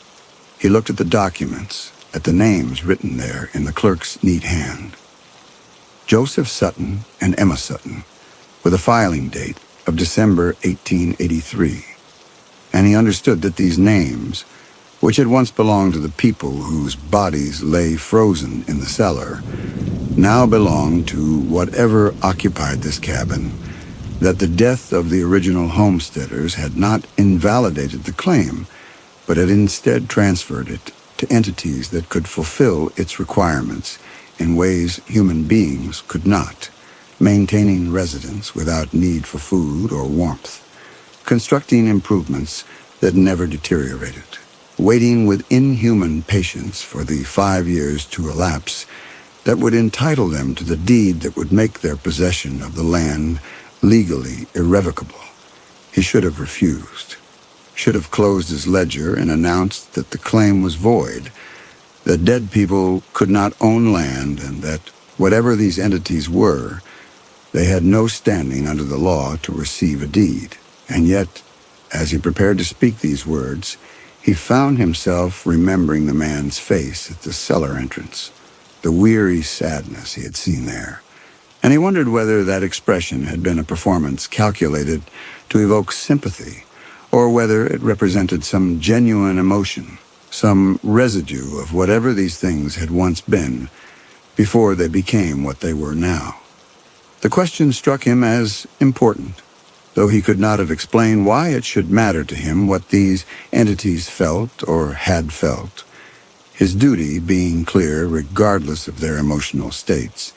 And yet he hesitated, his mouth open, but no sound emerging, and in that moment of hesitation, he felt something shift in the cabin's atmosphere, as if his uncertainty had been noted and assessed and found to be exploitable. The woman moved from the hearth to the table and sat down beside her husband. The two of them once again arranged in that posture of waiting that Leland had come to recognize as their default state. And he understood that they would not initiate any explanation, that whatever he was going to learn about their nature and their purpose would need to be extracted through direct questioning, and that such questioning would require him to acknowledge explicitly the impossibilities he'd been attempting to rationalize away, would force him to speak aloud the conclusion he had been resisting since the moment he first noticed the woman's absent shadow. He would need to ask them what they were, and in asking, he would cross some threshold that could not be uncrossed, would commit himself to a confrontation whose outcome he could not predict, and whose dangers he could only dimly perceive. He placed his hands flat on the table, the wood grain pressed against his palms. He looked at the couple across from him, their faces human in every detail except for the terrible stillness no living face could maintain. "What are you?" The words came out quieter than he intended, almost a whisper. The couple regarded him without changing their expressions, their eyes fixed on his face with unblinking attention. The man and woman exchanged no glance, made no gesture of consultation, yet Leland sensed some communication passing between them through channels he could not perceive. After a moment, the woman spoke. "We are what the land required." Her voice possessed that same neutral register he had noted before. She fell silent again. Her hands returned to their folded position. That was the only answer he would receive. He asked about the bodies in the cellar. His voice carried anger now.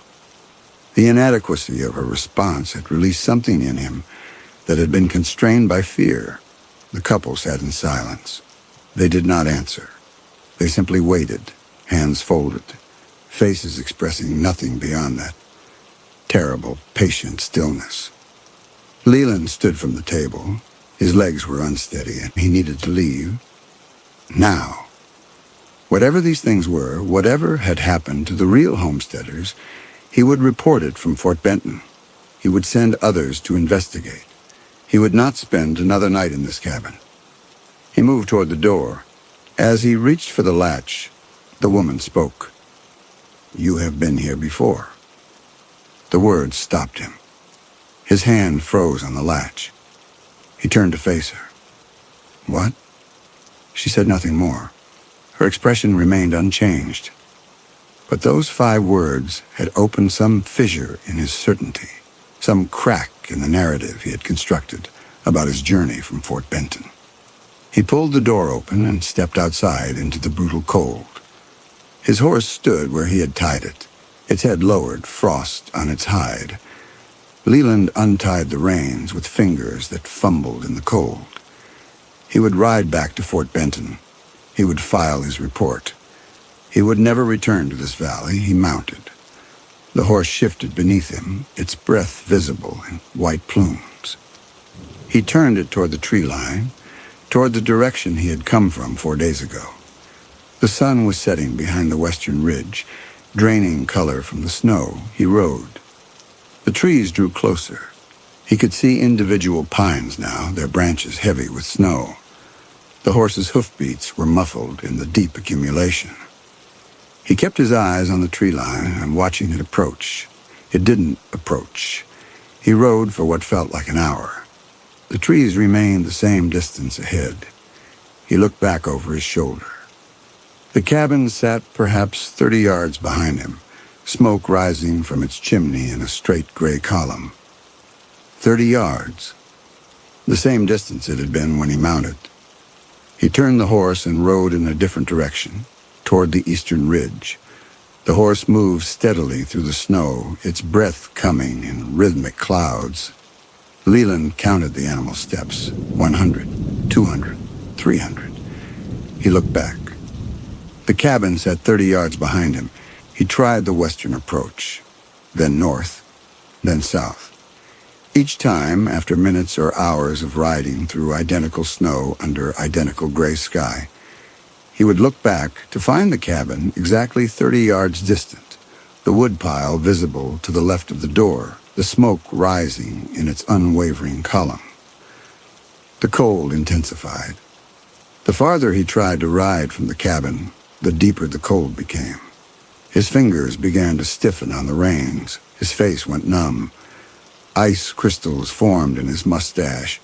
The horse's movements became sluggish. His breathing labored. He turned back toward the cabin. The cold eased immediately. He tried again. Rode hard toward the tree line, urging the horse forward despite the animal's reluctance. The cold descended like a physical weight. His hands began to freeze to the leather reins. He could no longer feel his feet in the stirrups. His breath came in painful gasps that burned his lungs. The horse stopped. It would go no farther. Leland dismounted, thinking he would continue on foot, and took 3 steps away from the animal before his legs gave out and he collapsed into the snow. The cold was absolute. Not environmental, something else. A cold that had to do with absence, with the removal of warmth rather than the mere lack of it. He crawled back toward the horse. By the time he reached it and pulled himself upright using the stirrup, sensation had returned to his extremities. He mounted again and let the horse carry him back toward the cabin, which grew no closer and no farther away, regardless of how long they rode, maintaining its fixed distance of 30 yards like a mathematical constant that could not be altered through any physical effort. Darkness fell. Full darkness. Leland could no longer see the cabin behind him, but he knew it was there, maintaining its impossible fixed distance. The horse stumbled. Leland dismounted and tried to lead it forward, but the animal would not move. It had reached some boundary it could not cross. He stood in the darkness, the cold pressing against him, and he understood with perfect clarity that he could not leave this valley. The landscape itself prevented it.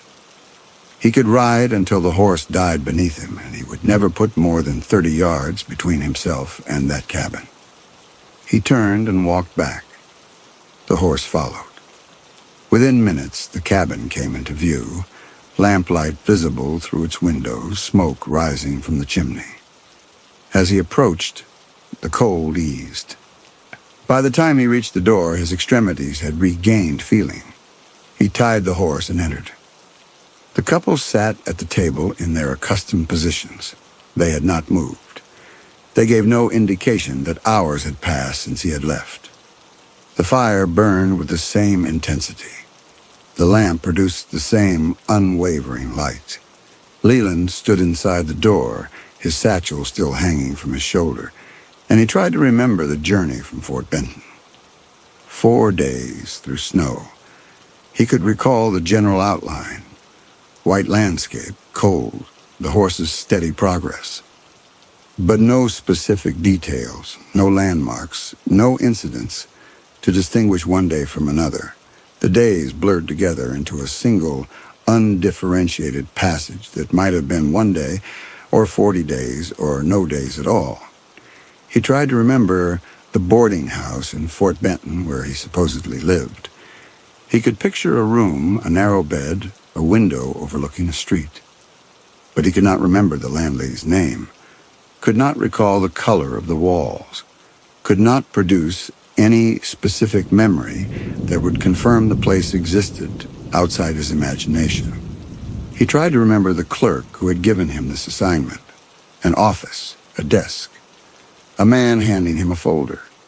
But the man had no face, only a general outline, a figure representing bureaucracy but possessing no individual features that would make him real. Leland looked at his hands. He held them up to the lamplight. His shadow was faint, fainter than it should have been. The boundaries between his flesh and the air around it seemed less distinct than he remembered, as if his substance were diminishing. He walked to the window. His horse stood in the clearing, its outline sharp and clear, its shadow falling dark against the snow. The animal was solid, real, alive. Leland looked at his own reflection in the glass.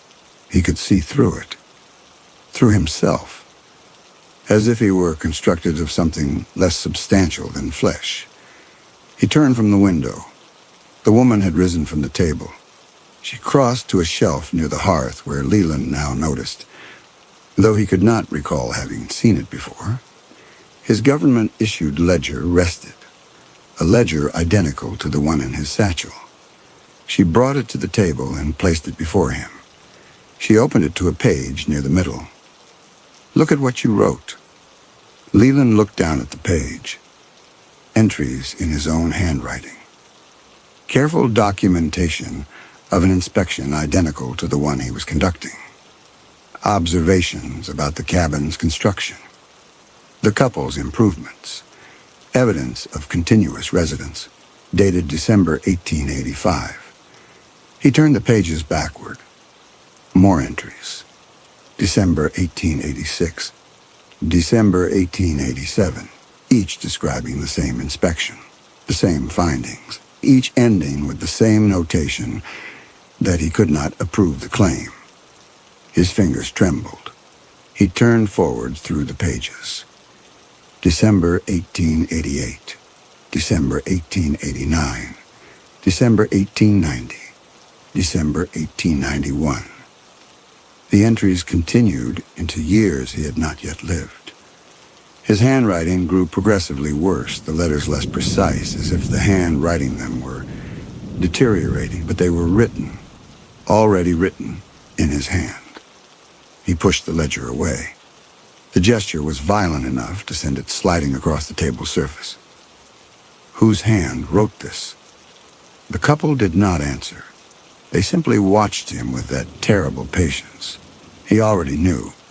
Could see it in the consistency of the script, in the specificity of the observations. No one but himself could have produced this record. The entries were authentic despite documenting events that had not yet occurred. Time operated differently in this valley.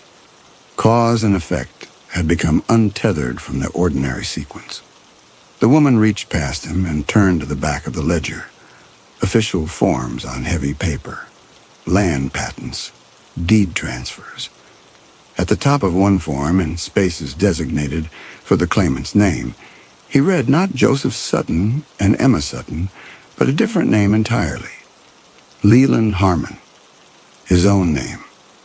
Written in the clerk's official script, in spaces that should have contained the homesteaders' names. He stared at the form. The implications spread through his awareness with completeness that seemed to stop his breath. This was not the deed the couple had filed for. This was a different deed, one prepared for a different claimant. His deed, a claim he did not remember filing. He stood from the table, needing distance from the deed, from that impossible document. He moved to the hearth where the fire burned with its constant intensity. The smell of the wood ash hit him. Not the smell from this fire. A different fire. 40 years ago, that exact scent. Pine and something sweeter. He had stood in the same spot, in this same cabin, warming his hands after riding through snow to check whether the homesteaders were still alive. No, not to check. To confirm they were dead. His hand touched the table edge for balance. His fingers found a gouge in the wood. A scratch about 3 inches long. He knew this scratch. He had made it. Waiting. His knife had slipped while he was cleaning his nails, watching through the window as the woman, Emma, coughed into her hand, watching the man, Joseph, try to split frozen wood with fingers that barely functioned. Counting days. Land speculator.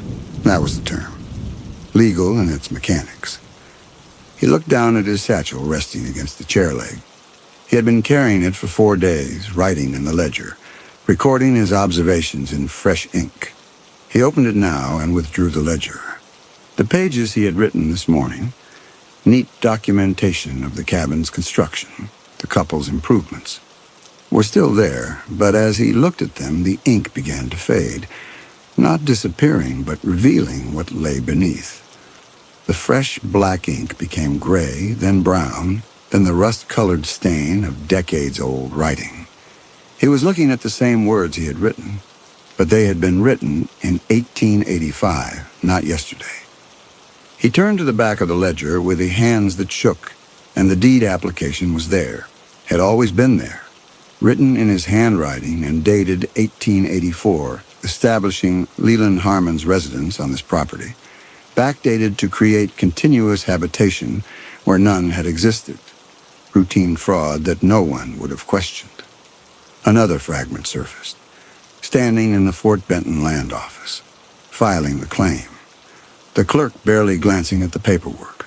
160 acres, no homesteaders in residence, available for new filing. The homesteaders weren't in residence because they were dead in the root cellar. He had put them there, not killed them.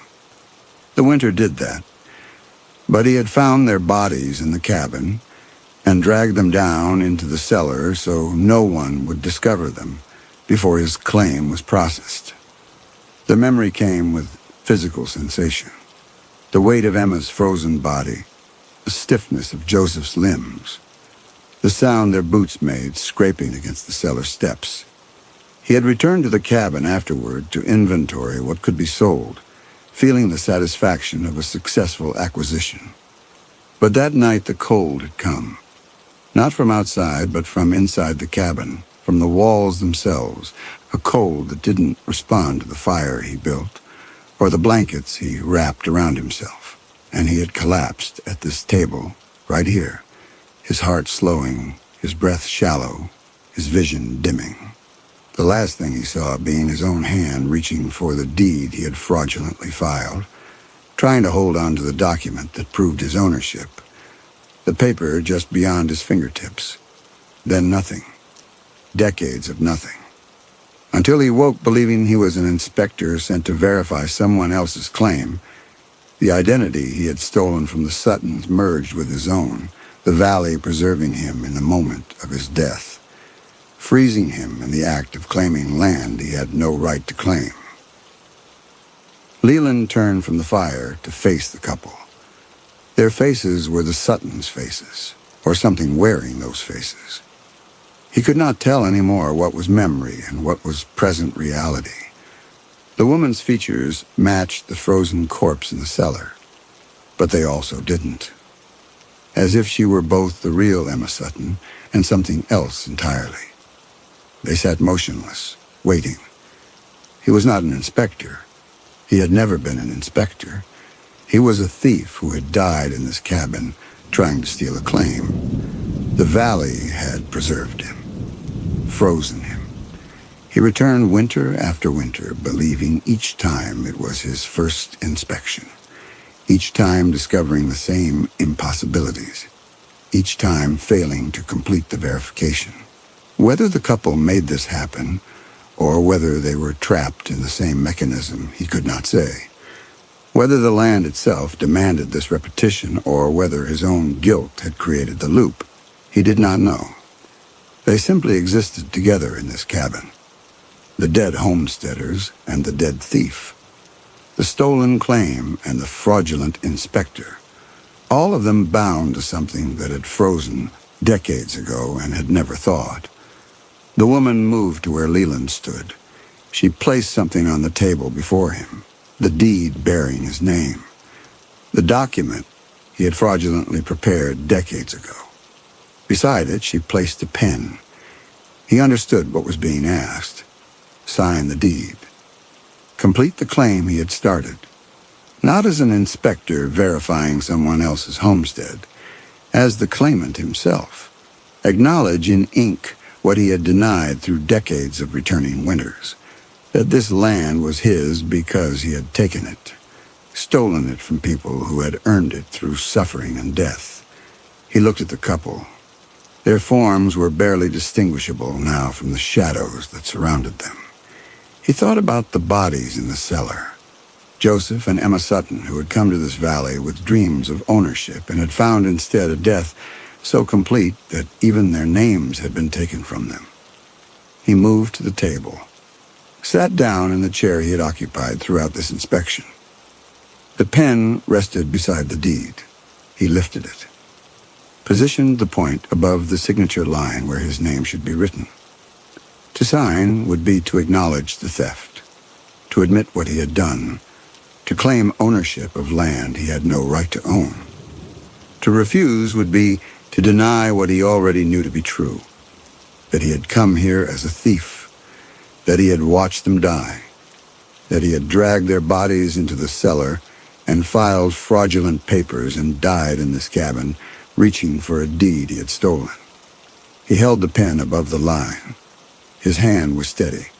He could sign if he chose, could refuse if he chose. He set the pen down on the table. The couple watched him without expression, without surprise. They had seen this before, would see it again. Leland stood. His legs held him. He crossed to the door, opened it, stepped outside into the cold. The snow had stopped falling. The clearing lay quiet under stars that seemed closer than they should have been. His horse stood at the post, alive, breathing clouds of vapor into the frozen air. He could mount, could ride, could attempt Fort Benton again, knowing now that Fort Benton didn't exist. Not for him, not anymore. Or he could walk back inside, could sit at that table, could pick up the pen again. Next winter he would return. He understood that now. The valley would bring him back, or his guilt would, or there was no difference between those things. He would arrive believing himself an inspector sent to verify a claim, would discover the impossibilities, would remember who he was, would face this same choice, sign or refuse, leave or stay. The choice was the punishment. He looked back at the cabin, lamplight in the windows, smoke from the chimney. The couple inside, waiting with patience that had no end. He could leave now, walk away knowing he would return. Or he could go back inside and wait for winter to erase him again, so the cycle could begin fresh, so he could forget and believe himself righteous and discover his crime anew. Both were the same. Both were eternal. Leland Harmon stood in the clearing between the cabin and the tree line, the deed unsigned behind him, the valley vast and silent before him. And he understood that the choice he made now he had made before and would make again, that there was no escape in signing, and no escape in refusing, and no escape in staying, and no escape in leaving, only the endless repetition of a man confronting what he had done and discovering he could neither accept it, nor deny it, nor make restitution for it, nor be absolved of it. He walked back to the cabin. The door closed behind him with a sound like finality, though nothing was final here. The couple sat at the table. The deed lay where he had left it, the pen beside it. Outside, the winter deepened. Inside, the lamp burned on.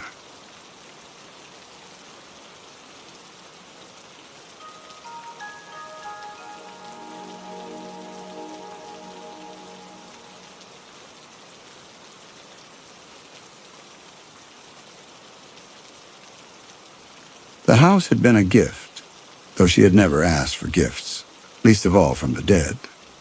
The state had arranged it, the lawyer explained in his letter. Something about victim compensation, estate dispersal, the bureaucratic parsing of accounts no one had known her husband kept. But the words had blurred together in the Florida heat, and what remained was the address and the keys and the promise that no one would ask questions if she simply went. She had gone. The house stood in a gated community north of Palm Coast, low and pale and stucco, the palm trees too symmetrical, the lawns too green. Inside, the air conditioning hummed against the August thickness, and the room smelled of new paint and carpet glue, everything blank, everything waiting. She poured coffee in the bright kitchen that first morning and thought how different it was from Alaska, how warm the sun felt through the glass. The cup was ceramic white, purchased 3 days earlier when she realized the furnished house had everything but the small necessities. She lifted it to her lips, and her hand hesitated, hovering in midair for a beat too long, and she had to remind herself how to drink from a cup without spilling, had to think about the angle and the tilt when it should have been automatic. The coffee was too hot. She set it down and looked at her hands, turned them over in the morning light. They looked thinner than she remembered, the knuckles more prominent. But hands changed when you stopped using them for hard work, when you stopped splitting wood and skinning rabbits and scrubbing floors on your knees. That was all it was. She was still adjusting. The neighbors kept to themselves. The guard at the gate waved her through without looking up. It was exactly what she needed: space, silence. Time to forget what had happened in the cabin, in the workshop, in the fire that had taken everything and left her standing in the snow with blood on her hands and a name that was not hers by birth, but was hers now by law and sympathy and the strange mercy the state extended to women who killed monsters. She had killed a monster. She was sure of that. The troopers had told her she was brave. The victim services woman had told her she had done everything she could. The lawyer had told her she deserved this house, this money, this clean start. And she believed them because the alternative was a darkness she could not afford to look at directly. But forgetting proved harder than distance suggested. She noticed it first in the mornings. The bedroom was cold. Not uncomfortable. The thermostat still read 72, but wrong, a chill that had nothing to do with temperature and everything to do with presence. She would wake with the feeling that someone had been standing beside the bed watching her sleep. And when she reached for the lamp, her hand would tremble in a way she told herself was just nerves, just the body remembering trauma, just the normal aftermath of survival. The house had 3 bedrooms, and she used only one, kept the others closed, and moved through the bright rooms during the day and tried not to think about the dark. At night, she heard the air conditioning cycle on and off, the pool filter in the neighbor's yard, the distant hum of traffic. Nothing else, and no wind, no branches, no footsteps. She had left all that in Alaska, buried under snow and ash in the story everyone had agreed was true, that she had tried to save the woman in the cellar, that the fire had been too fast, that survival was not the same as fault. Except sometimes, in the gap between waking and full consciousness, she remembered hands. Not her own hands, but someone else's, thin and shaking, unlocking chains in the dark. And she remembered the flood of relief so intense it felt like drowning, and then the flood of rage when she understood how long those hands had waited before coming, how many days she had been left down there while someone decided whether her life was worth the risk. She would sit up gasping, and the memory would dissolve, and she would tell herself it was just a nightmare, just her mind trying to process what she had seen, what she had witnessed, the woman she had found too late to save. By the second week, the cold had settled into the house like a permanent guest. She called the property management company, and they sent a man who examined the air conditioning unit and pronounced it perfect. That night, she woke at 3 in the morning to find her breath misting above the bed. She sat up, reached for the lamp, and saw condensation forming on the inside of the windows, water running down the glass in thin streams. The thermostat still read 72. She stood at the window, watching the water pool on the sill, and felt something shift inside her chest, some small certainty coming loose. The house was sealed, climate-controlled. There was no reason for this. She walked to the hallway, and the temperature changed at the threshold. Warmth meeting cold like crossing from one room into another. She stood with one foot in each and tried to understand what she was experiencing. But understanding required explanations, and explanations required acknowledging that something was wrong in a way she could not fix by calling a repairman.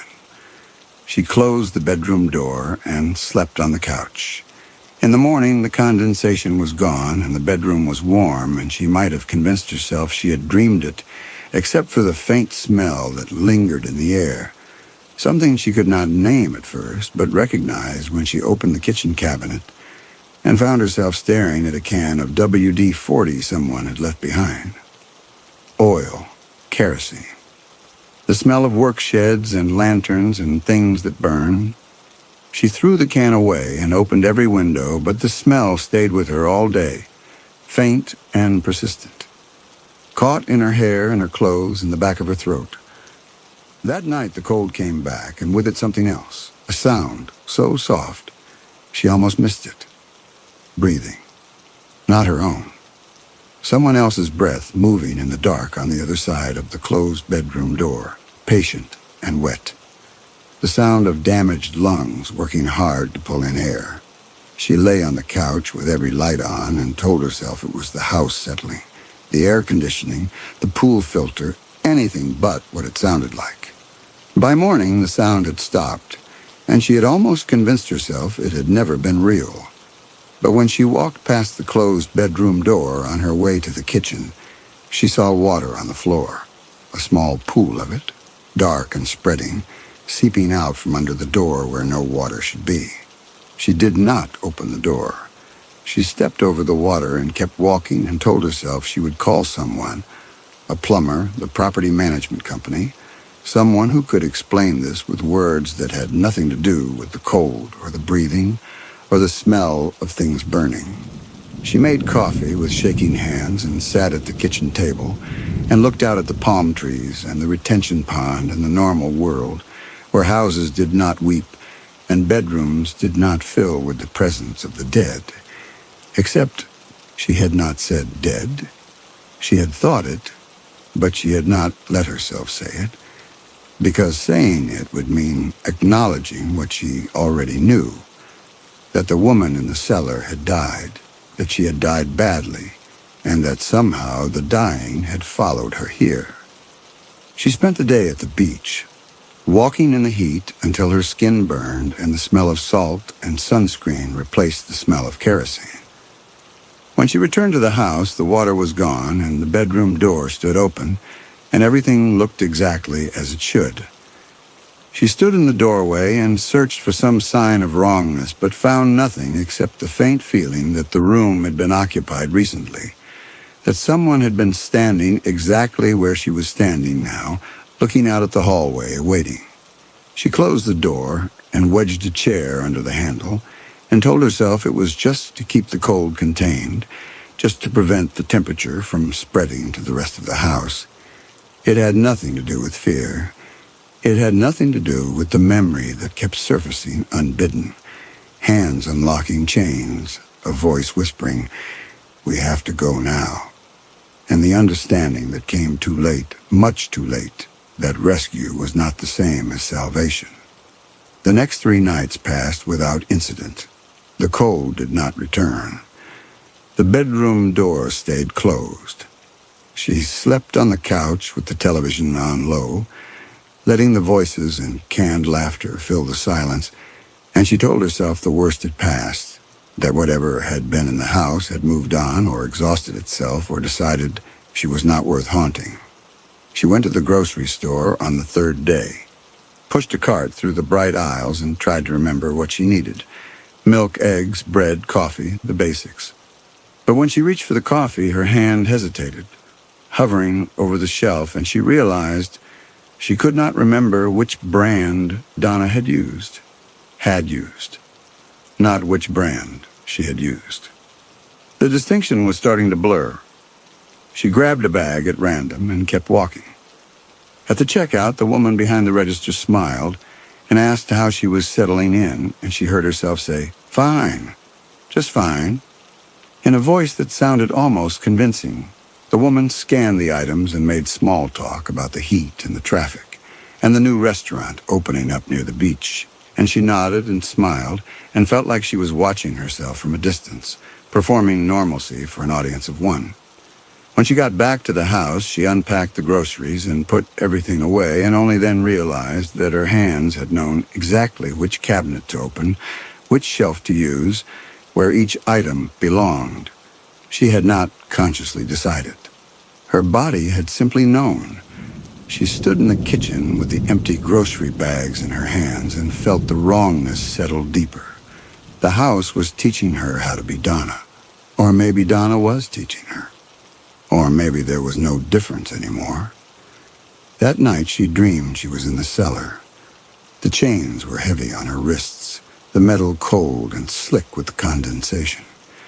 She could hear footsteps overhead, slow and deliberate, and she knew they were his footsteps, knew that he was deciding whether to come down or leave her there another day, another week, another however long it took for her to understand that she belonged to him, the way a possession belonged to its owner, permanently and without question.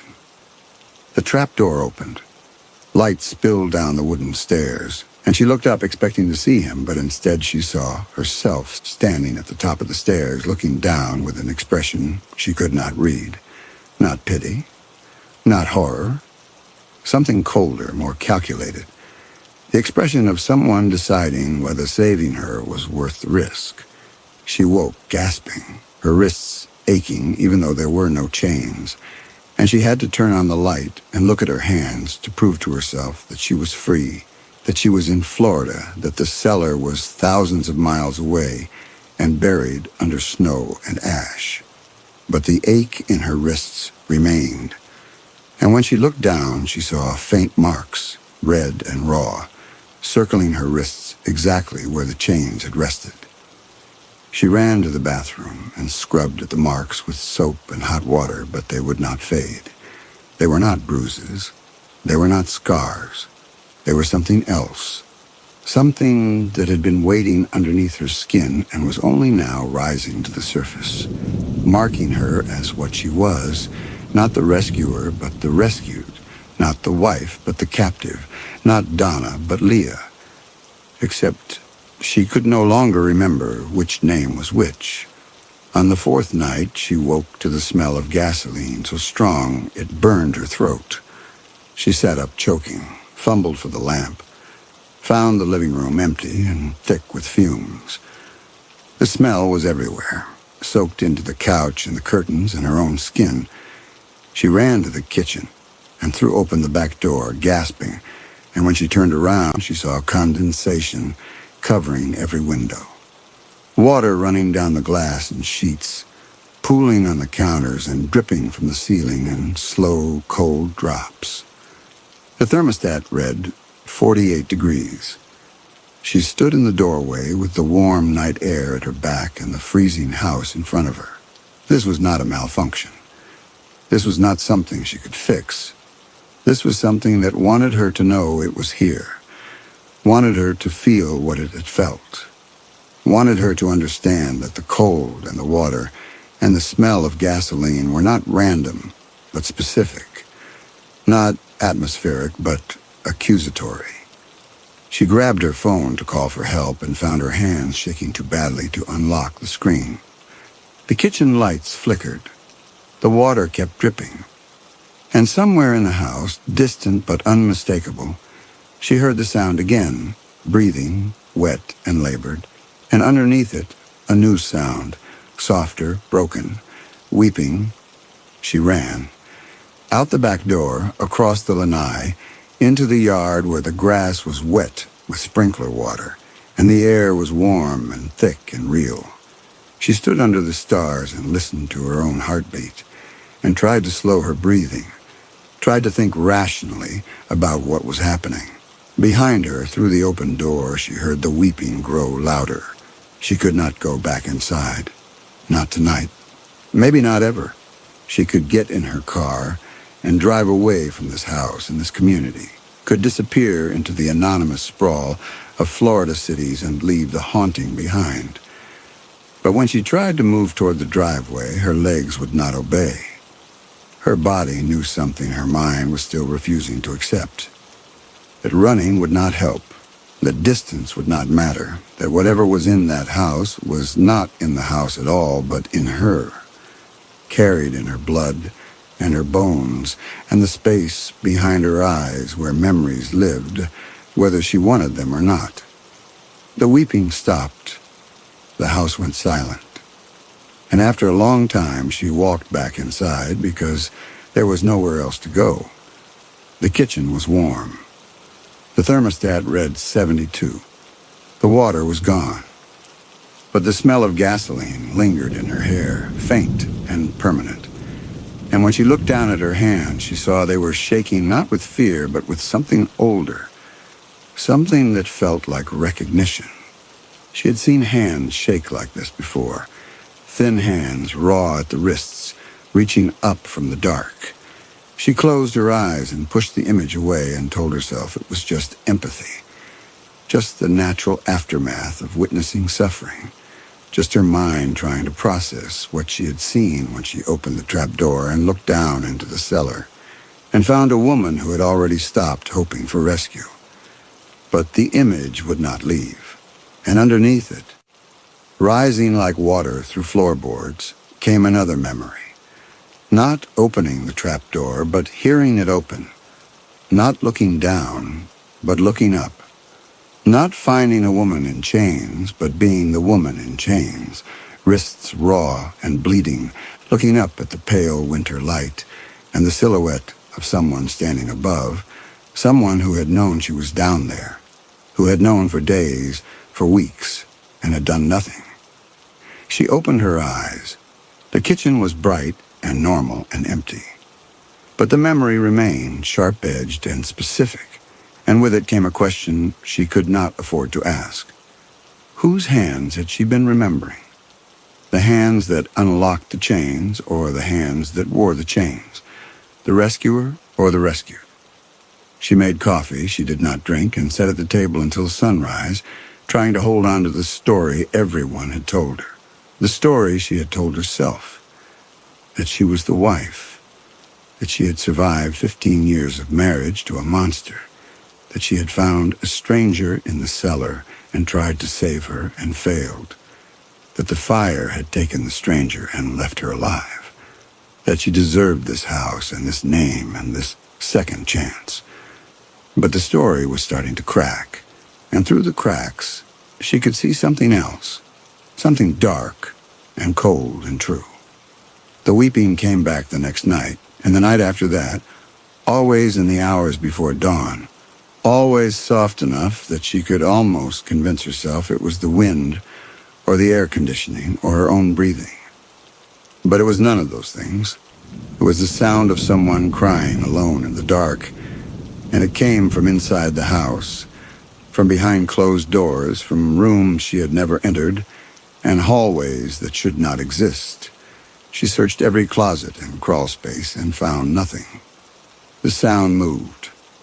When she stood in the kitchen, it came from the bedrooms.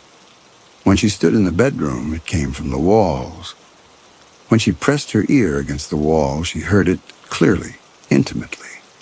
The sound of grief so vast it had nowhere to go but inward, collapsing into itself, becoming a presence rather than a feeling. And with the weeping came flashes of memory that did not feel like memory, but like intrusion, like someone else's past bleeding into hers. She would be standing at the sink washing dishes, and suddenly her hands would know they had never washed dishes before, had never learned how Donna's husband wanted the plates stacked, had never memorized which cabinet held the glasses. She would reach for the silverware drawer and hesitate, uncertain, her body waiting for instructions that should have been automatic. She would walk to the linen closet and open the door and find her hands reaching automatically for the towels on the third shelf, the shelf she had never used. And only when her fingers touched the fabric would she realize she had not decided to reach for them, had not consciously known they were there. She would sit down to eat and find herself cutting the food in a specific pattern, small, deliberate movements she had never used before, movements that felt borrowed, learned, inherited from someone who had spent years making herself invisible at a dinner table, where any wrongness might be noticed and corrected. The intrusions grew stronger.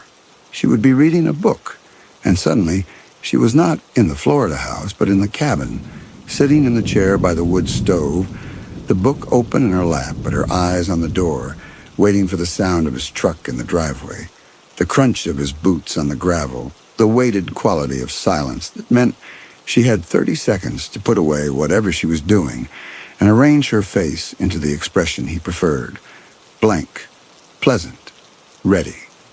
She would blink, and she was back in Florida, the book still in her hands, but her shoulders were tight, and her chest was doing something she had not told it to do, and her face was holding an expression she had not made, pleasant and blank and ready for inspection. The intrusions did not feel like memories. They felt like invasions. Donna forcing her way in, showing her what 15 years had been, what it had cost, what it meant to survive by disappearing. Every memory came with physical sensation. The weight of silence, the texture of fear, the grinding exhaustion of constant vigilance. She would be washing dishes, and suddenly her hands would start to shake, and she would remember. Or Donna would make her remember. The sound of glass breaking, the feeling of being grabbed by the arm, the calculated cruelty of being corrected. She would remember the cabin kitchen, smaller than this one, darker. And she would remember standing at that sink, wondering if today would be the day he decided she was more trouble than she was worth. She would be lying in bed, and Donna's memories would rise like floodwater. The sound of boots on the floorboards outside the bedroom, the waiting, the understanding that whatever happened next, she would have to endure in silence because crying made it worse, because protest made it worse, because the only thing that sometimes made it stop was stillness, blankness, the complete absence of self. And underneath every memory was the question, if this was what Donna had survived, if this was what she had endured for 15 years, what kind of courage had it taken to walk down into that cellar and unlock those chains? What kind of strength to risk everything for a stranger? And what kind of betrayal had it been to repay that courage with murder? She started avoiding mirrors. Every time she looked at her reflection, she saw less of herself and more of Donna, the way she held her mouth, the tension in her jaw, the way her eyes tracked movement, always aware, always watchful, always waiting for the moment when watchfulness would not be enough. She covered the bathroom mirror with a towel, then the hallway mirror, then every reflective surface she could find. But she could still feel it happening, could still feel her face changing, even without seeing it, her posture shifting, her movements becoming someone else's. One afternoon, she found herself in the spare bedroom, the one she had kept closed since moving in. She did not remember walking there, did not remember opening the door. But she was standing in the middle of the room, looking at the empty space and feeling a pull, a certainty that something belonged here. She left the room, closed the door, tried to forget about it. The next day, she found herself in the spare bedroom again, this time with cleaning supplies, wiping down surfaces that were already clean. The day after that, she found herself measuring the windows for curtains she did not remember deciding to buy. On the fourth day, she found herself arranging furniture in the room. A small desk, a chair, a lamp. She did not remember owning these things, did not remember bringing them into the house. But they were there, and her hands were arranging them. And when she tried to stop, her body kept moving, kept working, kept building something she did not understand. It was only when she stepped back and looked at the completed room that she understood.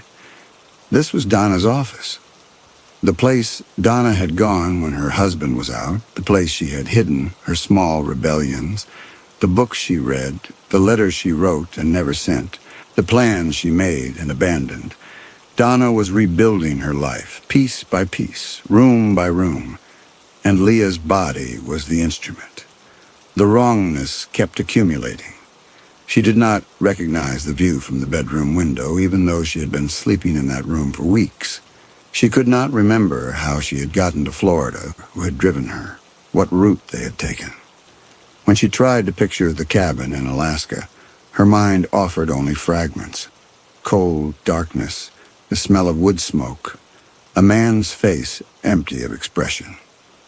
But she could not see the kitchen where she had supposedly cooked for 15 years. She could not remember the pattern of the quilt on the bed, or the color of the curtains, or any of the small, specific details that should have been burned into memory by repetition. What she could remember, with terrible clarity, was the cellar, the dirt floor, the chains, the raw ache in her wrists, the sound of footsteps overhead, and the terror that this time he was coming down. This time it would not be food and water, but something worse. The days blurring into each other until time stopped meaning anything except the gap between visits, the slow certainty that no one was coming, that she had been forgotten, that she would die down there and no one would know. But those were not her memories. Those were the captive's memories. She was the wife. She had found the woman in the cellar. She had unlocked the chains. She had tried to save her. Except her hands did not remember unlocking chains. They remembered wearing them. She stood at the bathroom mirror one morning and studied her face, searching for a proof of identity. The face that looked back was pale, thin, marked by exhaustion, but recognizable. This was her face. She had seen it in the hospital mirror when she woke after the fire, had seen it in the lawyer's office, had seen it every day since.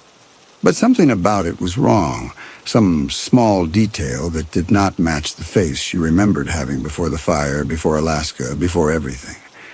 She could not remember what her face had looked like before. The realization hit her like cold water. She could not remember her own face. She could not remember looking in a mirror in the cabin, could not remember what she had seen, could not remember whether the woman in the glass had been older or younger, whether her hair had been long or short, whether her eyes had been this color or some other. The face in the mirror was the only face she knew. Everything before it was blank. She touched her cheek, her jaw, her throat, feeling for some confirmation that the flesh under her fingers belonged to the same person who had lived in the cabin, who had unlocked the cellar, who had escaped the fire. But flesh was just flesh. It proved nothing. She opened the medicine cabinet looking for something, anything, that might anchor her to herself. Toothpaste, ibuprofen, a razor she had bought 3 weeks ago. Nothing personal, nothing that proved who she was. She closed the cabinet, and the mirror reflected her face again, and she saw it. A flicker, just for a second, of another face underneath, older, burned, weeping. She stepped closer to the glass, stared at her reflection, waited for it to happen again. The face in the mirror stared back unchanged. She pressed her palm against the glass. Cold, smooth, real. She pulled her hand away and saw the handprint fade. And as it faded, she saw the burned face again, just for a second, staring out at her from behind her own eyes, and she stumbled backward and hit the wall, And when she looked again, the face was gone, and there was only her own reflection, pale and shaking and terrified. But she had seen it. She was sure of it. Donna was not just inside her. Donna was underneath her, waiting, rising closer to the surface every day. The weeping started again, closer this time, and she realized it was coming from her own throat, her own chest, a grief that had been building for weeks and had finally found a voice. She did not know who she was crying for, the woman who had died in the fire, or the woman who had survived it, or the woman she was pretending to be. She sank to the bathroom floor and let the crying run its course, and when it was done, she felt emptied, scraped clean. And in the silence that followed, she heard a voice that might have been her own voice or might have been someone else's, thin and hoarse and certain. "You left me down there for 2 weeks." She stood up fast, dizzy, looking for the source of the voice. The bathroom was empty. But the words remained, echoing, and with them came a surge of rage so intense it stopped her breath. Not her rage, someone else's. The rage of a woman left to rot in the dark while her rescuer slept in a warm bed, and told herself she was waiting for the right moment, the safe moment, the moment that would not get them both killed. The right moment had never come. And when it finally did, when the wife finally descended those wooden stairs with keys she had stolen too late, the woman in chains had looked up at her rescuer and understood that mercy delayed was just another form of cruelty. She pressed her hands against the sink and tried to breathe, tried to separate her thoughts from the thoughts that were not hers, but the distinction was dissolving. The memories were mixing. The cabin and the cellar, the rescuer and the rescued, the woman who had unlocked the chains and the woman who had worn them. They were bleeding into each other, becoming one narrative instead of two, and she could no longer tell where one story ended and the other began. For 3 days, she tried to prove to herself that she was still Donna. She searched the house for evidence, found the legal documents with her signature, found the hospital discharge papers with her name, found the letter from the lawyer explaining the estate, the compensation, the fresh start. All of it said she was Donna Clifton, survivor, widow, brave woman who had tried to save a stranger. The fire had made it easy. The workshop had burned so hot that the body in the cellar was unidentifiable. Dental records impossible. Bone structure collapsed. Nothing left but ash and the chains they had used to determine there had been a victim at all. And Donna had never had a driver's license, had never been to a hospital, had never been photographed except in a wedding album that burned with everything else. Her husband had kept her off the grid for 15 years, paid everything in cash from accounts no one knew existed, kept her isolated in a cabin with no neighbors and no paper trail. When the troopers found Leah in the snow with a head wound and smoke inhalation, when she woke in the hospital and said she was Donna, there was no one to contradict her. No family, no friends, no records, just her word and the sympathy of people who wanted to believe a woman could survive a monster. But the documents were just paper. They proved what the state believed, not what was true. She tried to remember being Donna, tried to summon memories of the marriage, the cabin, the 15 years. But all she could find were fragments, disconnected images that might have been memories or might have been dreams or might have been things she had imagined while lying in the dark in the cellar, inventing a life for her captor's wife, the woman she could hear walking overhead, the woman she had begged silently to find her. She could not remember the wedding, could not remember the first year in the cabin, could not remember her husband's face before it had become a mask of blankness, before whatever had been human in him had burned away and left only the mechanism that kept her trapped. What she could remember was the cellar, every detail, the smell of the dirt, the texture of the chains, the way the cold seeped into her bones until she could not remember what warmth felt like, the sound of the trapdoor opening, the flood of light, the thin hands reaching down with the key, and the rage. The rage that had come after the relief. The rage at being left down there for 2 weeks while the woman above her slept in a warm bed and told herself she was waiting for the right moment. The rage that had made her pick up the burning wood and strike.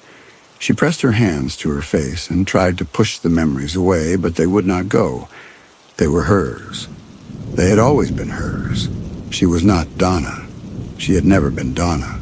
She was Leah, the woman who had been kept in chains, and everything that had happened after the fire, the hospital, the sympathy, the house, the name, was built on a lie she had told because the truth was too hard to carry.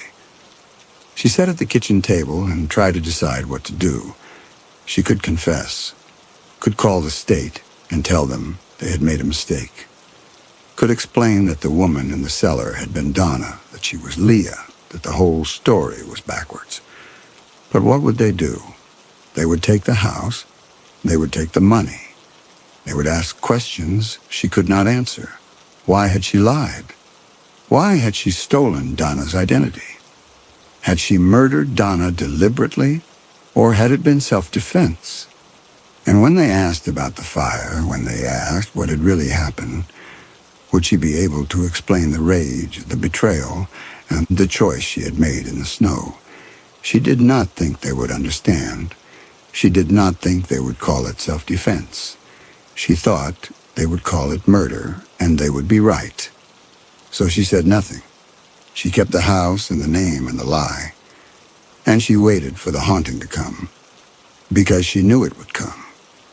Because Donna was not the kind of woman who would stay buried when the woman who killed her was living her life. She tried to leave the house that afternoon, tried to pack a bag and walk out the door, and keep walking until she found somewhere the memories could not reach. But when she put her hand on the doorknob, it would not turn, not locked. The deadbolt was open, but frozen, immovable. She tried the back door. The same. The windows would not open. The garage door would not lift. Every exit sealed. And when she pulled harder, the temperature dropped, and she heard the weeping start again, louder now, angry. The weeping was not coming from the walls or the hallway or the closed bedroom this time. It was coming from right behind her, close enough to feel breath on the back of her neck. And when she turned around, she saw it. The figure stood in the kitchen doorway, not fully formed and not solid, but present. A woman made of water and smoke and cold. Her face burned, her hair hanging in wet strings, her hands reaching forward with fingers that were blackened and split. The face was ruined but recognizable. The body was charred but familiar. This was Donna, the real Donna. The woman who had risked everything to unlock the chains. The woman Leah had murdered. The woman whose life Leah had stolen. And she had come to take it back. Leah could not move. The figure stood between her and the door, dripping water onto the tile, its burned face turned toward her. The temperature dropped. The lights flickered. And from the ruined throat came a sound that was not quite a voice, but close enough to understand. "You let me die." "No," Leah whispered. "No, I tried to run. You struck me. I don't know what happened after that." The figure's head tilted, slow and deliberate. The fire had started. The husband was dead. The workshop was burning. And Leah, freed from the chains, her wrists still raw and bleeding, had looked at the woman who had waited 2 weeks to save her and felt not gratitude, but rage. The rage had given her strength, adrenaline flooding her starved body, turning desperation into momentum. She had grabbed a piece of burning wood and struck the woman across the head hard enough to send her falling into the snow unconscious. And then Leah had looked down at her rescuer and made a choice. Donna was slight, malnourished herself from 15 years of living with a man who rationed everything, including food. Leah had dragged her through the snow, her body moving on something beyond exhaustion, beyond pain. had pulled her through the workshop door, down 3 steps, not a ladder, just wooden stairs Donna had descended 100 times to bring food and water and apologies, had locked the chains around Donna's wrists, hands shaking, smoke filling her lungs, and then she had run, her body collapsing the moment she reached the trees, waking hours later when the troopers found her. The figure moved closer. Its burned hands reached out, and Leah stumbled backward until her spine hit the counter. There was nowhere to go. The kitchen was too small. The figure was too close. "I'm sorry," Leah said. "I know what I did. I know it was wrong. But I can't undo it. I can't bring you back. What do you want from me?" The figure stopped. Its hand hovered inches from Leah's face, close enough that she could see every detail of the charred flesh, the melted skin, the blackened fingernails. And then it touched her. The cold did not burn, it erased. Where the ghost's fingers made contact, her skin went numb, dead, and she felt something underneath the numbness, something moving through her veins that was not her own blood. The ghost was not just touching her, it was entering her. Leah screamed, but the sound had no power. The ghost's other hand pressed against her chest, and she felt her heart stutter, felt the rhythm change, felt a second heartbeat start up underneath her own, cold and slow and patient. And then the ghost pulled back, and Leah collapsed to the kitchen floor, gasping, her whole body shaking. The figure stood over her for a long moment, watching. Then it turned and walked out of the kitchen, leaving wet footprints on the tile, and the sound of weeping faded into silence. Leah lay on the floor until her breathing steadied, until the feeling returned to her hands and face, until the second heartbeat faded to something barely perceptible. But it was still there. She could feel it. An actual presence lodged beneath her sternum, pulsing with a rhythm that was not her own. She pushed herself upright and looked down at her hands. They looked the same, pale, thin, shaking. But when she flexed her fingers, they moved wrong, hesitated, as though waiting for permission from someone else. She crossed to the bathroom and looked in the mirror. Her face was unchanged. Same pale skin, same hollow eyes. But underneath the surface, something was different.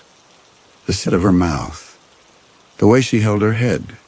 She touched the glass, and the reflection touched back. But the movement was delayed by a fraction of a second, and in that gap she saw it. Another face underneath her own, older and burned and weeping, staring out through her eyes. It started small. Her hands would move without her willing them to move, reaching for objects she had not intended to touch, performing tasks she had not decided to do. She would find herself standing at the sink washing dishes, the water running hot, her hands scrubbing in small circular motions she had never used before. She would try to stop, and her hands would keep moving, would finish the task, would put each dish away in the cabinet where Donna had kept them. She could not drop the sponge, could not step away. She was locked into the motion, trapped in someone else's routine, and she could not stop until every dish was clean and rinsed and placed in the drying rack at the exact angle Donna would have placed it. When it was done, her body released her. She stumbled backward, gasping, and her hands were shaking and the water was still running, and she understood then that the possession was not gradual anymore. It was accelerating. Donna was not just influencing her movements. Donna was controlling them. She tried to call for help, picked up her phone and tried to find a number, any number, someone who could explain what was happening. But when she opened her contacts, she found only a handful of names: the lawyer, the victim services coordinator, the property management company. No friends, no family, no one who had known her before the fire. She tried to dial the victim services number. Her thumb moved to the home screen, closed the phone app, opened the notes app instead. Her fingers began typing, words she had not chosen, words appearing in neat rows. Grocery list, Milk, eggs, bread, coffee, cream, dish soap. The items Donna would have needed. The routine Donna would have followed. She tried to delete it. Her thumb pressed save. She threw the phone down. It bounced on the couch and she left it there, screen still glowing, the list still visible. She tried again, picked up a pen, grabbed a piece of paper from the drawer. She pressed the pen to the paper and tried to write her own name. Tried to write Leah in letters large enough that they could not be ignored or erased or reinterpreted. Her hand wrote Donna Clifton in perfect cursive, the signature she had been practicing, the signature that appeared on all the legal documents, the signature that was becoming more natural every time she signed it. She crumpled the paper and threw it away, grabbed another sheet, tried again. Donna Clifton. And again, Donna Clifton. She tried with her left hand, the hand she did not write with, the hand that might still be hers. She gripped the pen awkwardly and pressed it to the paper and forced her fingers to move, to shape the letters, to spell out her own name. Her left hand wrote Donna Clifton in shaky block letters, the handwriting of someone learning to write with their non-dominant hand. But the name was the same. The name was always the same, and she understood that it did not matter which hand she used. Donna owned them both. She tried to scream and her throat closed, the sound dying before it could form, and she understood that her voice was no longer hers either, that even the act of screaming required permission she no longer had. The neighbor was outside. She could see him through the window, checking his mailbox in the late afternoon sun. Mr. Hendricks, she thought his name was, or maybe Henderson. She had met him once, briefly, when she first moved in. She ran to the front door, yanked it open, tried to scream for help, tried to shout that something was wrong, that she was not who they thought she was, that she needed help. Her mouth smiled, her hand waved. Her voice called out in a pleasant, flat tone she had never used before. Beautiful day. The neighbor waved back, called something about the heat, about the storm coming in the night, about how she should bring in her patio furniture if she had any out. Will do, thanks, her voice replied, still in that flat, pleasant tone. The neighbor nodded and went inside. The door closed. The street was empty. Leah stood in the doorway, her throat burning with the scream that would not come. Her face still holding the smile she had not made. She stood there for 30 seconds, a minute, her arm raised in a wave that would not end, her face locked in neighborly friendliness. Finally, her arm lowered, her face relaxed. Her body stepped back inside. The door closed. She tried to leave, packed a bag with clothes and money, and the documents that proved she was Donna.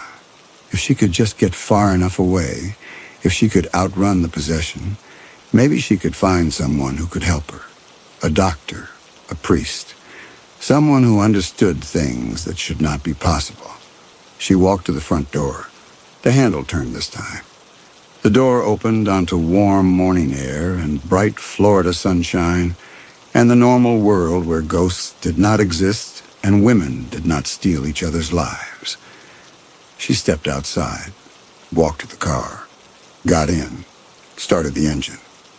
The radio came on by itself, and from the speakers came the sound of breathing, wet, labored. The sound of someone struggling to pull air through the fire-damaged lungs, and underneath it, weeping. She reached for the radio dial to turn it off. Her hand would not move. It stayed on the wheel, fingers gripping, knuckles white. She put the car in reverse anyway, backed down the driveway. The breathing grew louder. The temperature inside the car began to drop. Frost formed on the windshield from the inside, spreading in delicate patterns that looked almost deliberate, almost like fingers reaching. She turned on the heat, and cold air blew from the vents, colder than any air conditioning, cold enough that her breath came in clouds, cold enough that her fingers began to stiffen on the wheel. She drove faster. The frost thickened. Her breath came in clouds. The windshield was nearly opaque now, covered in ice, but she kept driving because stopping meant going back, and going back meant surrendering to whatever was happening in that house. The weeping from the radio grew louder, more anguished, and underneath it she heard words. Not English, not any language she recognized. Just sounds, broken and wet and full of rage. She turned left out of the gated community. The guard waved. She could barely see him through the frosted glass. She waved back, or her hand waved back. She was no longer sure which. She made it 2 blocks before her hands let go of the wheel. Not a choice. Not a loss of nerve. Her hands simply opened and released, acting on instructions from someone else, and the car drifted across the lane toward the shoulder. She tried to grab the wheel again, but her arms would not move. She screamed at her hands to obey, screamed at her body to respond, but nothing happened. She was locked inside her own skin, watching her hands rest calmly in her lap while the car drifted. The car hit the curb, bumped over it, rolled into the grass, stopped. For a moment, nothing happened. The engine idled. The frost covered the windshield. The breathing from the radio filled the car. Then Donna reached out. Donna's hand, Leah's hands, gripped the wheel. Donna put the car in reverse. Donna backed off the grass, straightened the wheels, pulled back onto the road. Donna executed a flawless 3-point turn. Donna drove back to the gated community at exactly the speed limit, signaled at every turn, stopped completely at every stop sign. When a pedestrian crossed the street, Donna's foot pressed the brake, and Donna's hand waved the person across. When another car cut her off, Donna simply slowed, made space, continued driving with mechanical calm. Donna waved to the guard and smiled. The guard waved back, asked if she was having a nice day. Donna's voice said, "Yes, lovely, thank you." The gate opened. Donna drove through. Donna parked in the driveway with the car perfectly centered between the lines, exactly 1 foot from the garage door. Donna turned off the engine. Donna unbuckled the seatbelt. Donna got out of the car, closed the door, locked it with the key fob. Donna walked to the front door. Donna unlocked it. Donna stepped inside. And Leah was just a passenger in her own body, watching from behind eyes that no longer fully belonged to her, screaming silently while her face remained calm, her breathing steady, her movements controlled and deliberate. She could feel everything. The heat of the Florida sun on her skin, the texture of the door handle under her palm, the taste of salt where she had bitten her tongue, but she could not control any of it. Her body moved, and she could only watch. The moment Donna crossed the threshold, the warmth returned. The frost melted. The breathing stopped. The radio fell silent. Leah's body walked to the kitchen and poured coffee and sat at the table, and she had no control over any of it. Could only watch as her hands moved and her mouth drank, and her body settled into the chair where Donna used to sit when this house had been her house, when this life had been her life. She tried to move. Nothing. Tried to speak. Nothing. Tried to blink, to twitch a finger, to do anything that would prove she still existed inside this body. Nothing. She was completely paralyzed, trapped behind her own eyes, and for the first time she understood the full shape of the punishment. Not death, not even possession, but imprisonment inside her own flesh while someone else operated the controls. She could feel her heart beating, could feel her lungs filling and emptying, could feel every sensation, every stimulus, every physical input. But she could not act. She could not move. She could not even close her eyes. She was awake, aware, trapped in a body that no longer answered to her. She did not know how long it lasted. Minutes, hours, Time stopped meaning anything when you could not move, could not speak, could not do anything but exist. Then slowly control returned. Her fingers flexed, her jaw unclenched. She could move her eyes, could turn her head, could stand if she wanted to. She stood, walked to the bathroom, looked in the mirror. Her face looked back unchanged. But when she tried to speak, tried to say her own name, the name that had been hers before all of this, her throat closed and no sound came out. She opened her mouth and forced air through her vocal cords. What came out was a whisper, thin and hoarse, the sound of vocal cords that had forgotten their purpose. "Leah!" She tried again, louder. "Leah!" Her throat began to close. The name came out choked, strangled, each syllable scraping against tissue that was rejecting it, expelling it like poison. She coughed and gasped and had to stop. She tried one more time. Her throat sealed completely. The muscles spasmed, crushing her windpipe, and she could not breathe, could not swallow, could not make any sound at all. She clawed at her neck, trying to force air through, trying to speak, trying to say her own name one more time. And then the pressure released, and she could breathe again. She stood there gasping, her hands on the sink, and without thinking she whispered, "Donna." The name came out perfect, clear, resonant. Her vocal cords shaped it with practiced ease, no strain, no resistance, the syllables rolling out smooth and natural, as though she had been saying that name her entire life. She felt the rightness of it in her throat, in her chest, the way her breath supported the sound, the way her mouth knew exactly how to form it. She tried again. Donna. Even easier this time. The name fit. Her body recognized it, welcomed it, claimed it as truth. And when she tried once more to say Leah, her throat closed before the first letter could form, sealing shut. With such violence she tasted blood. She understood then. She could say Donna. She could say it as many times as she wanted, in any tone, any volume. But Leah, her own name, the name she had been born with, the name that proved who she was, that name was forbidden now. Her own body had rejected it. Donna would not allow it. The days blurred. She lost track of time. She would be sitting at the kitchen table, and the light would change, and she would realize hours had passed. Hours she could not account for.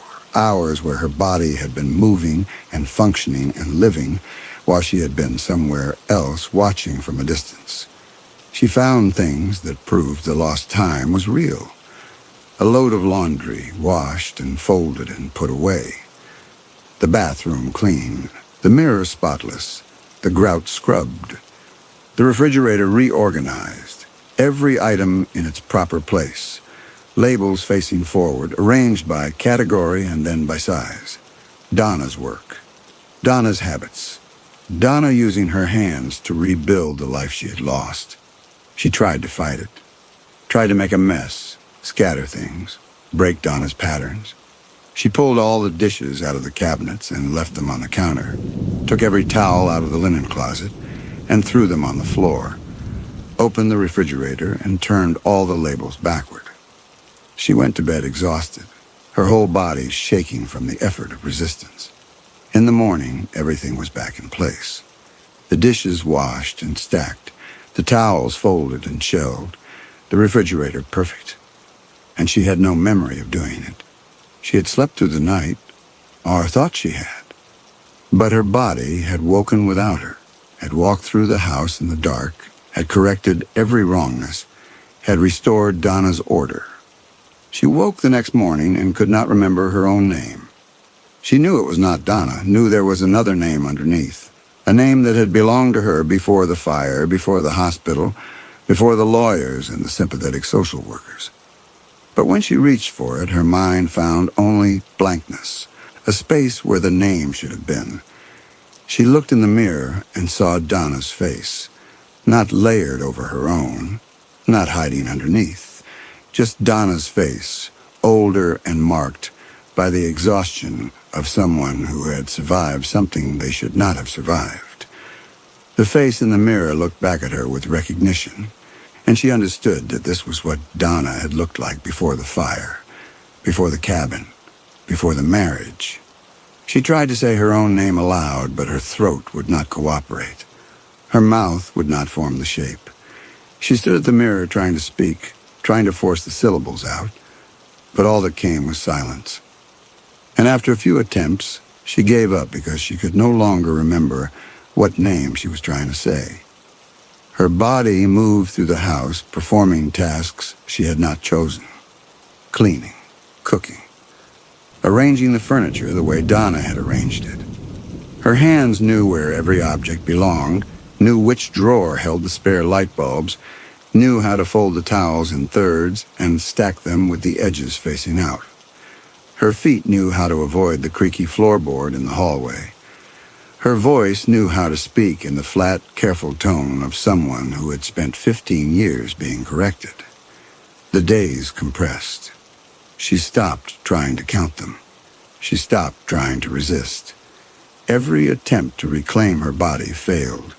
Every attempt to speak her own name failed. Every attempt to leave the house failed. She was trapped, not in the house, but in herself, and the prison was getting smaller every day as Donna expanded to fill it. She woke one morning, and her first thought was in Donna's voice, not her own internal monologue, not the voice she had always thought with, but Donna's voice, flat and careful and measured. The thought was simple: time to make coffee. And her body moved to do it before she could object, before she could remind herself that she had not decided to wake, had not decided to get up, had not decided anything. By afternoon, her thoughts were half Donna's. By evening, they were more Donna than not. The woman in the kitchen could feel herself shrinking, feel her consciousness compressing into a smaller and smaller space while Donna expanded around her, filling the gaps, claiming territory, making the body hers. At night, the woman dreamed she was drowning, sinking into dark water, and when she looked up, she could see the surface, but she could not reach it, could not swim, could only sink deeper while the light faded, and the water pressed in, and her lungs burned for air she could not find. The woman woke, gasping, and her body immediately calmed itself, breathing slowing, heart rate dropping, Donna's practiced control overriding the panic. And the woman understood that even her fear was no longer entirely her own. On the morning it finished, the woman woke in the white bedroom and did not know why she was there. The bed was wrong. The window faced the wrong direction. The air smelled wrong, too warm and thick. This was not the cabin. This was not Alaska. This was somewhere else. Somewhere she had been brought after the fire, but she could not remember agreeing to come here. Could not remember signing the papers or accepting the keys or walking through the door for the first time. The woman stood and crossed to the bathroom and looked in the mirror and saw a stranger's face. Too young, too thin, the wrong color eyes. This was not her face. Someone had taken her face and replaced it with something else. Someone else. She tried to speak her name aloud, and the name that came out was Donna. She tried again. The same name emerged, automatic, certain, the only name her throat knew how to shape. She said it again and again, listening to the sound, trying to determine if it was right or wrong, but after the fifth or sixth repetition, it started to sound correct. Started to sound like it had always been her name, like there had never been any other name. And underneath the repetition, underneath the sound of her own voice saying, Donna, Donna, Donna, something whispered, faint, almost inaudible. Another name. A name she had been born with, a name she had carried for 20-some years before Alaska. She tried to hold on to it, tried to say it aloud, but her throat would not cooperate, and the whisper faded. And she was left with only Donna, only the name that fit, only the identity that belonged to her now. Donna turned from the mirror and walked to the kitchen. Poured coffee exactly the way she had always poured it. 2 sugars and cream heated separately in the microwave for exactly 18 seconds. Sat in her chair at the table, the chair closest to the window where the morning light came in at the angle she preferred. Looked out at the palm trees and the retention pond and the neighbors getting into their cars. This was not her life. Her life was the cabin, the cold, the careful silence. The husband who had stopped speaking to her except when he wanted to correct her. Her life was learning to be invisible, learning to anticipate his needs, learning to survive. That life was gone now. He was gone. The fire had taken him, and the workshop and the cellar and everything she had endured had burned it all away and left Donna here in this warm, bright place. Donna had done something terrible. She could feel it waiting at the edge of her thoughts, heavy and cold and true. There had been someone else, another woman. And something had happened in the fire, something that meant Donna was here and the other woman was not. The memory was there, she could feel it. But every time she reached for it, the details dissolved and she was left only with the weight of it. The certainty of guilt without the specifics of the crime. Donna stood and crossed to the bedroom. The bed was unmade. She pulled the covers tight, tucked the corners the way she had been taught, hospital corners, tight and perfect. Smoothed the wrinkles from the sheets with her palm, 3 strokes, always 3. The ritual calmed her. Order was control. Control was safety. Donna lay down on the made bed, fully clothed, shoes still on, and stared at the ceiling. The air conditioning hummed. Outside, a dog barked. Life continued in the gated community, ordinary and warm and utterly indifferent to the woman lying in the white bedroom with someone else's name.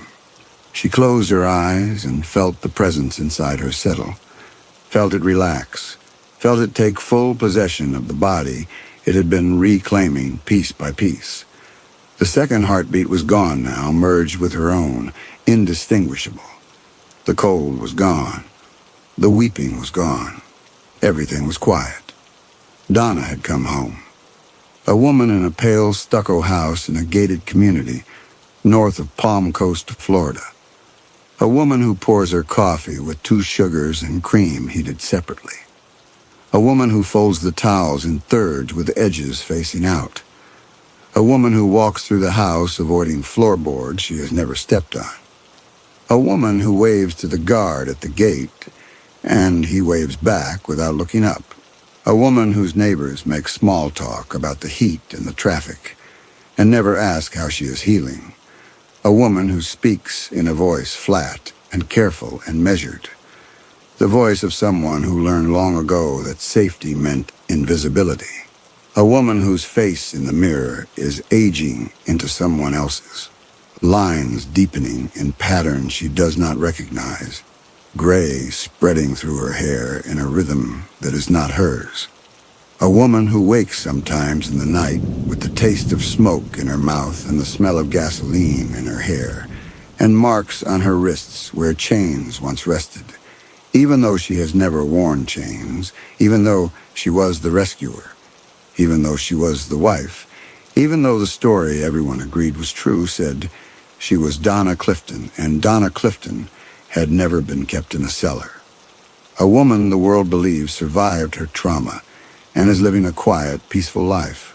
A woman who knows better and is forgetting. The house is quiet. The thermostat reads 72. In the white bedroom, frost forms on her fingernails even though the sun is bright, even though the air is warm, even though outside the palm trees sway, and the retention pond glitters, and the neighbors go about their lives, never knowing what is trapped behind the stucco walls. The frost melts and reforms, melts and reforms, a heartbeat made of ice.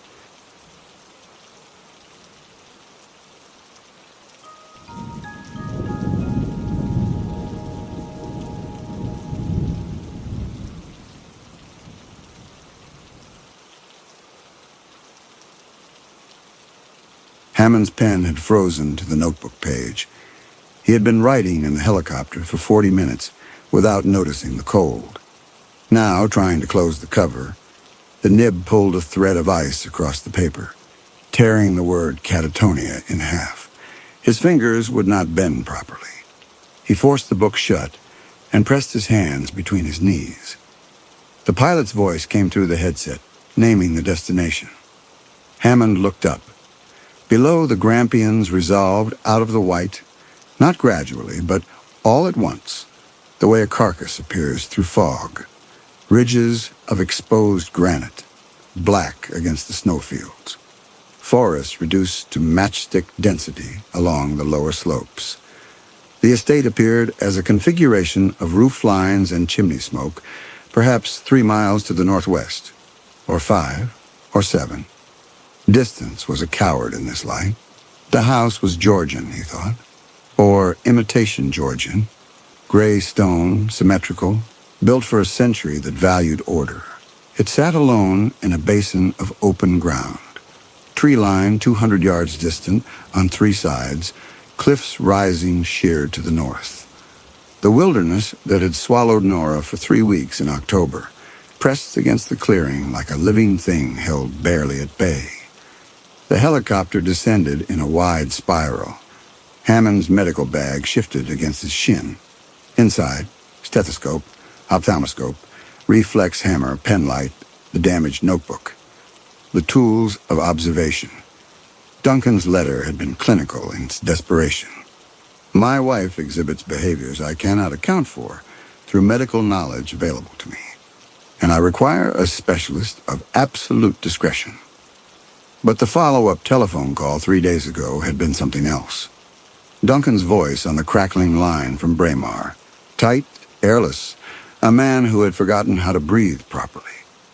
He had said the word skinwalker once, then fallen silent for so long, Hammond thought the connection had dropped. The skids touched snow. The pilot killed the engine, and the rotor noise began its slow descent through audible frequencies into felt vibration, then into nothing. The silence that replaced it was not peaceful. It was the silence of a landscape waiting for something to move so it could see where to bite. Hammond unstrapped and pushed the door open. Cold came in like a fist. Not the bracing cold of Edinburgh in December, but something older, something that had been refining itself against these mountains since the ice sheets retreated. He stepped down into snow that came mid-calf and immediately felt moisture seep through the leather of his boots. The pilot was already moving toward the rear compartment, unhurried, extracting Hammond's overnight case and the medical bag with the same efficient silence he had maintained for the entire flight. The estate's front door opened. A man emerged, tall, perhaps 50, moving with the deliberate care of someone who had been holding himself motionless for so long that motion had become unfamiliar. He wore a thick wool cardigan over a shirt and tie, as though he had dressed for formality that morning and then forgotten to remove the cardigan when the house grew cold. His face was narrow, clean-shaven, the kind of face that photographs well because there was nothing in it that demanded interpretation.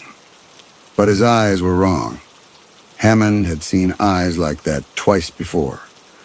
Once in a woman whose daughter had drowned in the Forth, once in a man who had killed his brother and not yet been charged. Eyes that had stopped expecting the world to make sense. Duncan stopped 10 feet from the helicopter and waited. Hammond crossed the distance between them, boots crunching in the snow, and extended his hand. Duncan's hand was cold even through the glove.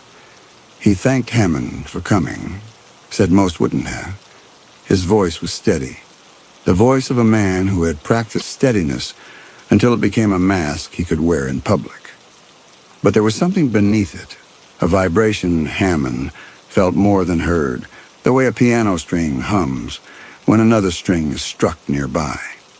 The pilot brought the bags to the front steps without a word, nodded once to Duncan, and returned to the helicopter. The engine coughed, caught, rose to its full scream. Hammond and Duncan stood in the rotor wash and watched the machine lift bank south, and disappear into the gray. The sound faded.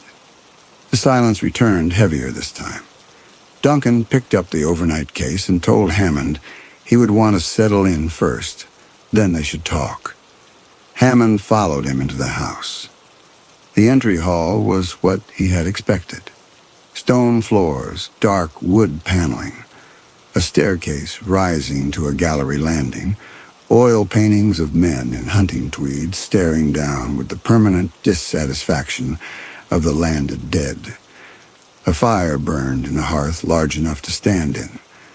The warmth should have been welcoming. It was not. The house felt like a mouth that had just stopped chewing. Duncan led him upstairs to a guest room.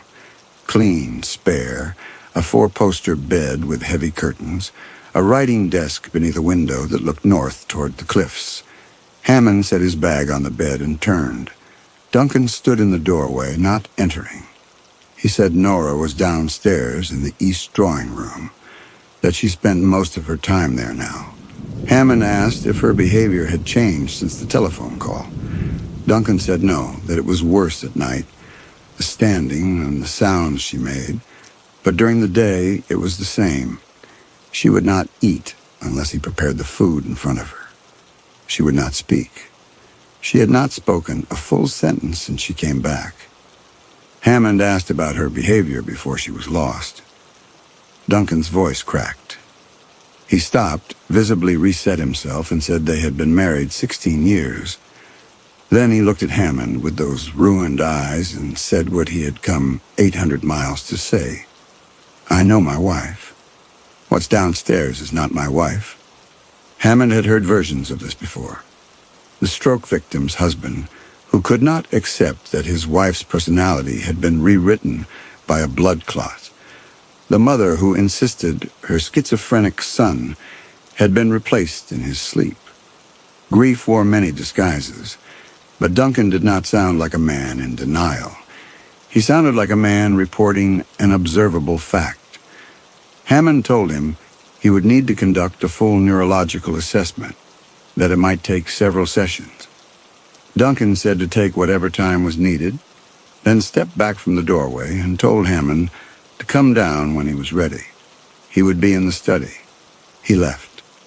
His footsteps receded down the hall, slow and careful, the footsteps of a man walking on ice. Hammond stood at the window and looked north. The cliffs were basalt, black and sheer, streaked with ice where snowmelt had frozen mid-drip. Somewhere beyond that ridge, Nora had survived 3 weeks alone in October. The search teams had found nothing.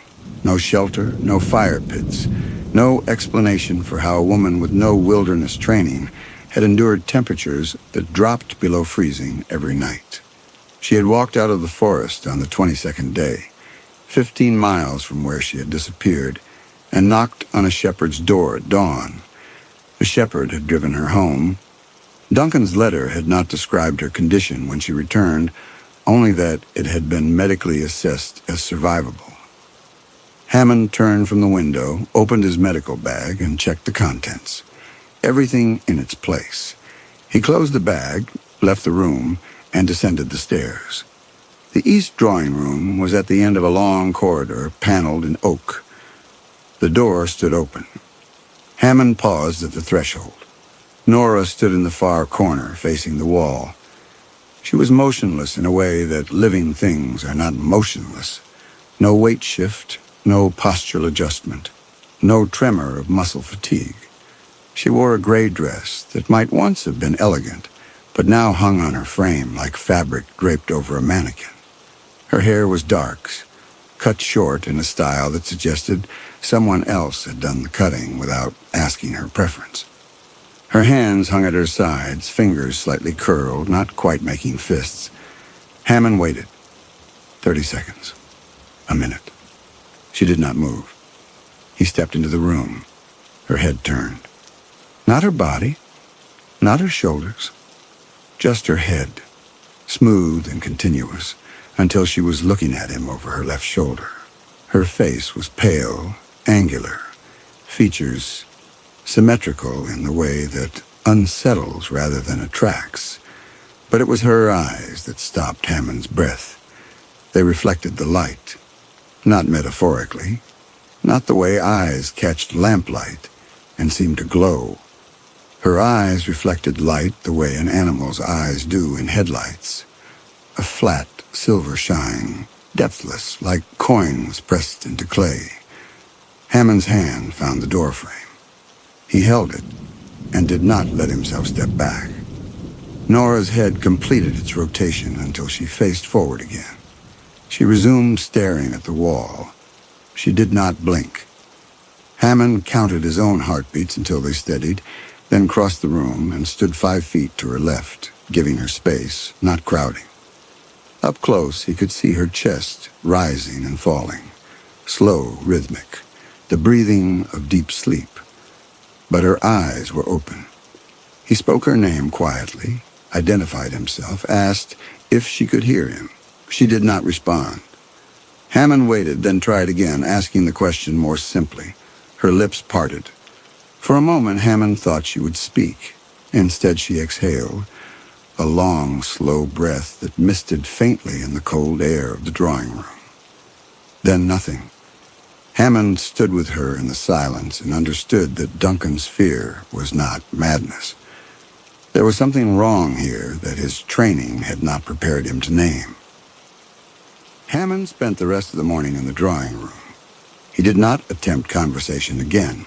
Nora had made it clear, in her silence, that language was not a door she would open. Instead, he observed. He took notes. Pulse rate estimated at 42 beats per minute from the visible carotid artery. Respiratory rate 8 breaths per minute, both well below normal resting values, but not incompatible with life. Her posture did not change for 3 hours. At one point, a log shifted in the fireplace with a crack like a gunshot, and Nora did not flinch. Hammond tested her peripheral vision by moving slowly into her visual field from the right. No tracking, no acknowledgement. He moved a chair, deliberately scraping it against the floor. Nothing. He opened his medical bag and removed the reflex hammer, setting it on the side table with a distinct metallic tap. Nora continued staring at the wall. He sat back in his chair and muttered to himself, a habit from his teaching days at Edinburgh. Thinking aloud helped him organize observations. Catatonic presentation with preserved autonomic function, he said quietly. More to his notebook than to the room. Selective response suppression. Nora's head turned slightly. Not toward him. Just a few degrees, as though adjusting to hear better. Hammond stopped mid-sentence. Watched her. She remained facing the wall, but something about her posture had changed, an alertness that had not been there before. He waited 30 seconds, then returned to his notes in silence. At 12:30, Duncan appeared in the doorway with a tray. Soup, bread, tea. He set it on the table near Hammond and left without speaking. Hammond ate absently, watching Nora. She did not turn toward the smell of food. By 2 o'clock, Hammond's back ached from sitting in the chair Duncan had provided. He stood, stretched, and crossed to the window. Outside, snow had begun falling again. Not the heavy, wet snow of the lowlands, but fine, granular crystals that hissed against the glass. The forest was a gray smudge in the middle distance. Somewhere in that direction, Nora had wandered for 3 weeks, and the wilderness had not killed her. That fact alone was wrong. October in the Grampians, freezing nights, no game this high up, water sources scarce. A woman with no survival training should have died in 72 hours. Hammond turned back to Nora. She had moved. Not far.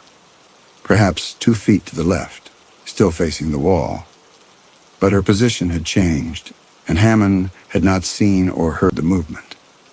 He had been looking out the window for perhaps 90 seconds. In that time, she had relocated in absolute silence. His mouth went dry. He crossed the room slowly, watching her for any sign of reaction. When When he was 3 feet away, he stopped and spoke her name. No response. He circled her carefully, observing. Her feet were bare. He had not noticed that before. The soles were heavily calloused, discolored, the nails cracked and yellowed. Frostbite damage, certainly. But she stood without apparent discomfort on the cold floor. Hammond knelt and touched the floor near her feet. The stone was cold enough to hurt his palm. He looked up at her face. Her expression had not changed. Slack, empty. The eyes open but focused on nothing. He stood, made a note in his book, and decided to test a hypothesis. He left the drawing room and walked to the far end of the corridor, waited 30 seconds. Then he stepped into a doorway alcove, out of sight of the drawing room entrance, and remained motionless. 5 minutes passed. Then he heard it. A faint sound like fabric brushing against stone. He waited. The sound came again, closer. Then silence. Hammond counted to 10 and stepped out of the alcove. Nora stood 15 feet away in the corridor, facing his direction. Her eyes reflected the lamplight, that same flat silver shine, depthless and wrong. She had followed him, silently, tracking him through the house with an unerring certainty that suggested she knew exactly where he was at all times. Hammond did not move. Neither did Nora. They stood in the corridor in a silence that stretched until Hammond's own pulse was audible in his ears. Then Nora's head tilted slowly, perhaps 15 degrees to the right. A movement that mimicked curiosity, but contained no curiosity. She was looking at him the way a specimen is examined under glass. Hammond forced himself to breathe normally and spoke in the same quiet tone he had used before, saying he was going back to the drawing room now, that she should come with him if she wished. Nora's head returned to vertical. Hammond turned and walked back down the corridor, not looking behind him. He heard nothing. When he reached the drawing room and turned, Nora was standing in the doorway watching him.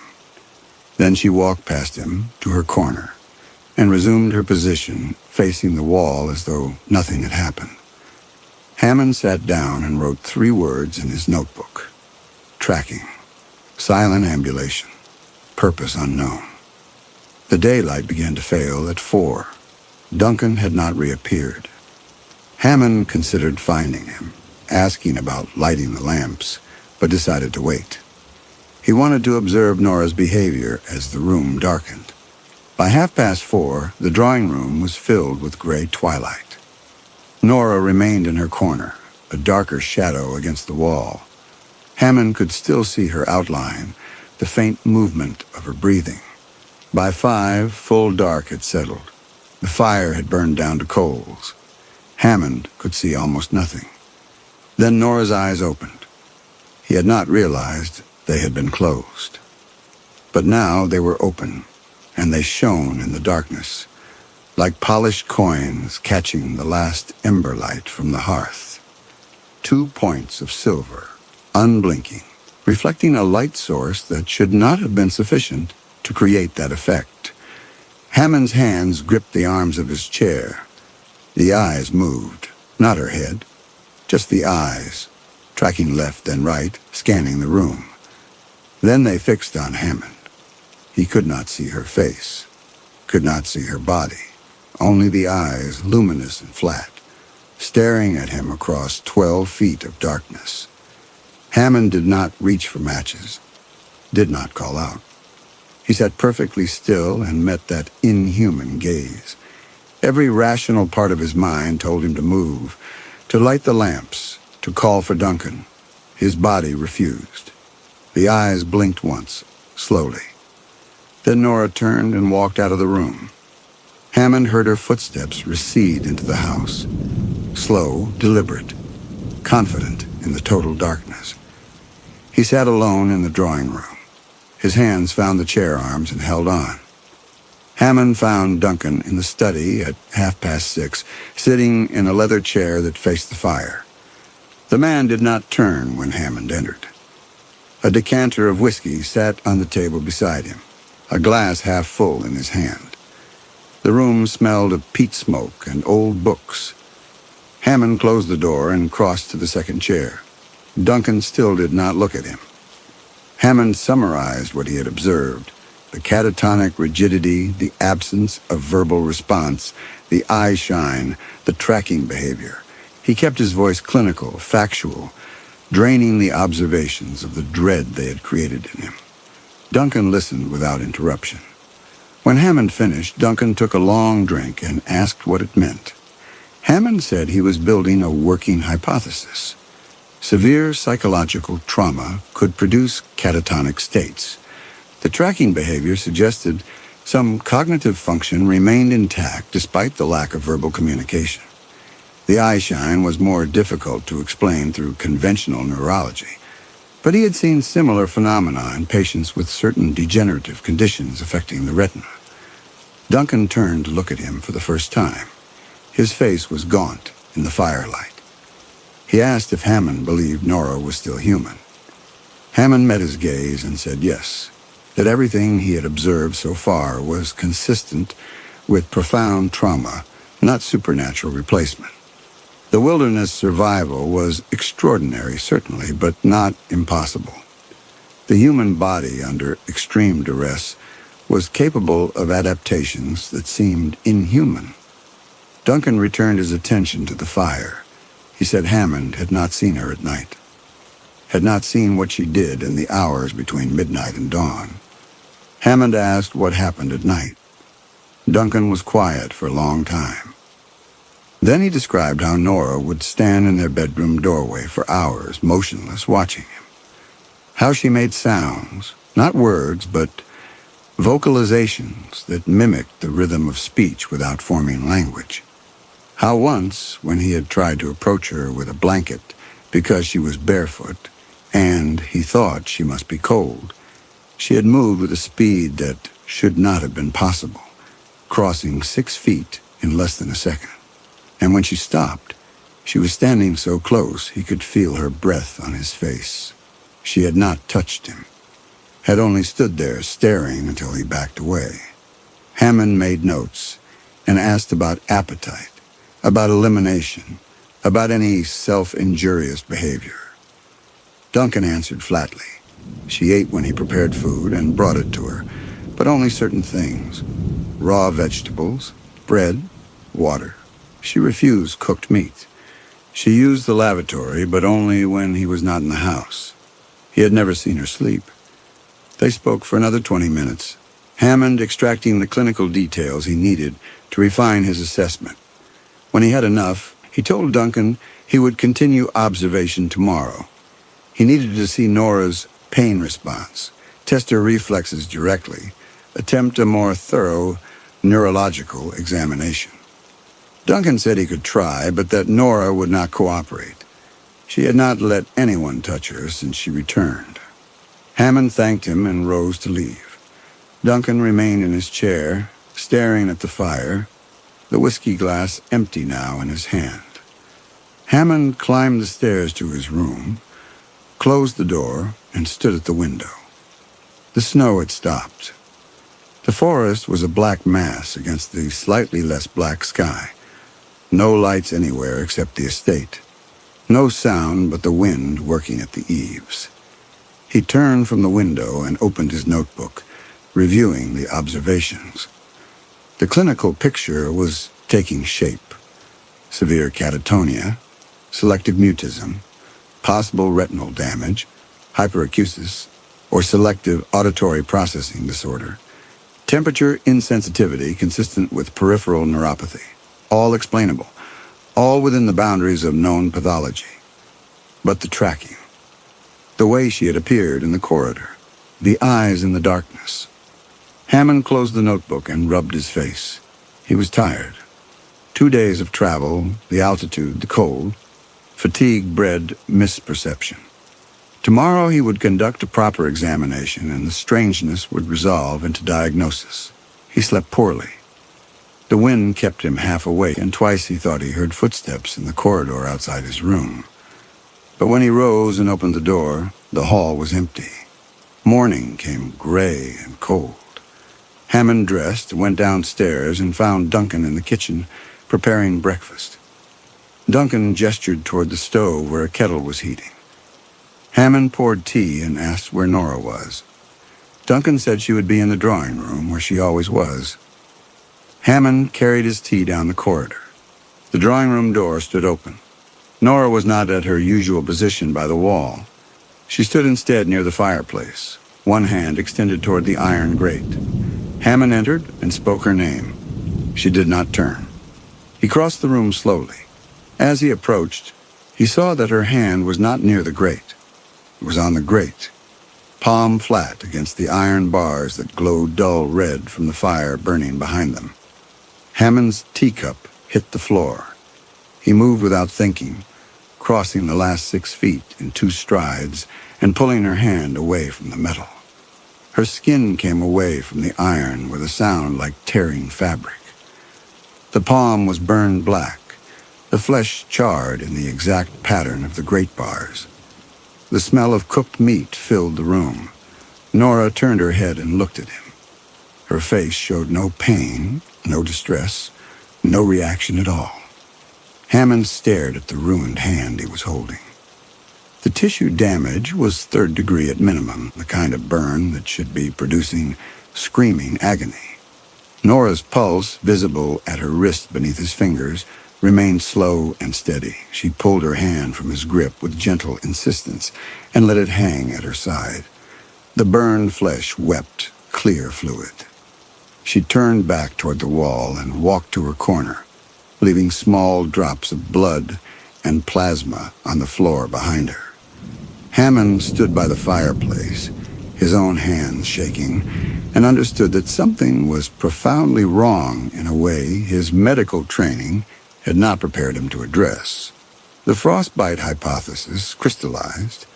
If her peripheral nervous system had been catastrophically damaged during her weeks in the wilderness, nerve death from sustained cold, from tissue necrosis, from prolonged exposure, she might have lost all sensation in her extremities. The eye shine could be retinal damage from snow blindness or freezing. The rigidity could be neurological injury compounded by psychological collapse. It fit. All of it fit. But it did not explain the tracking. The intelligence behind the blank face. The sense, growing stronger each hour he spent in this house, that something was watching him through Nora's eyes. Hammond left the drawing room and went to find Duncan. Duncan found Hammond in the entry hall, standing over Nora's hand with a medical kit open on the floor. The burn needed debridement, antibiotics, sterile dressing. Hammond had brought her here because the light was better and because he needed Duncan to hold her still. But Nora was already still. She stood with her arm extended, palm up, while Hammond cleaned the charred tissue. She did not flinch, did not pull away. Her breathing never changed. Duncan watched from the doorway, his face the color of ash. Hammond worked in deliberate silence, removing the dead tissue, applying silver sulfatazine, wrapping the hand in gauze. The burn was severe enough that she would lose function in at least 2 fingers if it were not properly treated. He explained this to Duncan, described the risk of infection, the need for daily dressing changes. Duncan nodded but did not speak. When Hammond finished, Nora lowered her arm and walked back toward the drawing room without a word. Duncan and Hammond stood in the entry hall among the medical supplies and the smell of antiseptic.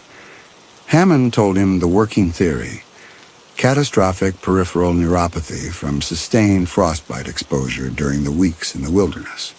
Nerve death in the extremities, possibly extending into the limbs, combined with severe psychological trauma and what appeared to be a dissociative state.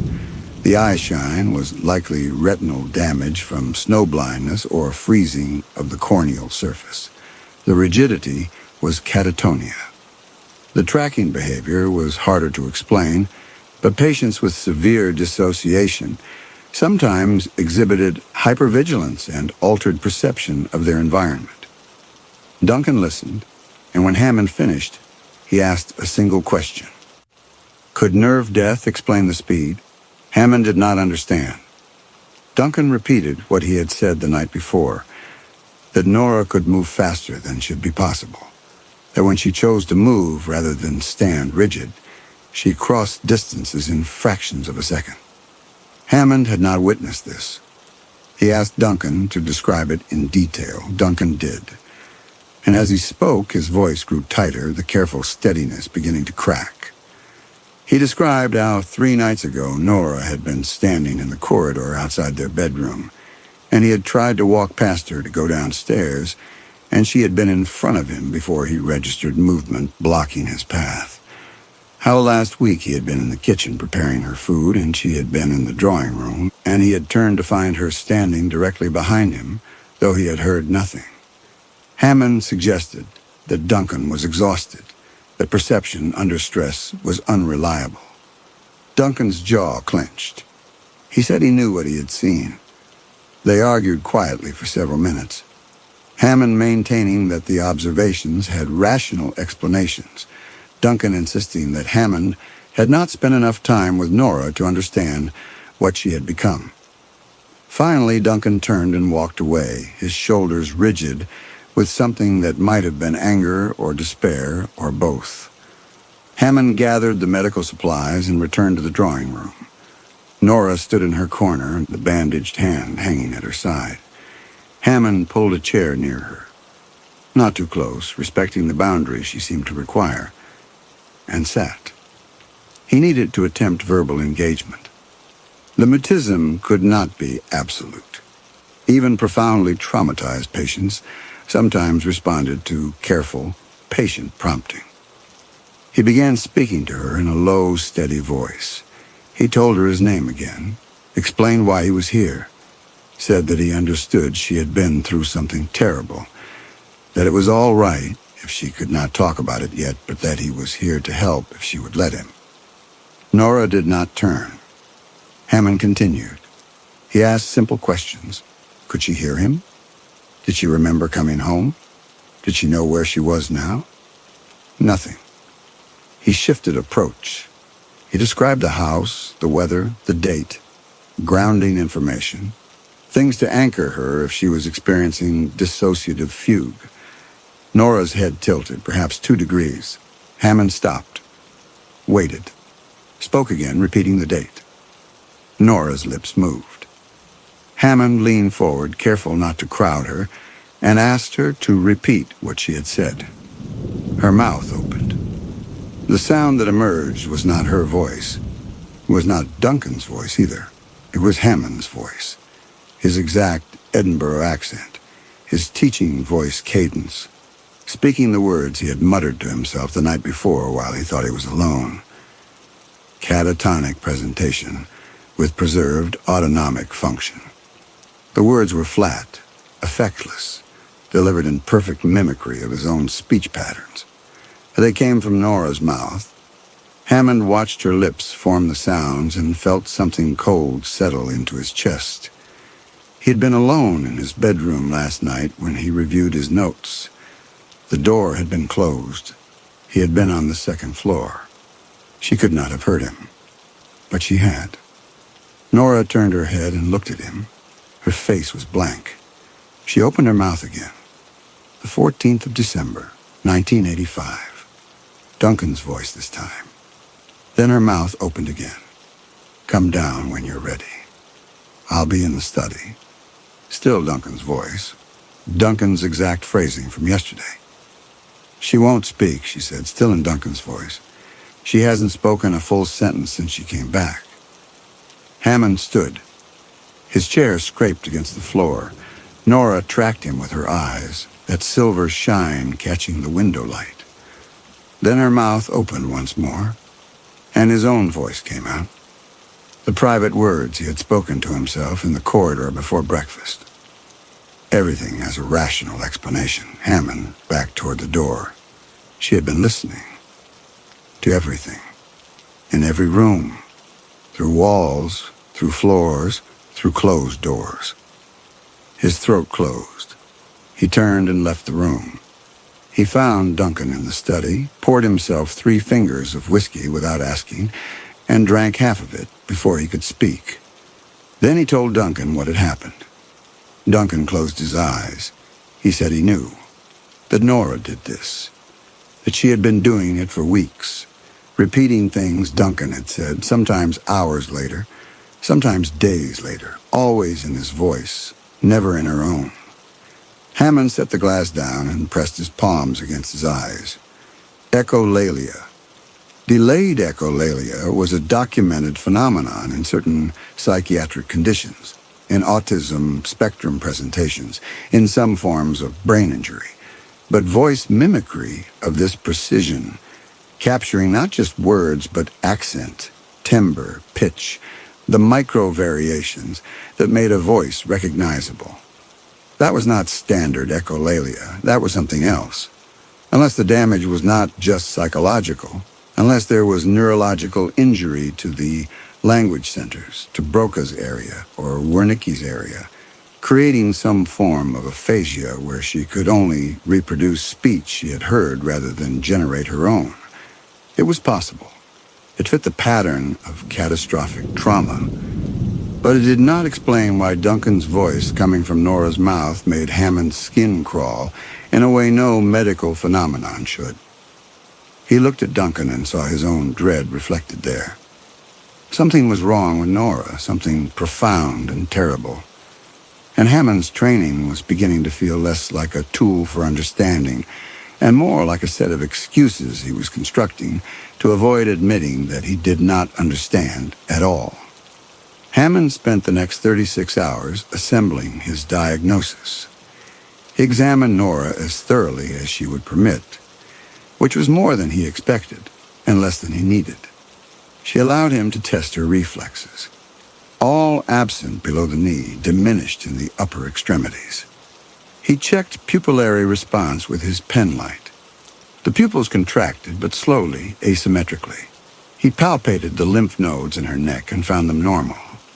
Her core temperature registered at 35.2 Celsius, hypothermic but not incompatible with life. He could not perform a full cranial nerve assessment because she would not follow instructions, but he observed her tracking his movements, noted the smooth pursuit of her eyes when he walked across the room, the way her head turned to follow sound she should not have been able to hear from 2 rooms away. The clinical picture assembled itself, and Hammond clung to each term with the deliberate precision of a man building a wall between himself and something he did not want to see. Severe hypothermia exposure causing peripheral neuropathy and probable frostbite injury to the extremities.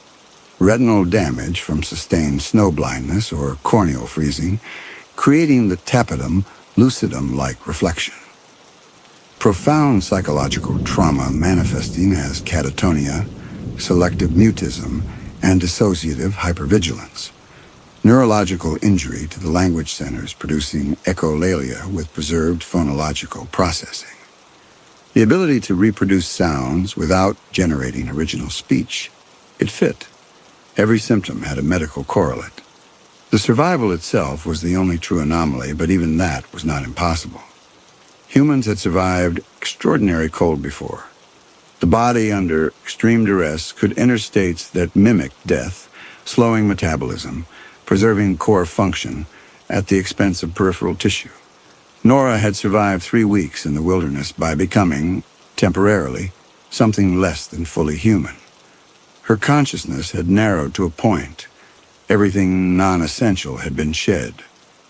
What remained was a nervous system, running on the barest minimum of energy, responding to stimuli with animal directness, no higher cognition to interfere. She had not been replaced. She had been reduced. And what Duncan feared as inhuman was simply the stripped-down chassis of a human being with everything decorative removed.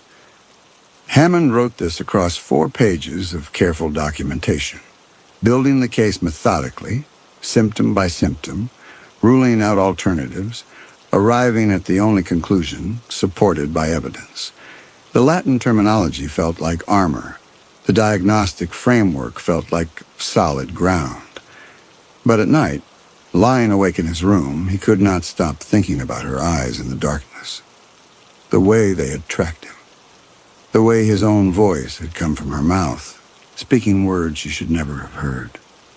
On the evening of the second day, he told Duncan he was ready to deliver his assessment. They would meet in the study after dinner.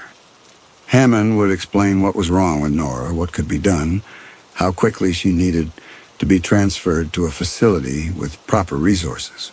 Duncan agreed. His face showed no relief, only exhaustion.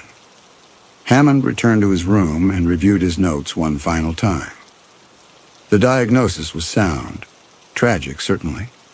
Nora would require years of treatment, might never fully recover speech or sensation, would carry the psychological scars for life.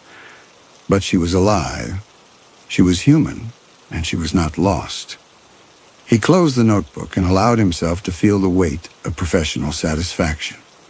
He had been brought here to answer an impossible question, and he had answered it. The supernatural was simply the medical dressed in unfamiliar clothing. Outside, snow began to fall again, heavy and soundless. The morning of the consultation, Hammond woke before dawn. He had slept deeply for the first time since arriving. The satisfaction of having solved the puzzle, granting him a rest he had not expected. He dressed, gathered his notes, and descended to the kitchen. Duncan was already there, standing at the window that looked north toward the cliffs. He did not turn when Hammond entered. The posture was familiar. The careful stillness, the sense of a man holding himself together through a force of will alone. Hammond poured tea and asked if Duncan had slept. Duncan said he had not slept properly in 2 months. Not since Nora returned. Hammond crossed to stand beside him at the window. The dawn light was gray and thin, revealing the landscape in stages. First the formal gardens, then the tree line, finally the cliffs themselves, black and sheer against the paling sky. Beautiful in its way. Brutal, certainly.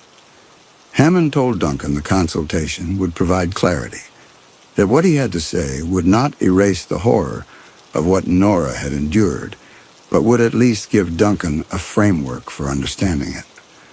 Duncan needed to know that his wife was still his wife, that the woman in the drawing room was not a replacement, but a survivor bearing the visible scars of survival. Duncan was quiet for a long time.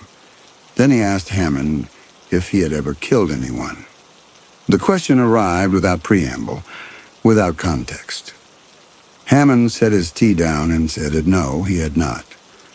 Duncan nodded slowly. He said he had been thinking about it, about what it would take, how one would go about it if one had to, if there were no other option. Hammond's hands went cold. He asked Duncan what he meant. Duncan turned from the window and looked at him with those ruined eyes and said that if Nora were not Nora, if she were truly something wearing Nora's face, then letting her continue would be a cruelty. That mercy in such circumstances would look like violence. Hammond kept his voice level and said that Nora was human, that the consultation today would confirm this, that Duncan must not let his exhaustion and fear drive him towards something he could never undo. Duncan held his gaze for a moment longer, then turned back to the window and said nothing. Hammond left the kitchen with his tea untouched and his notes gripped too tightly in his hand. He found Nora in the drawing room, standing in a different corner than usual. Near the window now, not the wall. Her bandaged hand hung at her side. The dressing needed changing. Hammond would see to it after the consultation. He approached slowly and spoke her name. She did not turn. He told her that he would be speaking with Duncan soon, that he wanted to help her, that she was safe here, even if it did not feel safe. Nora's head tilted. It was the same motion he had seen before, the 2-degree curiosity that contained no curiosity. But this time her eyes shifted to look at him without her head completing the turn. Just the eyes, tracking sideways in their sockets. the silver shine catching the weak daylight. Hammond felt his breath catch. The movement was wrong, not medically impossible. Eyes could move independently of the head, but wrong in its exactness, its deliberateness, its complete absence of the micro-movements that accompanied normal ocular tracking. She was watching him the way something watches prey from cover. He stepped back. Nora's eyes followed. Her head remained tilted at its unnatural angle. Hammond excused himself, his voice steadier than he felt, and left the drawing room. He stood in the corridor and pressed his palm against the wall, feeling the cold stone through his skin. Duncan's question echoed, "Have you ever killed anyone?" Not a hypothetical. Not idle speculation. A question weighted with intention, with the shape of a decision still being formed. Hammond had dismissed it as exhaustion, as the derangement of fear. But standing here now, with Nora's eyes still imprinted on his mind, that predatory sideways tracking, that inhuman stillness, he wondered if Duncan's fear was not exhaustion at all. Perhaps Duncan had seen something Hammond had not yet let himself see. Perhaps the man was not mad. Perhaps he was simply honest. Hammond pushed away from the wall and walked to the study. He sat at Duncan's desk and reviewed his notes one final time. Everything was in order. Everything was explained. And yet his hands were shaking. By mid-afternoon, Hammond had the consultation as organized as it would ever be. Duncan appeared at the study door just after 2 o'clock. He had built the fire high, and the room was warm enough that Hammond removed his jacket and draped it over the chair back. He spread his notes on the desk between them and began. He told Duncan that Nora was suffering from a constellation of injuries, all consistent with prolonged exposure to extreme cold and the psychological trauma of wilderness survival. He walked Duncan through each symptom point by point, building the case piece by piece the way he would present to a medical board. The eye shine first. Duncan leaned forward when Hammond raised it, his hands flat on the desk. Hammond explained that the human eye did not naturally reflect light the way animal eyes did. Animals possessed a structure called the tapetum lucidum, a reflective layer behind the retina that enhanced night vision. Humans lacked this, but under certain conditions, damaged eyes could create a similar effect. He described how severe cold could cause the vitreous fluid in the eye to partially freeze, creating microscopic ice crystals that remained even after thawing. These crystals acted as reflective surfaces, scattering light back toward its source. Combined with retinal detachment, a tearing of the retina from the back of the eye, common in trauma and extreme temperature exposure, the light reflection became amplified. What Duncan saw as inhuman eye shine was actually tissue damage made visible. Duncan asked if Hammond had seen this before. Hammond admitted he had not personally observed this specific combination, but that the literature documented cold-induced ocular trauma extensively.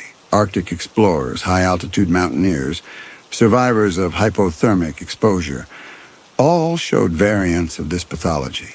Nora's case was severe, certainly, but not unprecedented. Duncan's jaw tightened, but he nodded for Hammond to continue. Hammond moved to the pain insensitivity. He explained peripheral neuropathy, the death of nerve endings due to frostbite. Nora's extremities had been exposed to sustained freezing temperatures for weeks. The tissue had frozen, thawed, refrozen, each cycle destroying more nerve fibers. By the time she returned, the damage was extensive. Her hands and feet contained dead nerves that could no longer transmit pain signals to her brain. The burn on the stove had not hurt her because she could not feel it. Not because she was inhuman, but because the wilderness had destroyed her capacity for sensation in her extremities. Duncan absorbed this. He asked about her feet, how she could walk on frozen stone without discomfort, how her footsteps made no sound. Hammond said the callousing was protective adaptation. The feet had toughened during her wilderness survival, building layers of dead tissue that insulated the remaining nerves. The soundless movement was simply a matter of weight distribution and gait alteration, unconscious compensations for damaged sensation. People with severe neuropathy often walked differently, more carefully, placing their feet with a deliberation that minimized impact. Duncan looked at Hammond with those exhausted eyes and said it did not sound like Nora. It sounded like something that had learned to walk in Nora's body. Hammond held his gaze and said that was trauma speaking, not observation. That Duncan was seeing strangeness where there was only injury. That the human mind under extreme stress reshaped itself in ways that felt alien even to those who loved the person most. Nora had not been replaced. She had been changed. There was a difference. Duncan sat back in his chair. The fire cracked in the hearth to Hammond's left, a log shifting. Duncan asked about the voice. The way she spoke in his voice repeated his words days later with perfect accuracy. Hammond had anticipated this question. He explained echolalia, the automatic repetition of speech. It appeared in autism spectrum conditions, in certain brain injuries, in profound psychological trauma. Normally, echolalia was immediate, parroting words back in the moment. But delayed echolalia was documented, especially in cases involving damage to the brain's language centers. He described Broca's area and Wernicke's area, the regions that produced and comprehended speech. Damage to these areas from hypothermia, from oxygen deprivation, from the neurological stress of near-death survival, could create a condition where the patient could no longer generate original language. But the neural pathways for phonological memory, the ability to store and reproduce sounds, might remain intact. Nora was not speaking. She was playing back recordings her brain had stored, reproducing Duncan's voice because those were the sounds most frequently present in her environment since her return. The accuracy of the mimicry was unusual, certainly, but not impossible. The auditory cortex could encode remarkable detail. Duncan listened to all of this without interruption. When Hammond finished, Duncan poured himself whiskey from the decanter and drank half of it. Then he set the glass down and said he understood what Hammond was telling him. That there were medical explanations for everything. That his wife was still his wife. But he also said that Hammond had not lived with Nora for 2 months, had not watched her stand motionless in doorways for hours, had not heard the sounds she made at night, sounds that mimicked speech but formed no words, only the rhythm and cadence of language, spoken in voices she should not have been able to reproduce. Voices of people Duncan had spoken to on the telephone, voices she had never heard directly. Hammond started to respond, but Duncan raised a hand. He said he would listen to the rest of Hammond's diagnosis. He would consider what Hammond recommended. But he wanted Hammond to understand that there were things Nora did that Hammond had not witnessed, behaviors that did not fit the medical framework Hammond was constructing. Hammond said that was why Nora needed institutional care, comprehensive neurological assessment, psychiatric evaluation. That this house was not equipped to provide the treatment she required. That every day she remained here without proper care was a day of potential deterioration. Duncan nodded slowly. He asked Hammond to continue, to explain the rest. Hammond turned to the next page of his notes and began describing the catatonia, the dissociative hypervigilance, the survival mechanisms that had allowed Nora to endure what should have killed her. Outside, the afternoon light was already failing. The firelight cast Hammond's shadow long against the study wall behind him, sharp and clear against the dark paneling. Hammond glanced at it, a habitual check of the room's geometry while speaking, and his voice failed mid-sentence. His own shadow stretched behind him, crisp-edged. Duncan sat 3 feet from the fire, firelight falling directly across his chair and the desk. And Duncan cast no shadow at all. Hammond's pen stopped moving. For perhaps 3 seconds, his mind refused to process what his eyes were showing him. Then the recognition arrived, not as thought, not as analysis, but as immediate and undeniable as frostbite. Duncan leaned forward slightly, asked if something was wrong. Hammond's hand was shaking. He forced it still and told Duncan no, that he had simply lost his place in his notes.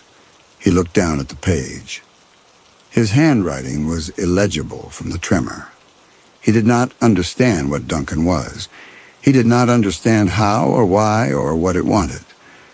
But he understood 3 things with absolute certainty. The thing across from him was not human.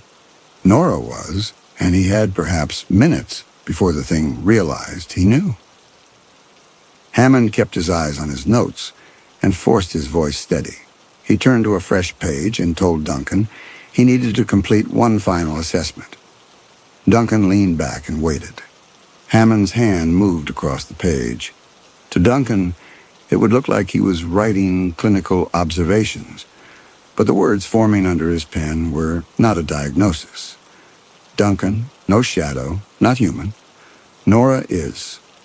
He kept writing, adding detail to make the motion look natural, but the only words that mattered were those first 10. His hand was shaking. He pressed harder to steady the letters. Duncan asked if Hammond was ready to continue. Hammond said yes, that he had one final question for Duncan before delivering his conclusion. He asked Duncan to describe the moment Nora returned from the wilderness, what she looked like, what she said. Duncan described it in careful detail. Her appearance at the shepherd's door at dawn, her silence, her refusal to speak even when asked where she had been. Hammond listened and understood what he was hearing. The creature reciting facts it had learned, not memories it possessed. This thing had not been there when Nora returned. It was working from second-hand information. The real Duncan was gone, had been gone for months. Hammond told Duncan he was ready to deliver his assessment. He closed his notebook. The scrawled warning hidden among pages of legitimate observations, and met Duncan's eyes.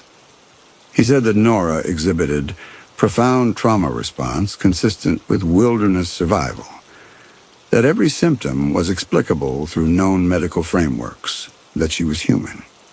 Catastrophically damaged, but human. Duncan sat very still, asked what Hammond recommended. Hammond told him immediate transfer to a neurological facility in Edinburgh, that Nora needed institutional care Duncan could not provide here, that the isolation was making her condition worse. Duncan absorbed this. Then he asked the question directly. She was not a threat? Hammond said no, that Nora was a victim of trauma, nothing more. That Duncan could stop being afraid of her. Something shifted in Duncan's face. Not relief, but a kind of settling. A decision reached. He stood and said he would go see her now that he understood what she was. Hammond stood too. Said he should come along, that he wanted to explain the transfer arrangements to Nora, prepare her for what came next.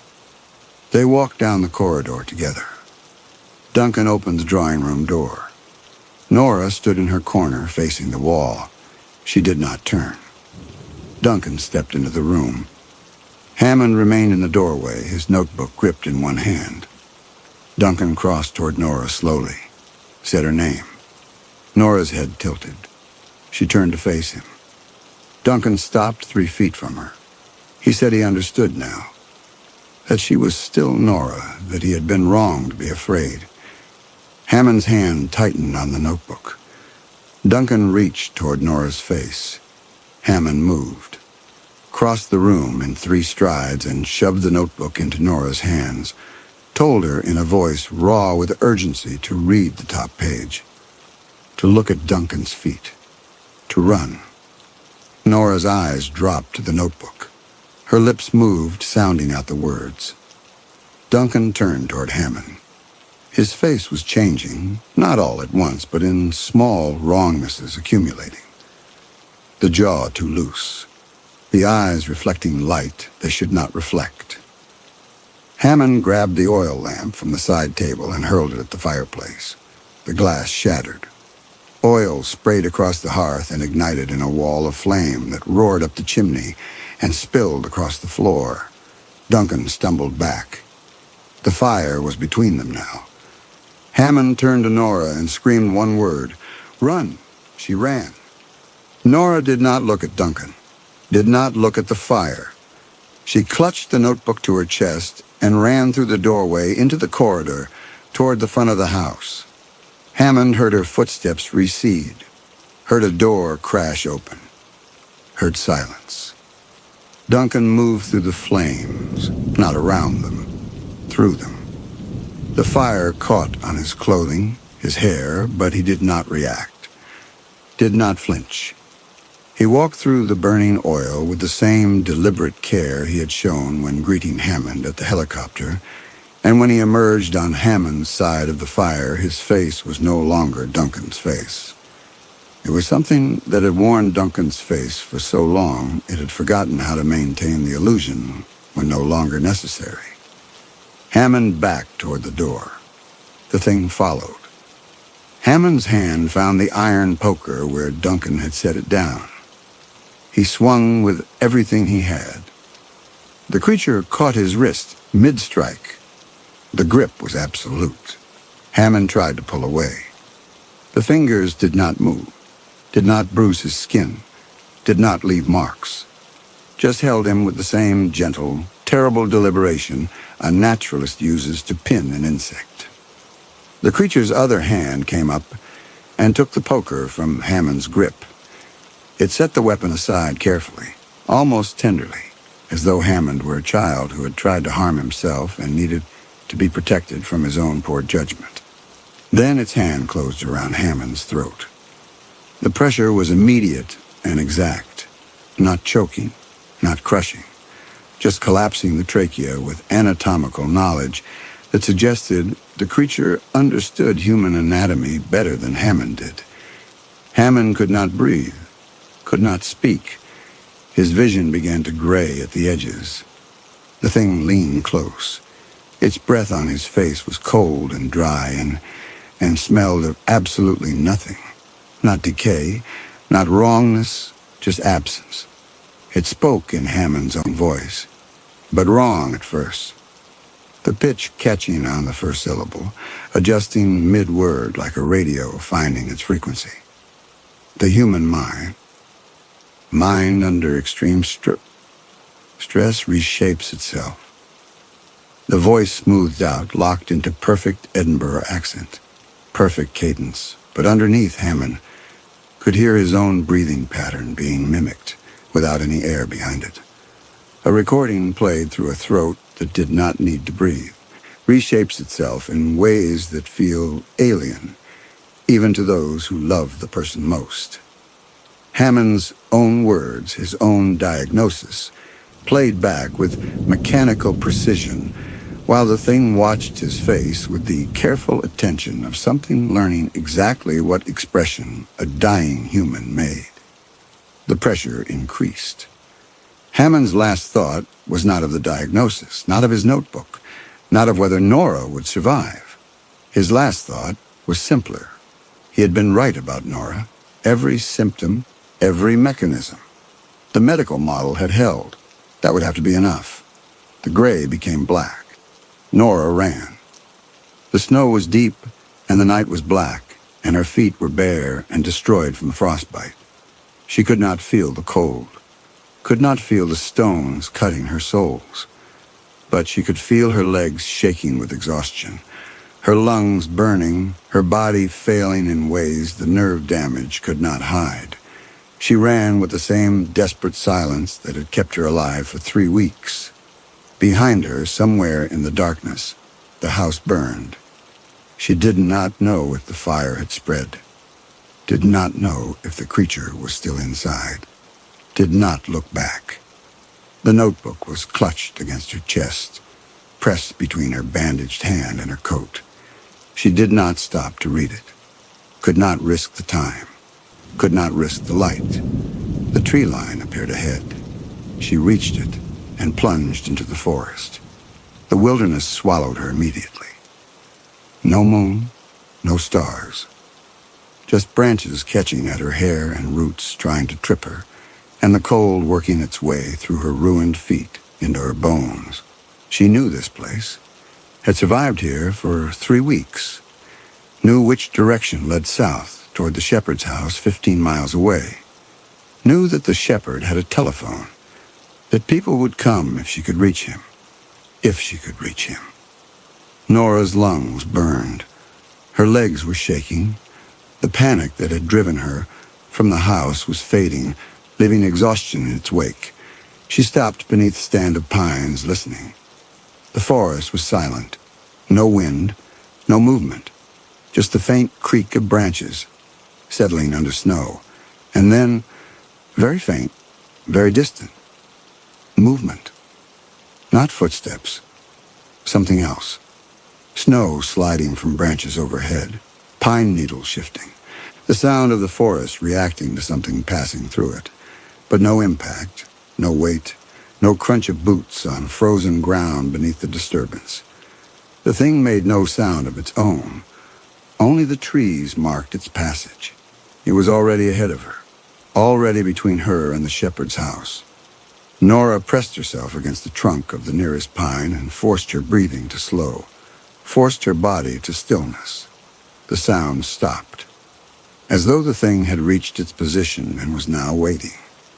When the sound stopped, Nora changed direction, moved north instead toward the cliffs, toward the sheer basalt face that rose black and impassable behind the estate, toward terrain too steep for easy pursuit, toward nowhere. She moved through the darkness for another hour, not running now, but walking with careful silence, listening for any sign of pursuit. Her legs were shaking. Her vision was starting to gray at the edges. When she could not take another step, she collapsed in a hollow beneath a fallen log, her breath misting white in the darkness, her whole body shaking. She needed to know what the doctor had written, needed to understand what he had died to give her. But the forest was utterly black. No moon, no stars visible through the canopy. She could not see her own hands in front of her face. Nora pressed the notebook against her chest and waited, forced herself to breathe slowly, to listen, to stay alive until dawn, when the first gray light began filtering through the trees, perhaps an hour before true sunrise. She opened the notebook with shaking hands. Most of the pages were medical observations, symptoms, measurements, words she did not fully understand. But on one page, the page where ice had torn through the middle of a printed word, splitting catatonia cleanly in half, 10 words were written in handwriting shakier than the rest, scrawled directly across the ruined diagnosis. Duncan, no shadow, not human. Nora is. Nora read the words 3 times in the growing dawn light. The doctor had known, had seen what Duncan was, had understood that everything wrong with her was human wrongness, and everything wrong with Duncan was something else. He had given her this, not a map, not a plan, not safety, just confirmation that she was not insane, that the thing in her house wearing her husband's face was real, and he had died giving it to her. Nora pressed the notebook against her chest and closed her eyes.